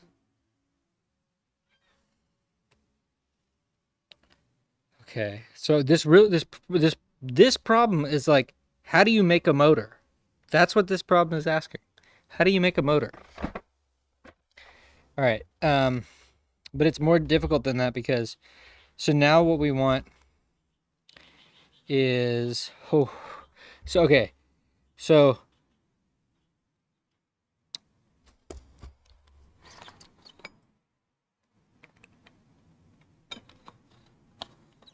all right, let me read the problem.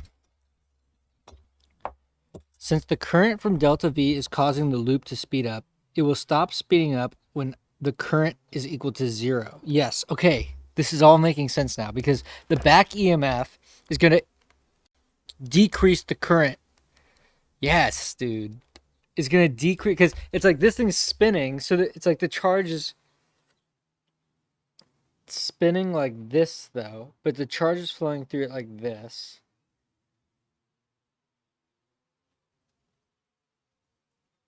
This thing is spinning kind of like a coin flipping in the air. And when the charge travels through the loop, let's see, the charge is traveling this way, so it's going this way. So mu cross B, that's when it's spinning like this. But to get the flux, okay, so now we want to find the flux. It's going to be, so let's say that the disc is initially like this. So then,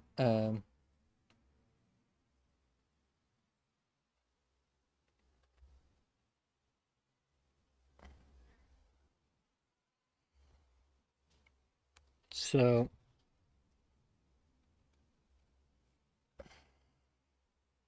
we're looking down the J hat axis.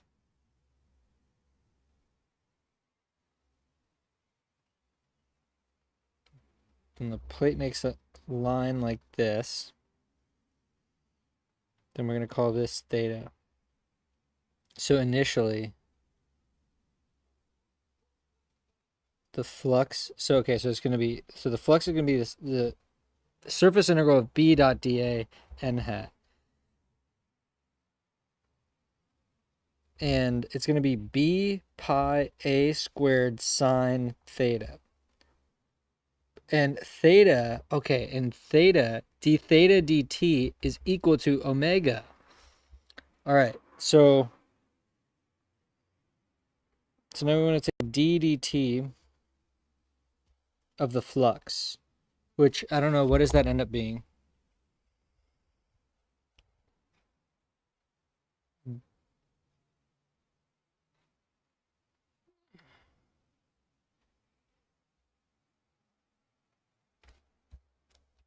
Oh, right. Okay, so then this becomes, you know, B pi A squared is all constant. So it ends up being yeah, cos theta d theta dt. This is the EMF. So this is the induced EMF. So, and then this goes to omega. So we get omega B pi A squared cos theta over R is the induced current. So we want, so I got here, now what's up with the delta V? BA sine theta omega is equal to delta V. Oh, it's okay. So yeah, we're okay. Actually, I get it. I get it. I get it. So we want to set this equal to delta V.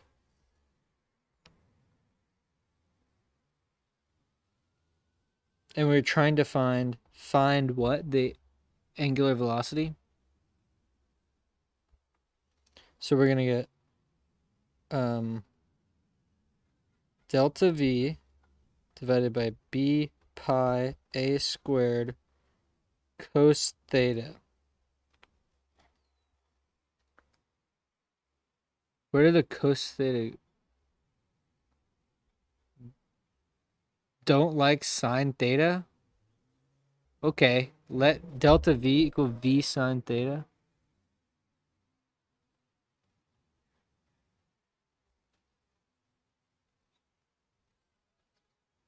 I don't get what he did with the sine. Okay, this is, I'm going to say how to make a motor and its limitations.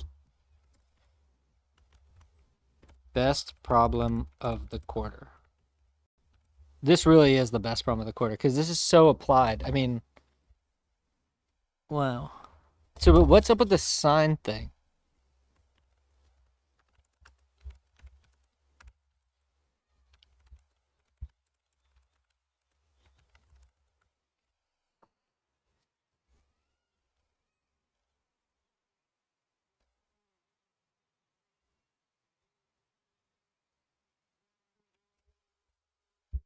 That was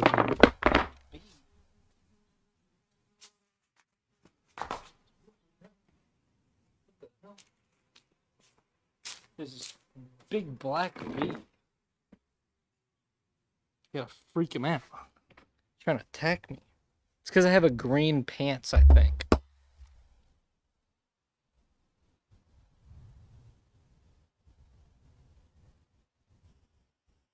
He's taking the maximum possible back EMF. You had that the flux was that. So the EMF was that. So in general, the back EMF is not just up to. Why did your prof drop it? Because the problem is for the final maximum angular velocity.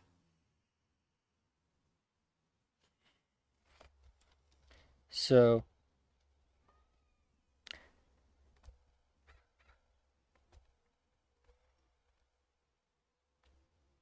wait.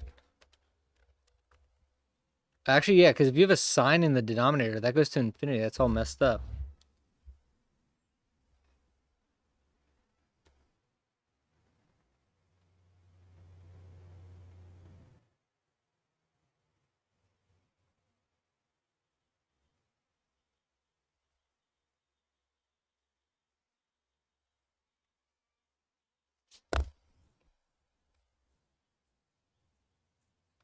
Do again. This is a do again. What was the other ones I needed to do? Oh yeah, this Biot-Savart surface integral. And this, what was this one? Oh gosh. I don't want to do that one. That one seems hard. All right, at 6, I got to end this. Okay, this is pretty easy.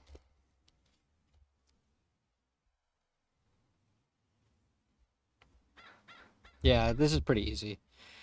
Just, he's definitely going to ask a nasty POS problem. Find the magnetic, oh, I've seen this problem before. Find the magnetic force of the infinite straight line of current on the circular loop. So you do Ampere's law, then you do the thing, then you do the thing.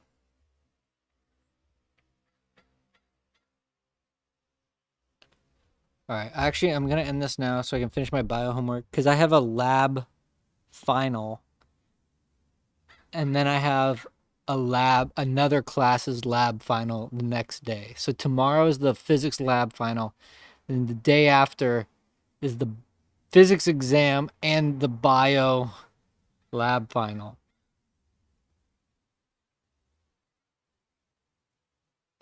So I'm going to finish my bio homework. All right. That was a good day of physics. I mean, honestly, I wish I had more time.